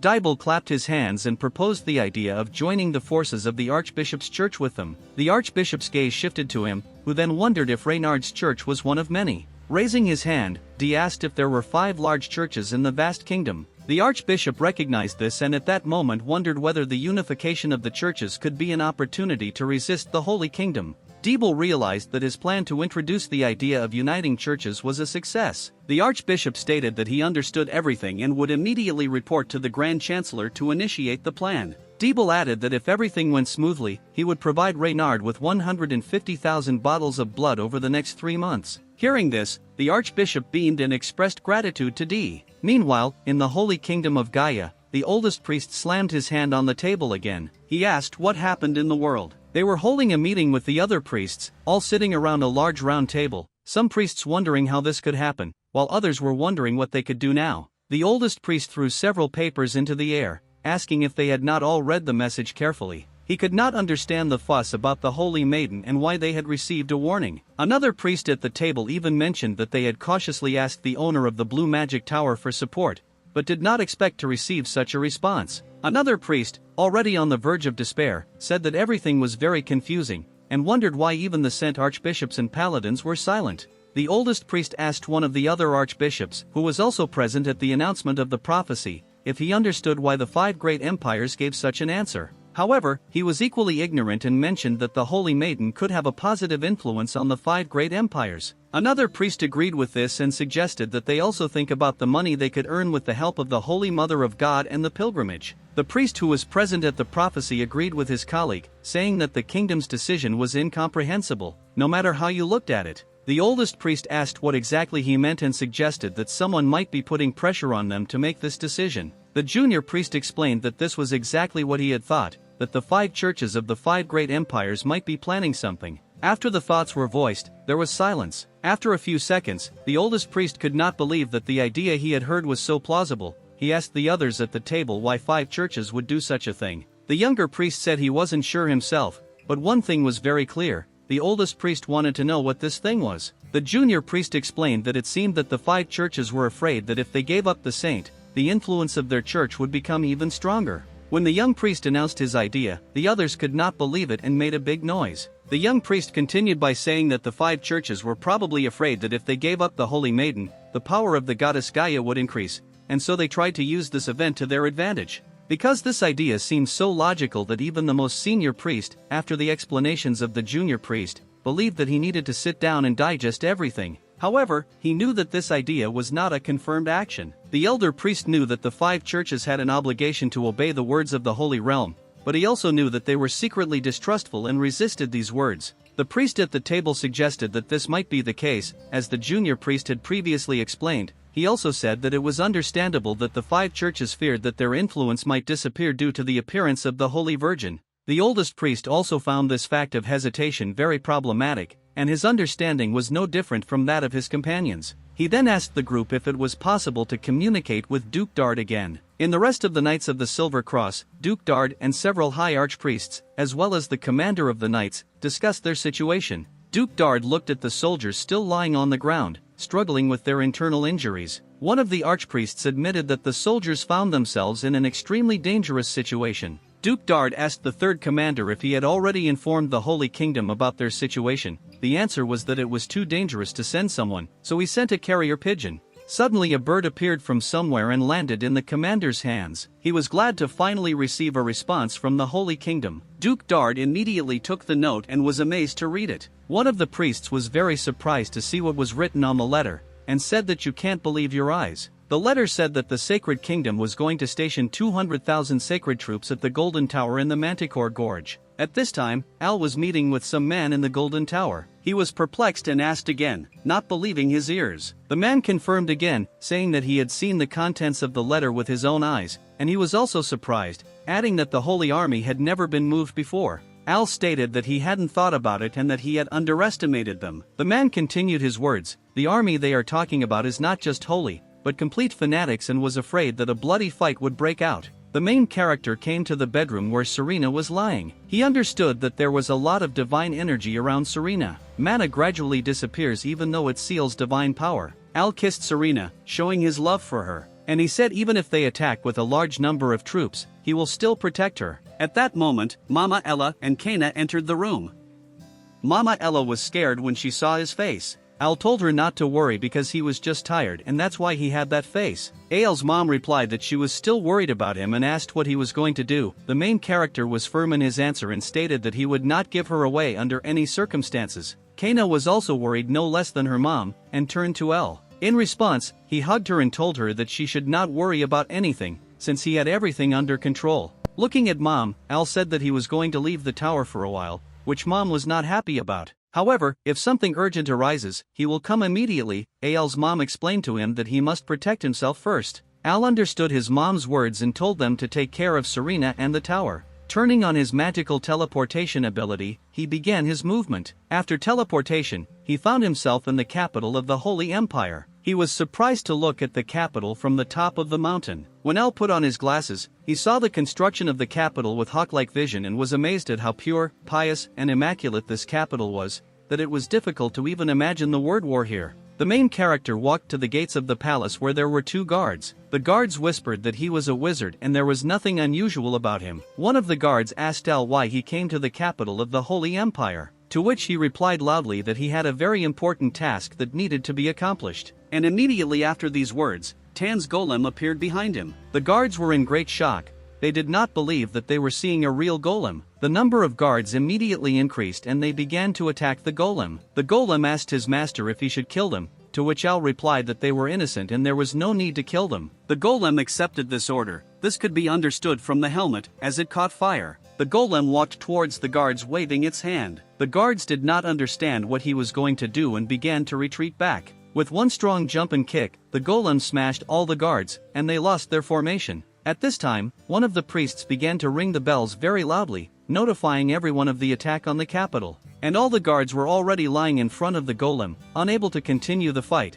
although everything was clear from the beginning. Al sat on the golem's shoulders and gave the order to move forward no matter what. The priests inside could not understand why they heard the emergency bell ringing, and asked each other if someone had really invaded here. One of the priests was shocked to see something and told the other to turn around. And behind the guard stood a golem with Al on his shoulder, which made the priest very scared and began to scream. This was an emergency situation for them, and all the night priests began to gather. And in a short time they all gathered in front of the golem, ready to defend their temple. One of the priests shouted who this freak was and why he broke into this great temple. Al, smiling, asked if they came here to meet with His Eminence, to which he received that he could not talk to the Pope like that. The main character said that this only applies to the people of the Holy Empire, and he is a foreigner. This made the priest even more angry. Al also got angry and said that if he doesn't understand something, it infuriates him and he starts to act immediately. The priest was angry with the knights and turned to them and asked what they were waiting for, and told them to deal with it immediately. There were a lot of knights and began to surround the golem and El, jumping from the bees, gave the order that Tana quickly defeat all enemies. Tana and El surrounded by knights, the knights created a kind of magic circle. The head priest advised everyone not to let their guard down and to fight with the blessing of the light. Raising the hammer, he shouted with the blessing of light. And all the knights did this and magic rays from the hammer began to appear. To prevent the knights from accumulating enough magic, Tana immediately began an attack by pointing his huge sword at them. From this strong blow, the knights' hammers began to crumble and the magic also lost its concentration. Having finally lost their protective magic, the knights began to fall back. The priest still believed in his knights and told them to throw their hammers at the golem, since he was a strong opponent in close combat. And all the hammers from all sides simultaneously headed towards the golem, from which Tana did not even move. On the contrary, he, with a strong blow with his sword, directed a strong magical flow towards the knights. All the hammers began to fly on the contrary towards the side of the knights, from which all the knights scattered, receiving heavy damage. But one of the palace defenders remained behind Tana and began to attack with a hammer when he could not see him. Al managed to shout to his golem to defend himself from behind. Turning quickly, Tana deflected the blow aimed at him, causing the knight to fly back. The knight could not understand who he was and did not believe that someone could create magic so quickly. Al thought, the man who came up from behind, most likely Marquis Nugram. At this time holding his stomach, the knight asked him how he could use such magic. Al angrily asked the knight why he was so interested in this, to which the knight replied that he had never seen such a quick reaction from anyone before. Al remembered that he forgot to introduce himself and said that he was a 7th level magician and the owner of the tower. The man was very surprised to hear this. Just at this time, the magicians of the Blue Tower arrived, from whom the Holy Land requested support. They watched what was happening. They discussed the golem in surprise, and one of them asked if it was the golem that the owner of the tower was looking for. And he instructed that one of them keep all the photographs of him, and the other reported this to the owner of the tower. The man, raising his hand to the sky, began to open a magical portal. At this time, one of the elders was watching Al in the Blue Tower, wondering how he attacked the Vatican. He thought that this could not continue and that he had to grab him, but there was a problem. The elder could not create a golem knight of the level of a great master. And suddenly he heard a voice behind him and immediately turned around, wondering how someone dared to come here. A woman stood in front of the elder, and the elder began to worship her, simultaneously asking why she came here. To which she replied that she was just stopping on the road, and said that they always make things difficult for her. The elder was shocked by these words, the woman asked him what he was just thinking about. When the elder told about the current situation, the woman said that she wanted to go there herself. The elder was clearly not happy about this, and she added that she was very interested, since such a situation probably happens once in a lifetime. She really wants to know about the young man who runs the magic tower. The elder was surprised because she was a 9th grade master, and why would she know about such a newcomer? To which the woman replied, "It is unlikely that a newcomer could invade the Vatican." The elder still urged him not to go there himself, as it would be humiliating for her. To which the woman replied that it was up to her to decide whether to go there or not, to which he could not answer. A 7th grade wizard, and he's not even 20 yet, the woman wondered, how does he manage to do this? Meanwhile, the situation in the Vatican was gaining momentum. The man said that he never thought that someone would invade the Vatican. This made Al laugh, and the man asked him what his purpose was in this attack. The main character replied that he wanted to meet His Holiness and change his mind. This answer made the man very angry, and he shouted that Al was a rude person. The knight ordered his charges to show the full power of the holy sledgehammer. He also began to call upon the power of his sledgehammer, gaining magical power. The other priest knights raised their sledgehammers and prepared to attack. This made Al very angry. He could not understand why they were still resisting, because he was sure that they had no chance, and immediately gave an order to Tanya to neutralize them. Tana heard the order and took a fighting stance, pointing his sword towards the knights. The knight encouraged his charges not to be afraid, since the golem was just an ordinary piece of scrap metal. He ordered that those knights with master level come forward and increase their strength, while the rest should take care of maintaining the magic reserves.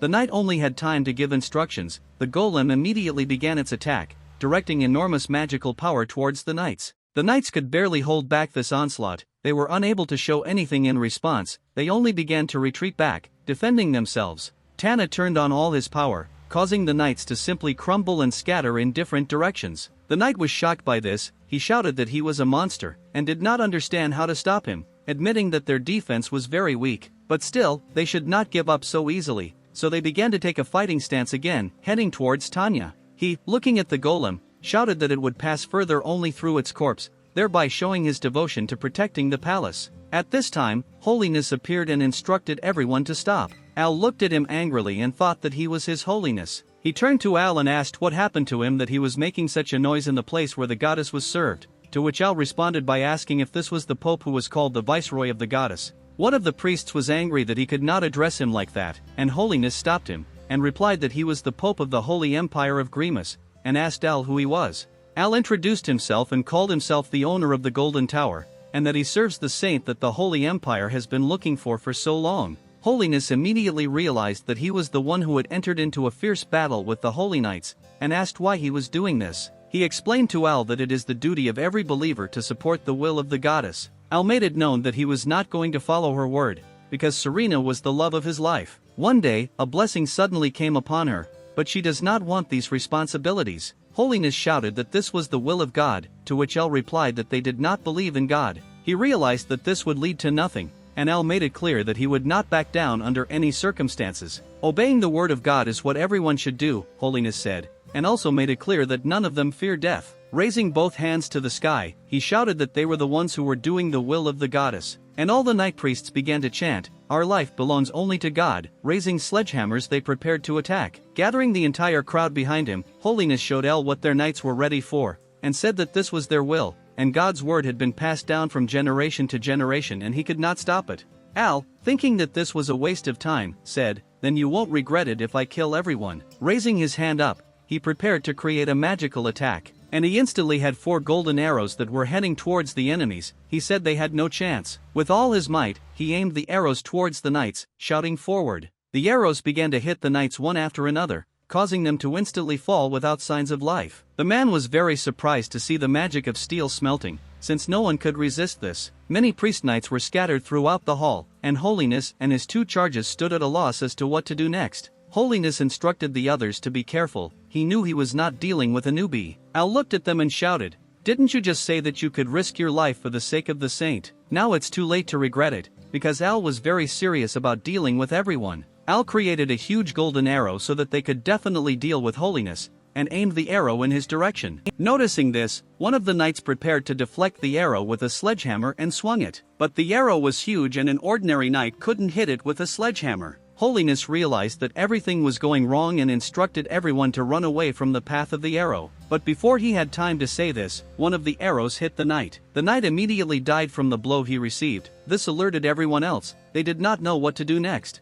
Al also had to admit to himself that this was turning out to be harder than he had initially thought. Holiness looked at El and said that it was not the end yet, thereby showing that they would reach the end. The main character was alarmed by this, because the mana consumption was too high. The magic of smelting steel, every time this magic is used, a huge amount of mana is consumed. All the priest knights were ordered to catch El, and they, shouting in the name of the goddess, began to attack. Seeing this, El was also not afraid, and gave an order to Tanya to use the golden phoenix. The golem's helmet caught fire. He accepted the order, and began to carry it out. He jumped over the knights, and he landed behind them so that all the knights stood in the same direction. This position was necessary for Tana to target all enemies, and he began his action. The Golden Phoenix, the second of the Golden Knight's 3 weapons, as he aimed at the knights and pulled the bowstring, a huge amount of mana flowed out. And he aimed the arrow towards the enemies, and the arrow caught fire as if a phoenix bird had appeared. Al gave instructions to shoot faster and the golem released the bowstring.